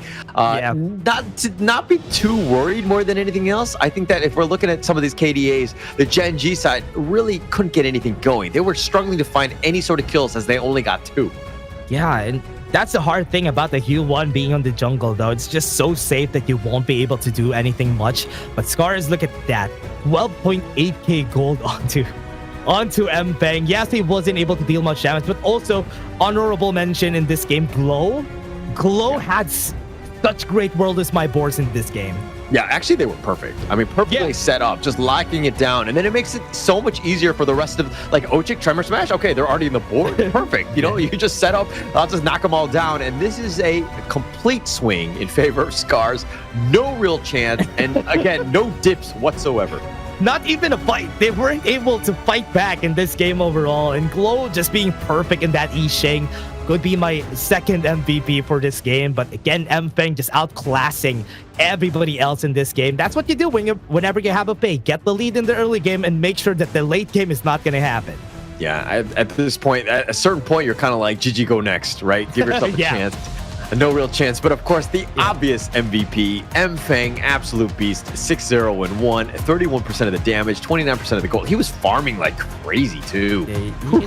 You can see him smiling also after that finish, just because he did such a great job in this game. And you can look at it in the early game, you can definitely see that he was taking over all the resources. He was even going for the other side jungle that Ray wasn't even able to fight back. Yeah, like Ray was just like running away. Like he was almost like an unarmed hostage at this point because Mfeng was such a bully just being on top. And look at just like the perfect positioning by SCARZ. I mean, yeah, Ochik, I think he does die here. Yes, but he does. But everyone else gets away, which is the most important thing. Yeah, the boards also have been really great. Look at Wawa going for those shoots, not being able to hit. And surprisingly, those were not the best things to have. And Glow is just really perfect in this game so far. Look at that under the 3-man. On the other highlight, you saw a 3-man, and this one's another one. Oh, this is a great one. I mean, just completely isolating. It's like, do you want to fight or not? And 2 members are already down. It's like you really can't fight that one. But the board forces you to. Wawa going solo here. But this is the last push. Look at Mfeng. Watch how much damage. I mean, he's going to get a whole bunch of kills here. But watch what he does to the crystal more than anything else. He goes out. 3, 4, 5, 6. Okay, maybe 7. But like he was so tanky. Just because he had so much items, he's just so tanky that game. And it was just crazy. I mean, Oh man, that was just a stump. I had to say it. But again, let's take a break first before we head into game 3. That was just it. See you guys in just a bit.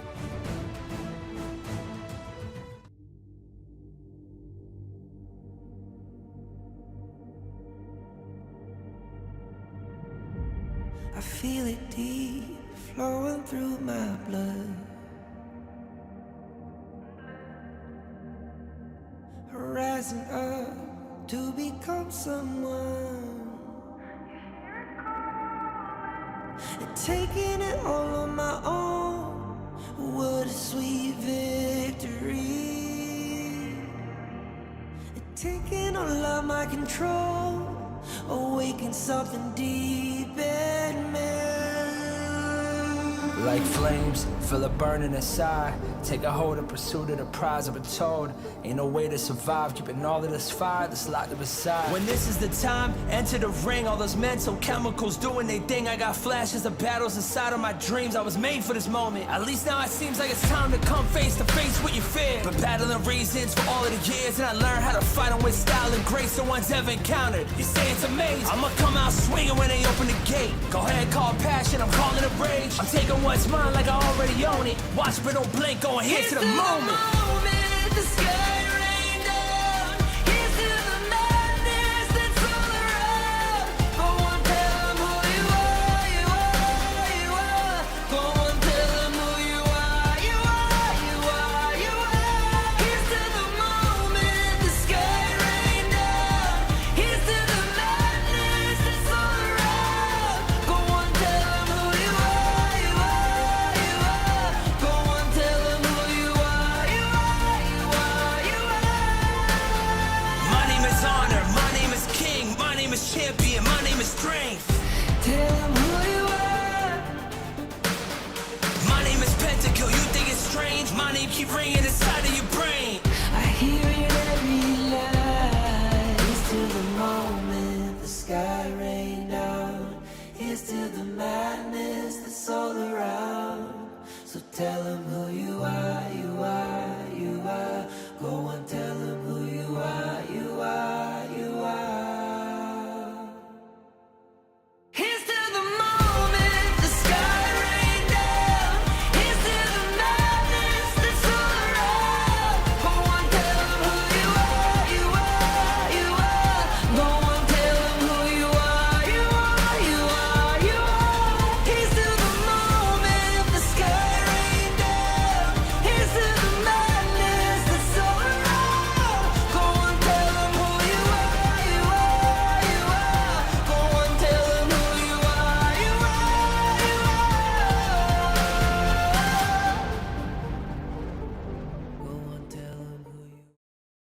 Third series of the day, of course, is going to be SCARZ Gen.G. We saw them go the distance yesterday, and we expect the same today as the series is tied 1-1. My name is Holler, and with me is Dash. Your thoughts on Game 3 here? Game number 3, we're basically back at the best of 3 here because we're starting at the starting point. But the only difference is we already have picks here for both of our teams for Game 1 and Game 2. You can definitely see that some of the heroes here won't be available for the next game. So that's the only difference. But this is basically just a best of 3 again. Yeah, it's definitely going to be a best of 3. I mean, we got to think of it like that. I think that you cannot be, I mean, if you're Gen.G, you got to be like, okay, it's not a big deal. We're tied up. Again, think of it as a best of 3. Let's just go in fresh so that we aren't completely phased by that M-Fang performance. I think that on the other side, though, you saw what SCARZ can do. Let the man shine. This is your lifeblood. He's the one true carry for you, M-Fang, that is. Yeah, the only hard thing about this, though, is how they're going to be dealing with them on game number 3. Because remember, Gen.G has been banning all the assassins from the last few games. So with SCARZ not having pay anymore, that is going to be a big challenge here for the next game. Yeah, potentially here. I mean, I think that SCARZ might even want to kind of showcase, because again, they've kind of been saving that last jungle pick just to kind of throw them off in the end. Not to say that SCARZ should change that up because it clearly works thus far, but without so many opportunities to kind of pick the jungler that you want, it might open up that door as we get into the later stages of the series. Will Gen.G go for that ban on who are they banning? Always Luna. They always ban the Luna, and will they ban it this time around? against the members of SCARZ? I think so. I think they just need to respect Mfeng, because if he's allowed to play assassin, they are just gonna have a good time here for the side of SCARZ. So it's okay, yeah. They're just gonna lock in the Luna ban. They really don't want to deal with this. But it's one of those things where it's like, okay, if we allowed the Luna, how would we counterpick this through our heroes that we pick, right? I think that you got to think of it like that. But it doesn't look like Gen.G are like want to deal with that headache at this moment, and we're just like, we're just gonna ban it. I think Liang is a good answer though. If ever there's a Luna on your side, but you have to play around the Liang, which is also a challenge in itself, because if that's what they're gonna do, it's gonna be very challenging. Dolya and Elaine, once they saw the channel, let's go Dolya and Elaine, so that he's not gonna have a great time. Yeah. I mean, this is the Wawa special on that Elaine. Just let the man shine. Clue does great with the Dolya and setting it up, but the Jing potential, you have a lot. I mean, this is gonna be high flying into the back line. You've opened it up. I was kind of expecting it, because if they wait for the second phase, I think they're not gonna have any of the assassins anymore. So pulling up the Jing on the second pick is actually a good start here for the side of SCARZ. I think this picks that they have already is really good, but do they still have the Yixing here for SCARZ? Oh, they used it a while ago, so we're not gonna have that combo with that Jing. Yeah, no potential there, but there are definitely some other. I mean, the Lady Jun, the Princess Frost. Ooh, yeah. Yeah, you have ways. Oh, the Ganemo was another one. Yeah. Ooh, that could have been it. The Ganemo could have been good, but they do have the stun from the Unbridled Outburst, so that's good already. Banning the Shang one is just for good measure, just because they don't want to deal with the Shang one and Dolya combo. Yeah, it might be rough. And another thing to take note of is that the Elaine kind of forces you to play, dare I say, either really mobile heroes or like less, you don't want to have like a squishy one that just the lane just drops down on you. Yeah, that is really true. I think that's one of the things that they're going to be dealing with here if ever that happens. But the Yixing being available for Gen.G together with the Dolya, really a match made in heaven together with that Elaine. So you have a lot of ults that you could reset, which is a good thing for Gen.G.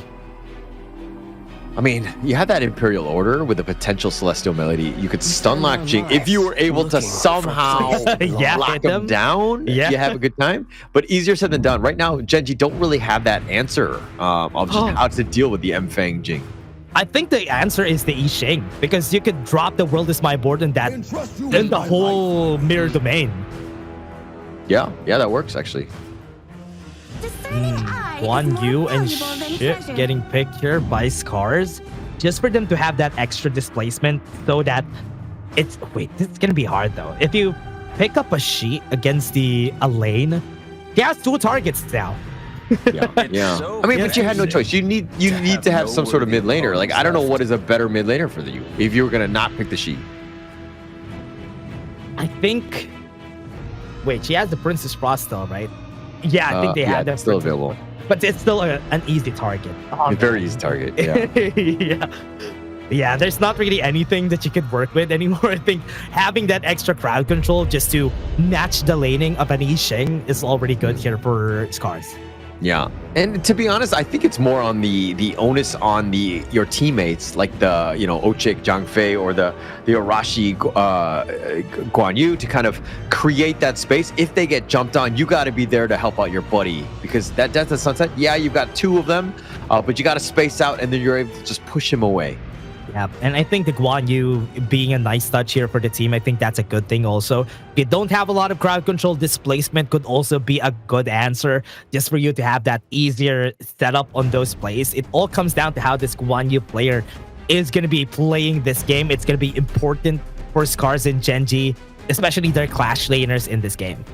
Yeah, it will be key here. But I'm not a huge fan of Guan Yu's laning. I just feel like he's kind of lackluster. Doesn't really, have the greatest of times. So I think that it's going to really come back to later in the game, that mid-game, when he starts to get those flanks from potential, brushes on the sides. You got to be super careful where Arashi is going to be later. And I think Mfeng really needs a lot compared to how it was with a Pei. I think Mfeng really needs a lot more help this time around, because it's way harder to do that with a Jing, because a Jing really shines on the mid game most of the time.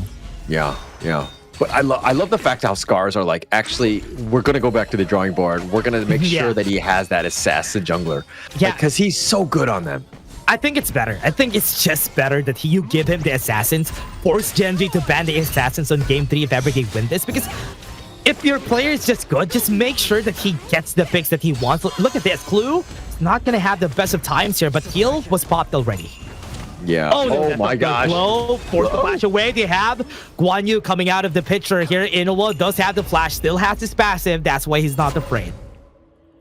Like, my heart skipped a beat for Glow. I thought it was going to be big. It was so low. I was like, oh, not like this. Just be chased down. But then Arashi came for the help and the support.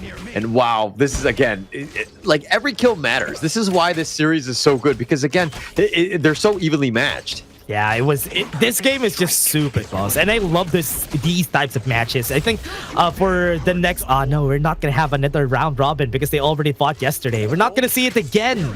Okay, I think I'm just gonna be enjoying this match because it's so good to see. Yeah, for sure. I enjoy. I mean, to be honest, I love Gen.G and SCARZ games. Like, they're like some of the most entertaining teams to see. Not to say that Nongshim isn't, but when you're kind of stomping everybody, it's not the most fun. Yeah, I mean, it's fun for them. Yeah. It's fun for them because they're winning. But I mean, all the fun is for winning. But like this, Gen.G and SCARZ are working for it, right? You can see them working for it. You can see them trip up, learn from their mistakes, and that's the beauty of the Gen.G versus SCARZ games. Yeah, and also to take note of is SCARZ and Gen.G, both of these teams have leveled up so high. Like, they've gone through the gauntlet that is, you know, SCARZ have dealt with Nongshim so many times. So they've kind of had that all that experience kind of just rub off on them, and they've really improved. While Gen.G, Season 3 didn't really have the greatest of seasons, seasons at all, and kind of bounced out a bit early. But man, they have bounced back hard, and they are a formidable team now. Yeah, the mental fortitude that they get for an on-site event, I think that is also almost always important. Going to a different country, playing together. I think that's the reason why Gen.G is just this very resilient as a team. World is my board is going to be dropped, not going to be hitting anybody, which is a good thing for them. Both them back with a silky imprint, but they're still alive right now. Flash forward, and Bridal Outburst is there, but they don't have enough damage, and that is where they made the mistake here. A very small world is my board, but it's still a 1-for-1. Yeah, ASD was actually not in the board, but then he like leaped into it and he got stuck. And it was like, oh crap, what did I do? And he got killed for this one, giving up first blood, but Inoue died in return. So not the worst thing, but again, I'm not a huge fan of that, especially since ASD died like that. He wasn't even able to flash away, which is the funny thing. He has the flash though, he didn't flash away, but I mean, 1-for-1, not the worst thing to have. Yeah, for sure at this point. Glow putting a little bit of pressure on this bottom lane. Mfeng, again, largely off the map because he's continuing to farm. He's the type where you don't want to see this guy for the first 5 or so minutes. And then at some point, he's going to hit that critical mass and just take over the games. Level 8 on Mfeng. This is always a good thing whenever Mfeng gets a bit of an advantage against the other jungler. And he's just taking a lot of resources around the map. And usually, this is a good thing for SCARZ because giving Mfeng the space is a good thing before the next objective. Yeah, 4-minute mark. Wawa actually teleports to the bottom lane to help secure this Tyrant coming up. Wawa's here. They have 4k HP. That's going to be a takedown for Gen.G. They just take it pretty easily. Yeah, Mfeng was like, I'm not bothered with this. I actually don't have smite. We cannot contest. But all 5 members of Gen.G were there, so that a little bit of time wasted. Arashi didn't even make the move because, again, the call was made to not go for it. So, again, just taking resources. Oh my... What was that? Inoue just fell down and he was just waiting for on the brush a while ago and got stunned by Mfeng. Yeah, so this is the scary part, right? The assassin type. I mean, you, Inoue, Clue, Wawa to a certain degree, definitely Rock, all kind of squishy, right? If Mfeng gets on top of you, you're going to have a tough time. So you need to figure out a way to keep yourself alive. What's hard about this is playing a Kaiser against a Jing. I think he's not going to be... He's going to survive, though. But his teammates... not gonna survive. Yeah. Ray's gonna be like, guys, why do you keep dying? So easy, just stay alive, right? And he's got the invincible warrior. Yeah, and he's so tanky. Look at the pull here from the Silky Imprint, and this is one of the things that I have a problem with. Oh wait, the top side though. Look at that. They're going for the fight. This is not good. He doesn't have the Death by Sunset anymore, but they are gonna pull him back. Wawa with 1 HP was taken down, and I think he's not gonna be able to chase them. That's just sad, Ray. Yeah, I mean, Mfeng here. Arashi doing such a good job of like being sacrificing for the greater good, feeding Mfeng even more, pushing him back with those heroic charges, and letting Mfeng get the kill. Very smart play. Ooh, a bit too close, but ASD doesn't have enough damage yet. Even Glow doesn't have damage. So this combo that they're doing onto the bot side, this is just for clearing waves, but they don't have damage yet. Yeah, no damage at this point. And those two members from Gen.G are actually winning the bottom lane. And they're actually chipping up that bottom T1 because, again, like, you know, the rest of them are just being forced back. Yeah, here it comes. Mfeng gonna come in. A lot of damage just from one dash, and he is gonna be falling down. ASG just pulling them down just a bit here with Glow, with that silky imprint, getting that 1-for-0. Look, kills are only gonna happen when Mfeng is on the screen. Like, that's the only time. He's just... Every time they commit, the conversion rate is just so high, and it just starts to snowball. He's level 11 at this point. It's 6 minutes in. This is just sad to see. Mfeng just taking out all the jungle, just taking out all the resources. Ray is just gonna get out-leveled again. This is like the formula for game 2. But you really can't outpace Jing on a Kaiser, right? So you're gonna struggle in that sense. But I think at the end of the day, it's more about that late game more than anything else. I wouldn't worry too much about the jungle diff at this point because Mfeng, it's just about everybody else, keeping everyone else alive. Yeah, it's still not the big gold lead though. It's still just a 1k gold lead right on the board here. And Mfeng's still looking to get his items for now. But for now, at least Gen.G is looking to find something around the map because their bot lane has been pushed. And Ochik being baited out with the unbridled outburst. They want to force him to use it. Yeah, I mean, if they can bait it out, that'd be great. Arashi, on the other hand, just trying to go for that perfect Razor Cavalry, but he's going to be spotted out. He's not going to go for that. Yeah, looking for those charges. But for now, Gen.G is just looking for battles, though. But looking at the map, SCARZ is not giving it to them. Yeah, not giving anything. I mean, this is the biggest thing. Is like you just constantly just put a little bit of pressure on, create more space. Oh, yeah, they're looking for it. Gonna go for the fight. I think Ochik. For now, they're just pulling them back. Silky Imprint was there. But they're just forcing them to go in the mid lane. I think this is very smart from SCARZ. Yeah, very smart. But look, all of that is just a distraction. Everything is all about Mfeng. He's farming freely in the bottom lane, taking the enemy jungle as well on the side. So it's, again, just kind of like attracting attention from Gen.G to be like, oh, we're going to potentially fight here, but the real fight is elsewhere. Yeah, and look at Mfeng. He's just looking for a pickoff out at the other side. And look at the baits from Arashi, disrupting heroic charges here and there just to force them to stay in the mid lane. But now, with the distraction, they were able to get the Tyrant from there. Yeah, free. Absolutely free. I mean, they were so preoccupied with that mid lane that Mfeng has just been like, look at this guy. Like, he's off the map because he's just farming. He's so fast. Yeah, he's level 14 at this point. Unbridled outburst. Look at the backline though. Mfeng is here. Goes in, gets the damage right up on Clue, but he was not able to get the kill on them. Look at the backline on the other side now. SCARZ being chased down. They were able to get some skills. Mfeng doesn't have the ultimate anymore, so this is not a good fight for them to take. Inuwa super low. But look at what they're doing. They are just forcing them back out of the way 1-for-1. That looked like a disaster for Gen.G when you saw Mfeng flying in, but he actually, all the damage just kind of scattered throughout. Yes, Clue died, but they traded for Arashi. I think they'll take that trade any day of the week. Mirror Domain does have the Invincible Warrior. Could go for the fight. Backs off. Doesn't have damage. Goes away. Baits him out of that Silky Imprint. That was good. Could have been a kill, but now Wawa is here. I think Glow is going to die just because he got baited by Mfeng. Oh, no! Yeah, I mean, Mfeng was just like, sorry, bro, you're on your own. Like, no chance. Left him to die. I mean, he kind of did bait him out. Glow really had no chance. No mobility on this point. Yeah. And so Wawa on the backside. At least he was able to get the kill, though. Ino is dead, brother. I got you, buddy. But now with this, they are trying to get the kill here. Mfeng gonna be the target. Leaping Savior to get some shield. Mfeng still dies in the end with the shutdown on Wawa. But they still get a 2-for-2 in the end.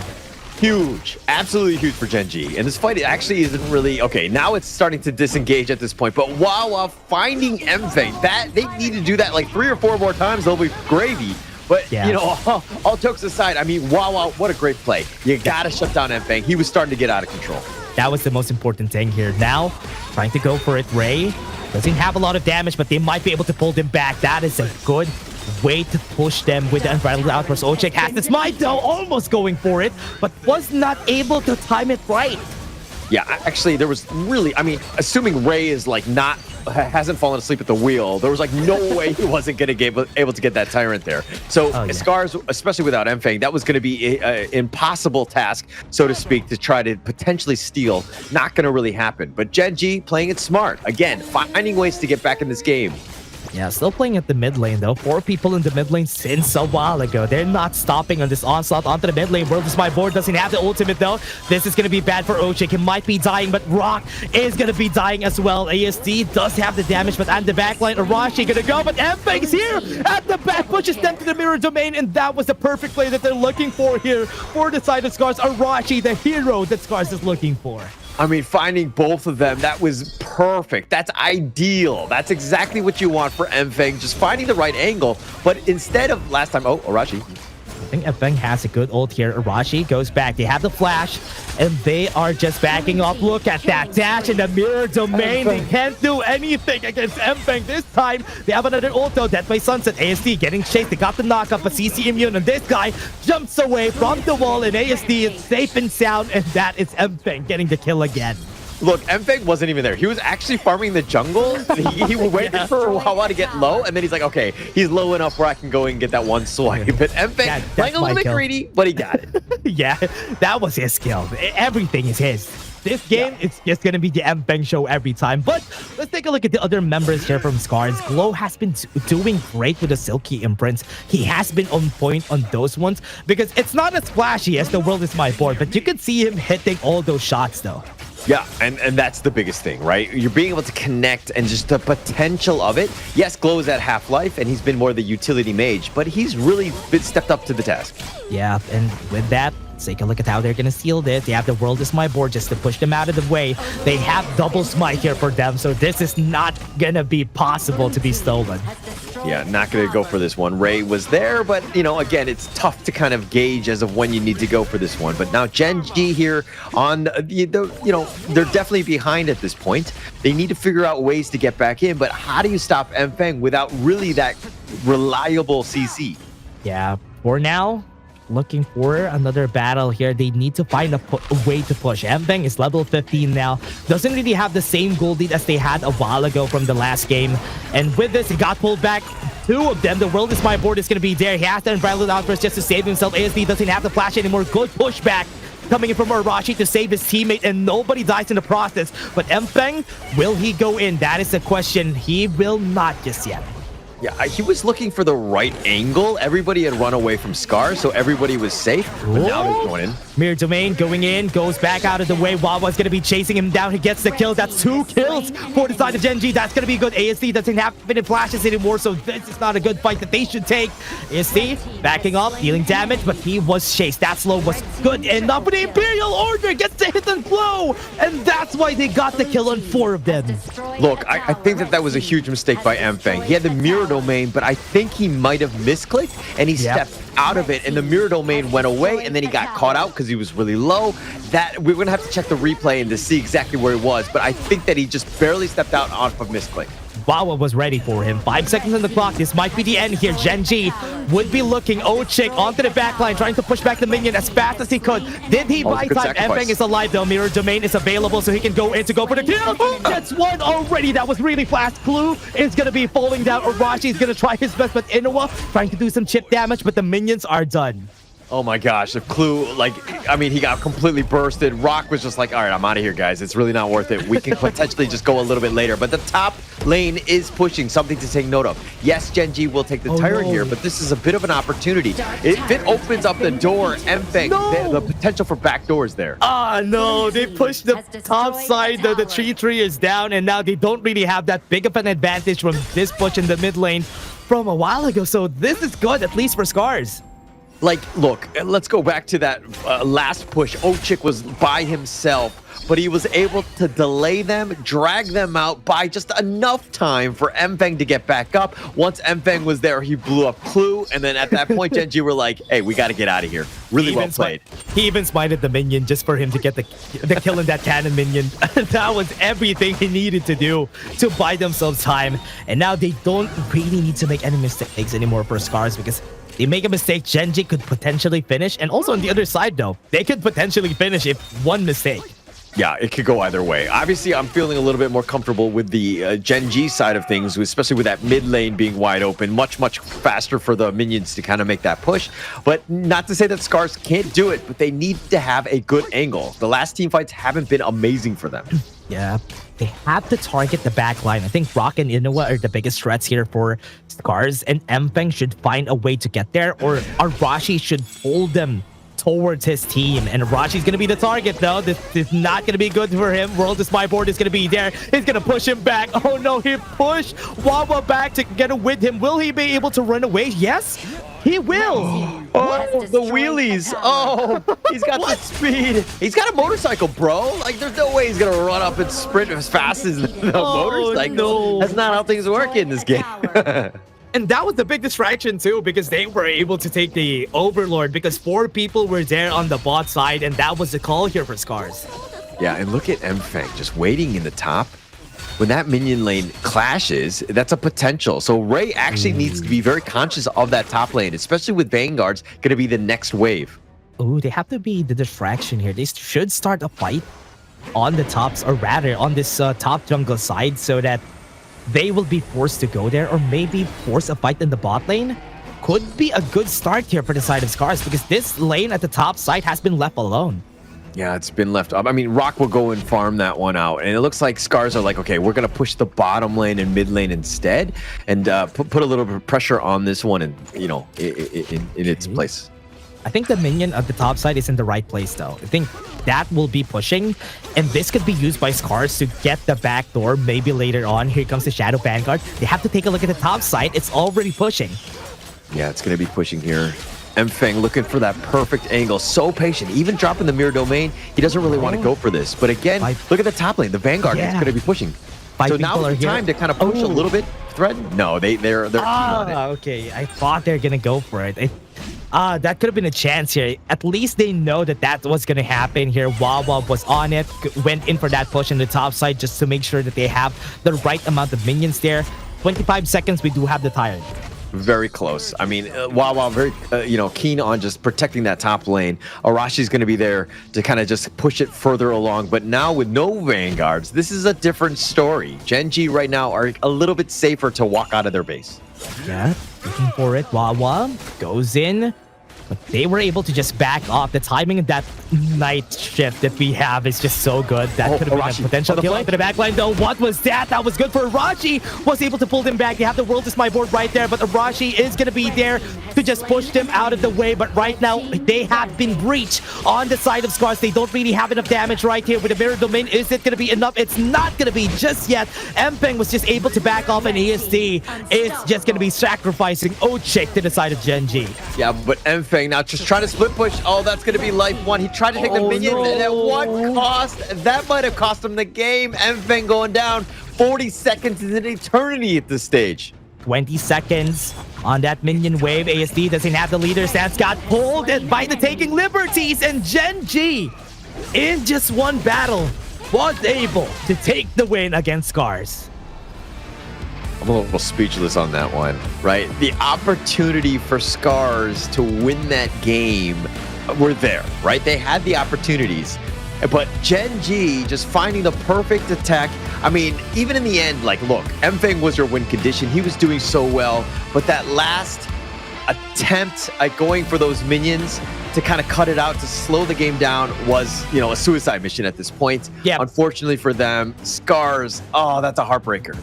Honestly, that was a good try here for SCARZ. Gen.G really just knew what they had to do. Ray was in front of everybody. They breached the back line. They had to protect 2 people. Together with Wawa, it's just an easy job here for the side of Gen.G. And in the late game, it was not easy to take them both down, because you have to look at Wawa, you have to look at Ray. They're both very tanky. And that's why in front, when it was breached, it was easy enough for Gen.G to just take them down. Yeah, and that was pretty much it, right? Like, it was getting to the point where Rock was like hitting that critical mass. He was just doing so much damage. Mfeng was really not able to fight. Very squishy at that stage of the game, and he was playing cautious. I mean, as you should on the Jing, right? It's one of those things where it's like, okay, you had that opportunity to really do that damage, but he definitely does fall off in the end. Yeah, really does fall off. And you can see that for Mpeng. I think that's the hard part about the Jing. You need to win the game in the mid game because as you said, he falls off in the late game pretty badly. And we've seen that. He didn't deal as much damage in the late game as he did in the early parts of our game. Yeah, and I think that SCARZ are going to get hit hard by that one. But, you know, that was Gen.G's game to really, I mean, they kind of snuck away with that more than anything else. I felt like SCARZ, if they were just a couple, you know, they shored up some of those mistakes in that gap, I think that they would have pulled this one out. But towards the end, the wheels kind of came off, and Gen.G here really off, you know, like Ray, 3-0-9, not dying a single time, but Rock with 7-2-6. The guy was a beast. Oh man, he has Ominous Premonition, and he even has the Kiras of Savagery. It's not easy to kill Rock. That's why Mpeng was not able to kill him in most of the fights that we've seen. We can see the damage coming in from Glow, ASD, and Mpeng, but it honestly wasn't enough. Rock was just more consistent here. Yeah, I mean, Gen.G's lineup was kind of like, I mean, Ray, he was taking a decent amount. Wawa was as well. But they're able to take that damage and to get back to safety. That's the biggest thing. And this is, oh, man, the heartbreaker that was that game. SCARZ had opportunities. We're winning in that mid-game. And then it just like a huge nosedive. And then Gen.G were able to just control it and to close it out. And the whole game was very close. It was not as far as game 2, in where SCARZ was just dominating with Mpeng just having such a gold lead. But this time, forcing out the Jing was not really a good spot for them. I mean, for Mpeng it was, but the other team drafted against that Jing, and it worked pretty well. Yeah, it looks like we're in familiar positions in that sense. It's going to be, you know, Gen.G up 2-1 and off the back of Rock, 7-2-6. But the 33% damage is the biggest thing for me. Oh yeah, that's true. 33% damage from all of his teammates and a 27% total gold for this guy actually works out. You can see in the early game here that Mpeng was really just so good, but after everybody reaches that breaking point in where the items are not going to matter anymore, Jing is just going to have a hard time. Yeah, have a tough time. And Wawa kind of set this up. I mean, he shut down Mpeng, who was just getting out of control, and really just kind of controlled the game from then on. And this is the moment where SCARZ were definitely winning. They had an opportunity to kind of, you know, push the initiative a bit in that mid game, but they got thwarted in the end. And this is the one where Mpeng just barely stepped out right there. Oh yeah. And then Wawa caught him out, right? Yeah. Barely stepped out, he thought that there was nobody there, and Wawa was there waiting with his low HP, just slashing him out of the way, and that was it. I mean, most of the fights were Rock just being able to play, and Rock is just easy to target, but because they were not able to get on him, it was hard. He was dealing so much damage. Yeah, so much damage, so much control. I mean, getting into this one, and look at this one, Wawa just barely limping away, Mpeng just trying to juke this one out, and he did survive. This is a moment you're like, okay, you got to think about the late game of how I deal with this. Yes, they will, all the minions are going to be protected here, but at least you have your set of minions coming, plus you have the crystal, right? Like, you got to think of it like that, in the sense of like, how do I potentially save this game, not try to go all in, especially in that mid game when you're all by yourself. Yeah, I think he had to just recall there. If he recalled, it could have been a different story. But again, let's take a break first before we head into the next game.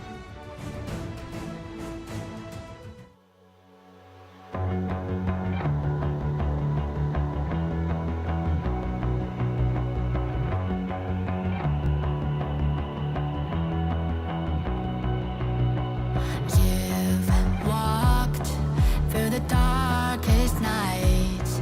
You've heard the crowd, felt the blinding light. You were standing there when your heart comes alive. It's a dream of a hat, and it never dies. Right here, right now, give it all, get it out. Never a surrender, a fight and never fail. I am a contender, a challenge I can feel. The smallest lies become the brightest enemies, relentlessly. And even if you fall, you gave it everything to be a king.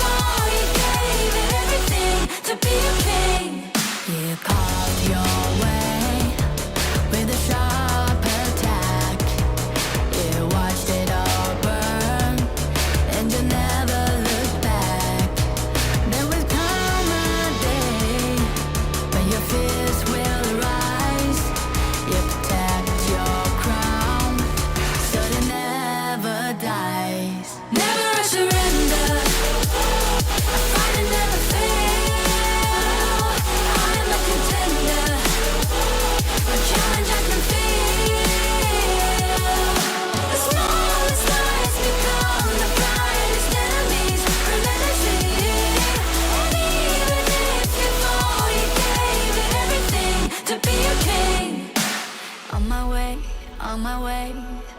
Find my way, find my way. On my way, on my way. Dream my way, dream my way. Never a surrender. I find it never fail. I'm a contender. And change I can feel. The smallest lies become the brightest enemies. Relentlessly.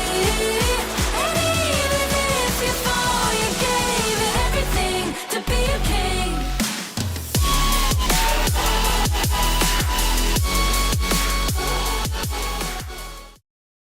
Gen.G at match point. Are they able to close out this series? They're up 2-1 dash. Can Gen.G do it, or is SCARZ going to bounce back in game 4? Good question, actually. Let's see what's going to happen here for their side. They were able to get a lot of these heroes already, but SCARZ and Gen.G still toe-to-toe, and they're still unrelenting. They're not going to stop anytime soon.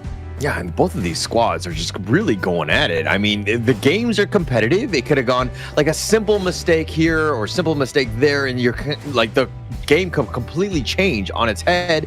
Everything has been so neck and neck in that sense. These are two evenly matched squads. This has been an interesting ride thus far.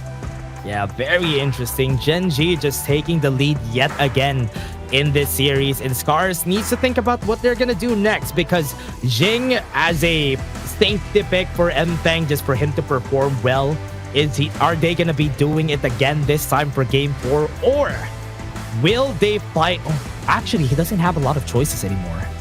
Well, I'm wondering if at some point you're gonna maybe just flex him into, like, let him be like a carry, you know, like just maybe like, I don't know if they've used the Arlie at this point, but just something like a Lady Soon, somebody who kind of like still uses him to be that damage dealer. Obviously it's a different role, but if you're out of assassin heroes and they force out or they're banning out the Luna, then they're really targeting you, you're gonna have a tough time.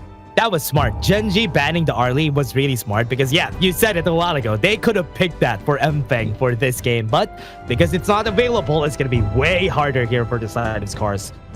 For now, Luna getting banned again, doesn't really have a lot of choices anymore for SCARZ. It's not really a lot of viable assassins to work with. Yeah, it's going to be tough here. I think that this is, I mean, they've been targeting him, trying to force him to play what they want, but hang on. What is it? The Kong Min still available, I believe? Oh, yeah, it's still available. They could pick that.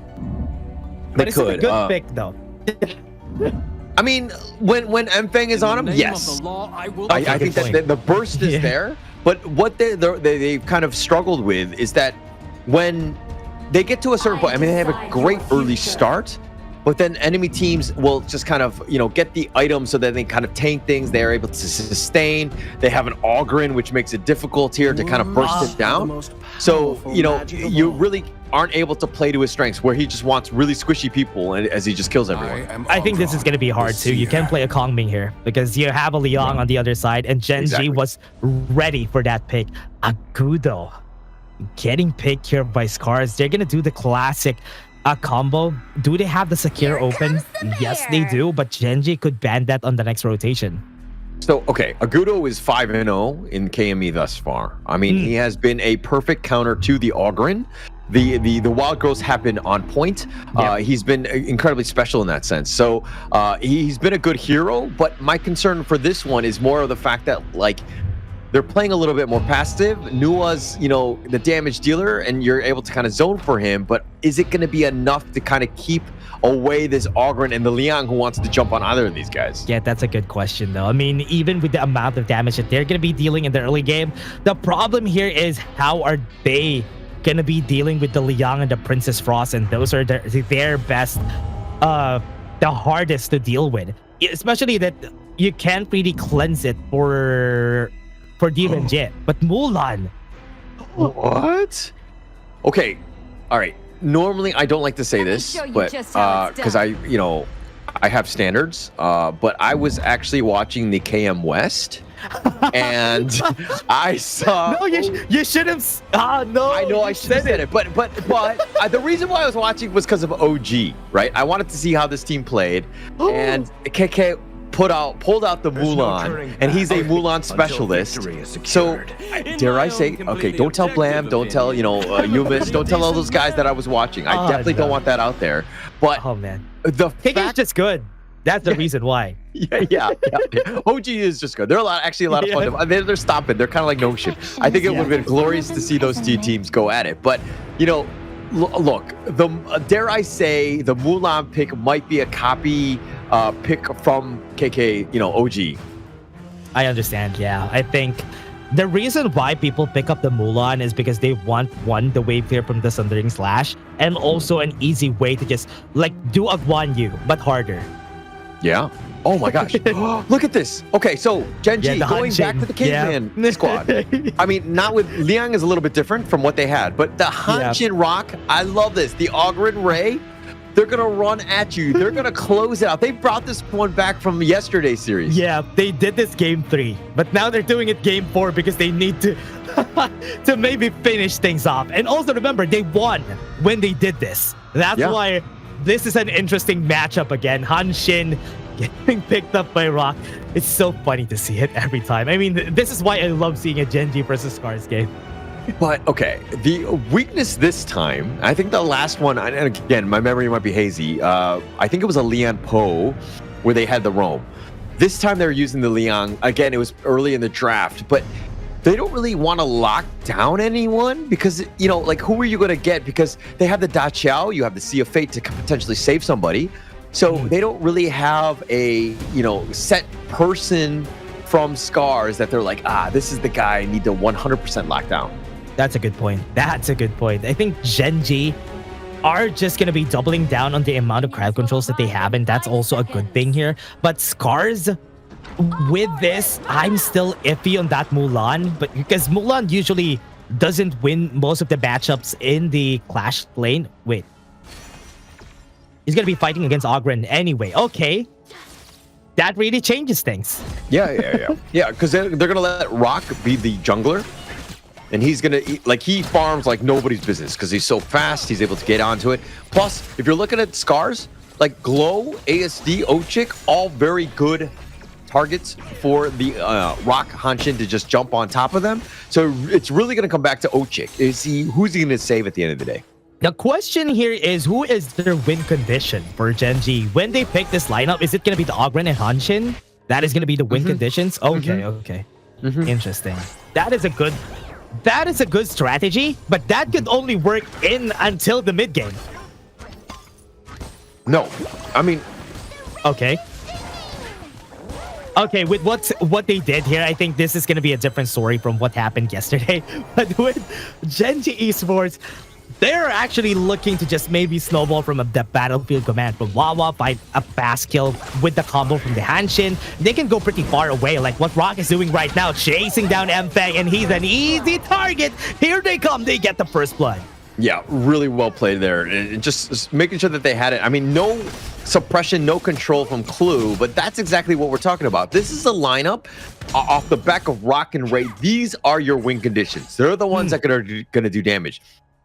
At the end of the day, Ray might not be able to farm as fast as like a traditional Ogren jungler, but he's going to stay in the lane and he's just going to sustain that. He will eventually hit critical mass in that mid to late game because that's just what Ogren does. But then you have Rock, who's going to be farming across the map. Think of it, flashback of Mfeng in game 2 where he was taking everything across the map. He's going to have so much mobility. That's the way that they like to run this lineup. Yeah, and especially you're fighting against a Mulan for Ray, right? You're not going to get killed pretty easily. You have the Conductor of Souls if ever she catches you. So this is a very good weak-sided lane here for Ray because we're waiting for him to get the damage. With Rock, on this Hanshin, he's going to be dealing damage. He's like going to be playing like Mfeng for this game. Oh, totally. And it's going to be very scary from the side of SCARZ. Oh man, that was so fast. Even with the flash from Clue, just for them to get that kill. Yeah, it's like, what are you going to do? See a fate yourself? It's like, okay, actually, you're just going to die. And they just locked it down right when Clue got 4. Again, looking for ganks. Whenever that thing's off cooldown, that's when you want to be making your moves. Yeah, and look at how they play this, though. They want Clue to be with Rock at all times, just so he can clear the jungle as fast as he can in order for them to find the kill. If Wawa, or rather, if Clue doesn't have the ult here. They have Wawa's ult, so they can cycle that on most fights. True. And I mean, just a little bit more sustained to kind of help, especially when Hanshin is looking to go dives deep, right? And then Wawa gets the battlefield kind of command, and then all of a sudden you have two members on top of you. Yeah. You might have a tough time. And you have the stun too with Wawa, so that's like a double stun with the knockup coming from Rock. So that's the idea here of Gen.G's composition. So SCARZ needs to find a way to answer this, because with the lineup that they currently have, it might be hard because Rock will just go in and out of fights without any repercussions. Yeah, he could just dash away, which is like the biggest issue. Rock, look at this guy. Oh man, look, he's gonna do it again. I think Ochik is not gonna have a good day here. He's gonna be the prime target of Gen.G.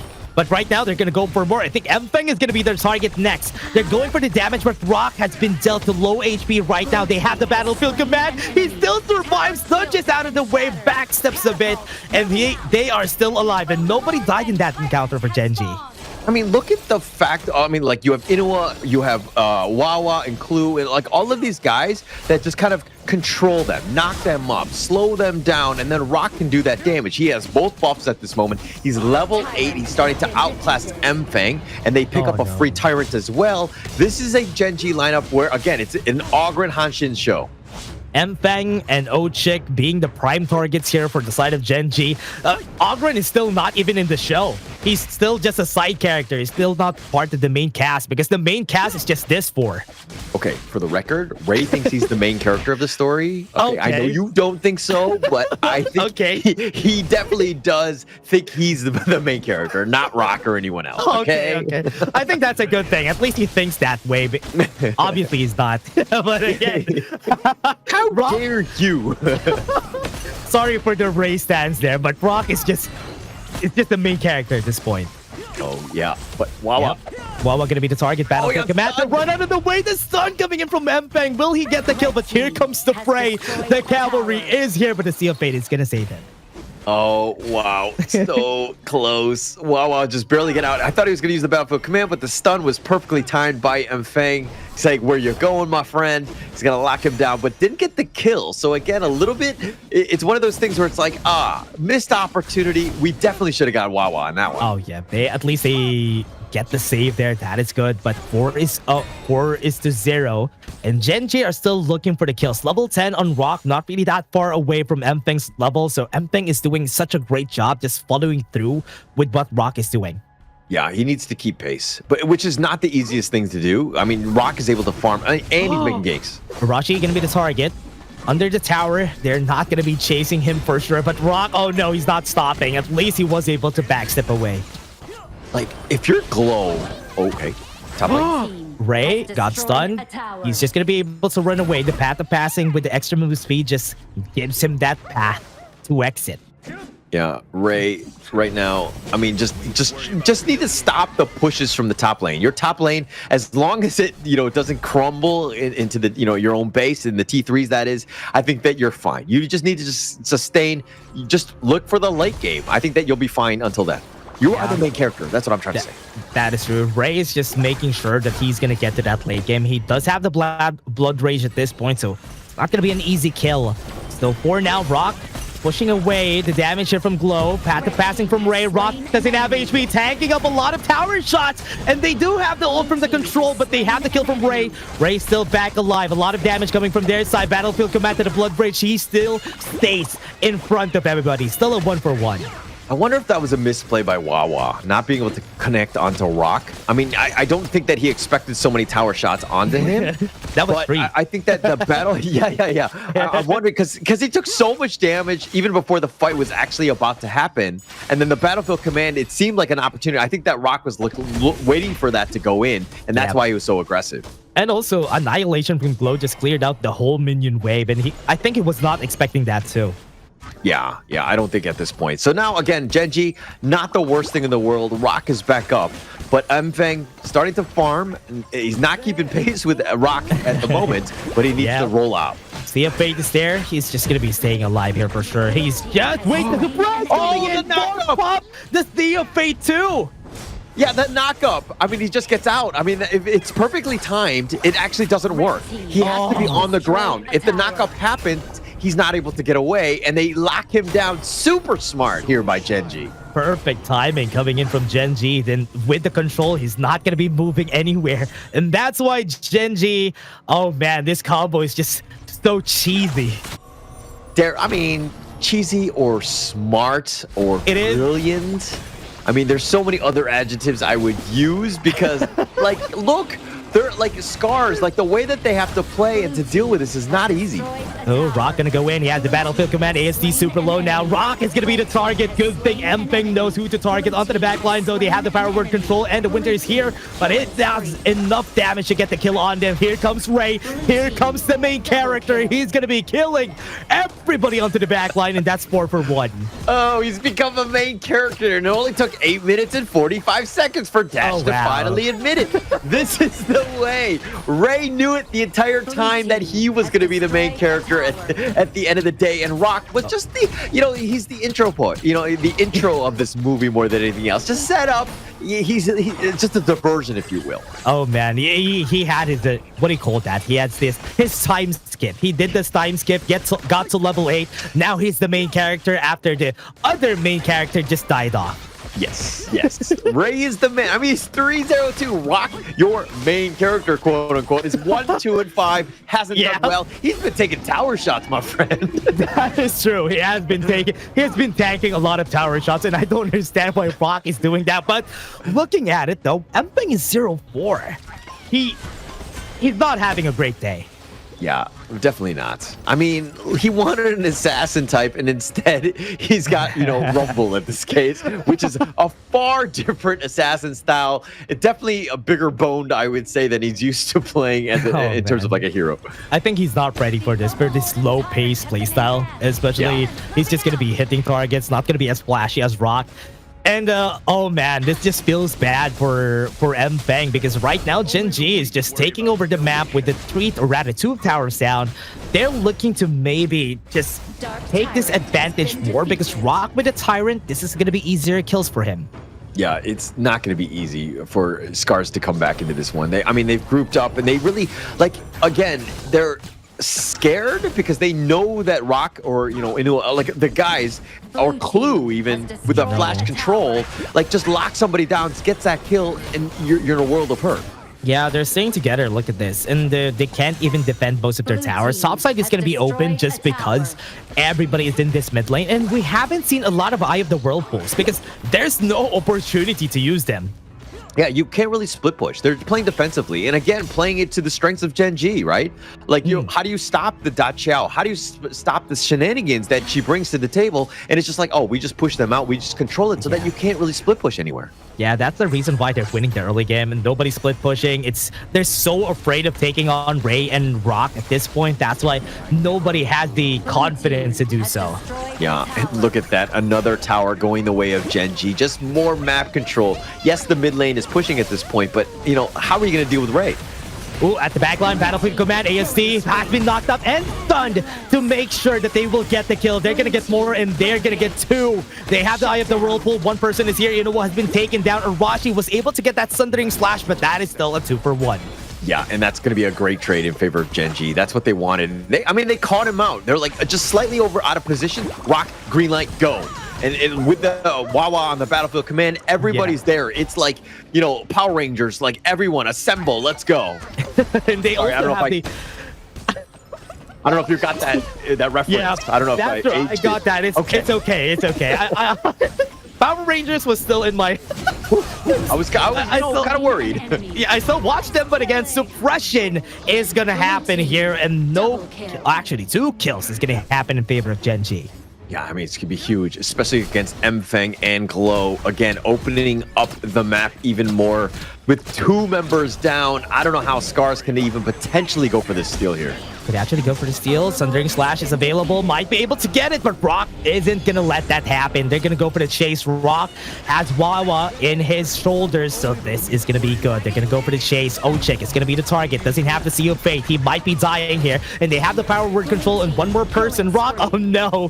He just let out the bait there, and there is 2 more kills for the side of Gen.G. Oh, Gen.G playing this one perfectly. The problem is they haven't taken the mid T2. If anything, that's going to slow them down. but my gosh, Gen.G full control. Like you just like step out a couple steps out of your base and you just get ambushed. Yeah, Rock just had so many dashes, and that's the reason why he just get to ASD, force him to use legal immunity, and now he can get the kill, and that's exactly the cycle that he's doing. I mean, he got the pickoff right there. I mean, you don't have a carry, you don't have any damage, and then mid T3s take it for free, all of them. This is a different game. 17-3, a big stomp for the side of Gen.G, but now 4 people are still alive. Rock gonna try to go in, might be able to get some damage, but all T3s are down, and this is gonna be hard for SCARZ to go into the backline with Mama going in also. They get the kill that they needed, and they're gonna be sweeping everybody out of the way, and this is not gonna go to game 5. Gen.G is gonna finish it at the 4th.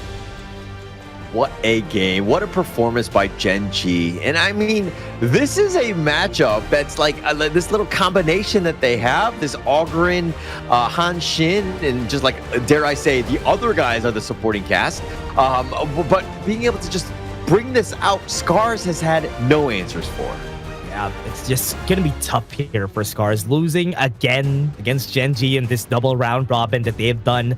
Yesterday they lost, and they lost against another one, and they haven't won a single game so far or rather a single series so far here in the survival week.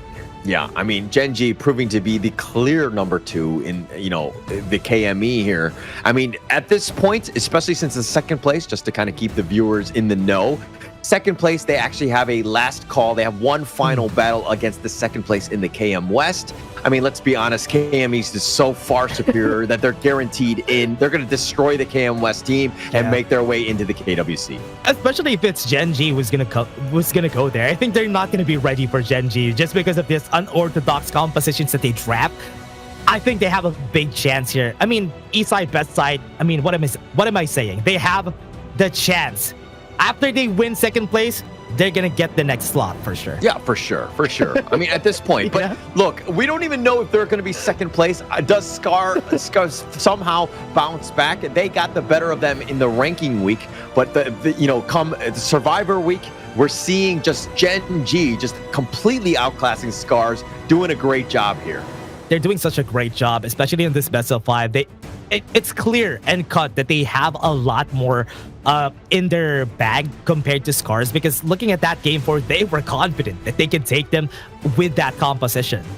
Yeah, and it's all about that composition, right? And just being able to just kind of show these crazy drafts and then just like let the team figure out how to solve this puzzle. I think the only team that's really been able to kind of handle that has been Nongshim. But let's look at the KDAs here. Gen.G full control, Ray with a monstrous 706, giving me some main character vibes. Yeah, that's true. Ray is definitely the main character of this story. Who is gonna get MVP? That is gonna be the question here. So we can see who the real main character is.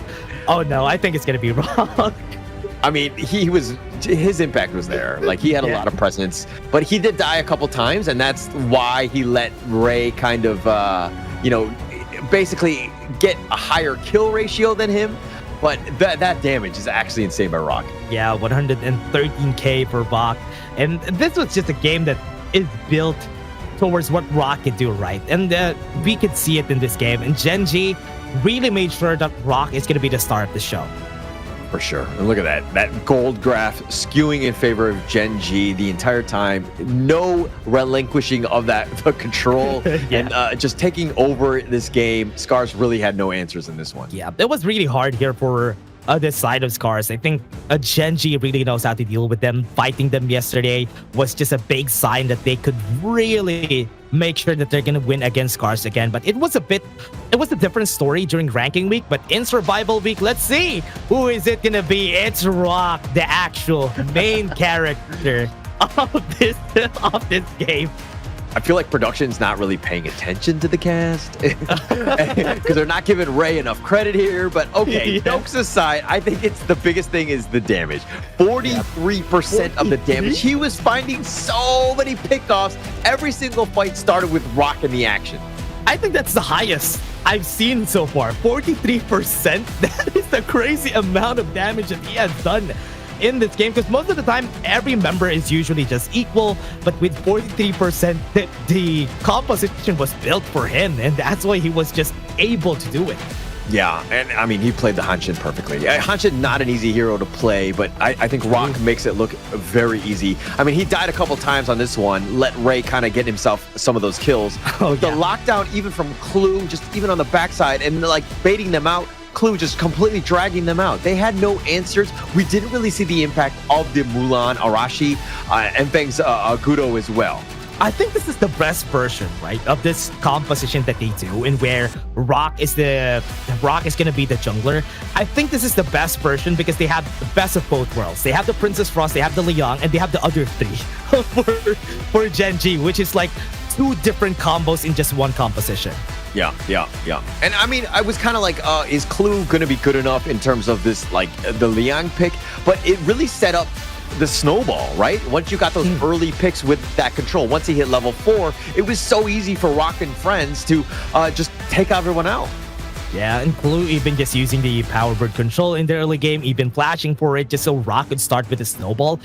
And that is so good to see. I love to see those types of composition. And this is why I love seeing Gen.G play, because they're crazy. They really love playing this. Yeah, they are fun to watch. They bring out the best in Honor of Kings in terms of what's available. They're so like unconventional with their drafts, and they just bring it. I mean, they are really well versed in the drafts that they have, and not only are they crazy in that regard, but again, just these are the results of what we saw today. I mean, Gen.G, we're tooting their horns. They had a bit of a rough time in that first series, losing 3-0 to Nongshim.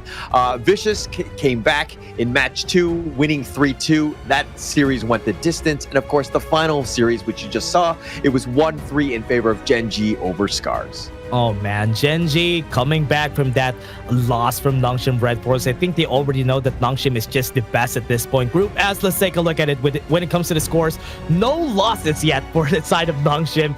Gen.G going for that 2-1. SCARZ in that 0-3 hasn't found a win yet against the other two. But on the other hand, we're seeing Vicious taking a 2-1. R8 doesn't have a lot of games yet, so they're 1-0. Crazy Raccoon on 1-1 and Venomous on a 0-2. Yeah, and as we move forward into the next 2 days, we're going to see a lot more of Group A to kind of see exactly how they're going to play out. R8 Venomous to start things off. Second series is going to be Nongshim Gen.G, the rematch. Is Gen.G able to bounce back? And of course, the third and final one is going to be Vicious versus R8. That one will be a banger as well. Yeah, I want to see how Vicious just evolved from the last games from the ranking week against R8. But R8 is just very strong, so I want to see how they're gonna dominate, or maybe Vicious has this character development and they could actually win. So let's see if that works tomorrow. Yeah, and I mean, R8 had a bit of a break today. They played yesterday. So they're going in. They have a little bit of research in terms of what Vicious could potentially have. But it looks like that's going to be the end for today. My name is Hauler, and this has been Dash. Any final words, Dash? Thank you very much to everyone watching together with us. It is currently 12 a.m. here on where I am right now. But again, thank you very much to everyone who stuck with us until the end. And that is it. How about you, Hauler? Any last words? No, thanks so much for tuning in. I'm going to be taking off the day off the next 2 days. So Dash and Kindofu will be on the desk. They're going to finish out the Survivor week. Please do stay tuned because we're going to find out who's going to be on top. Signing out.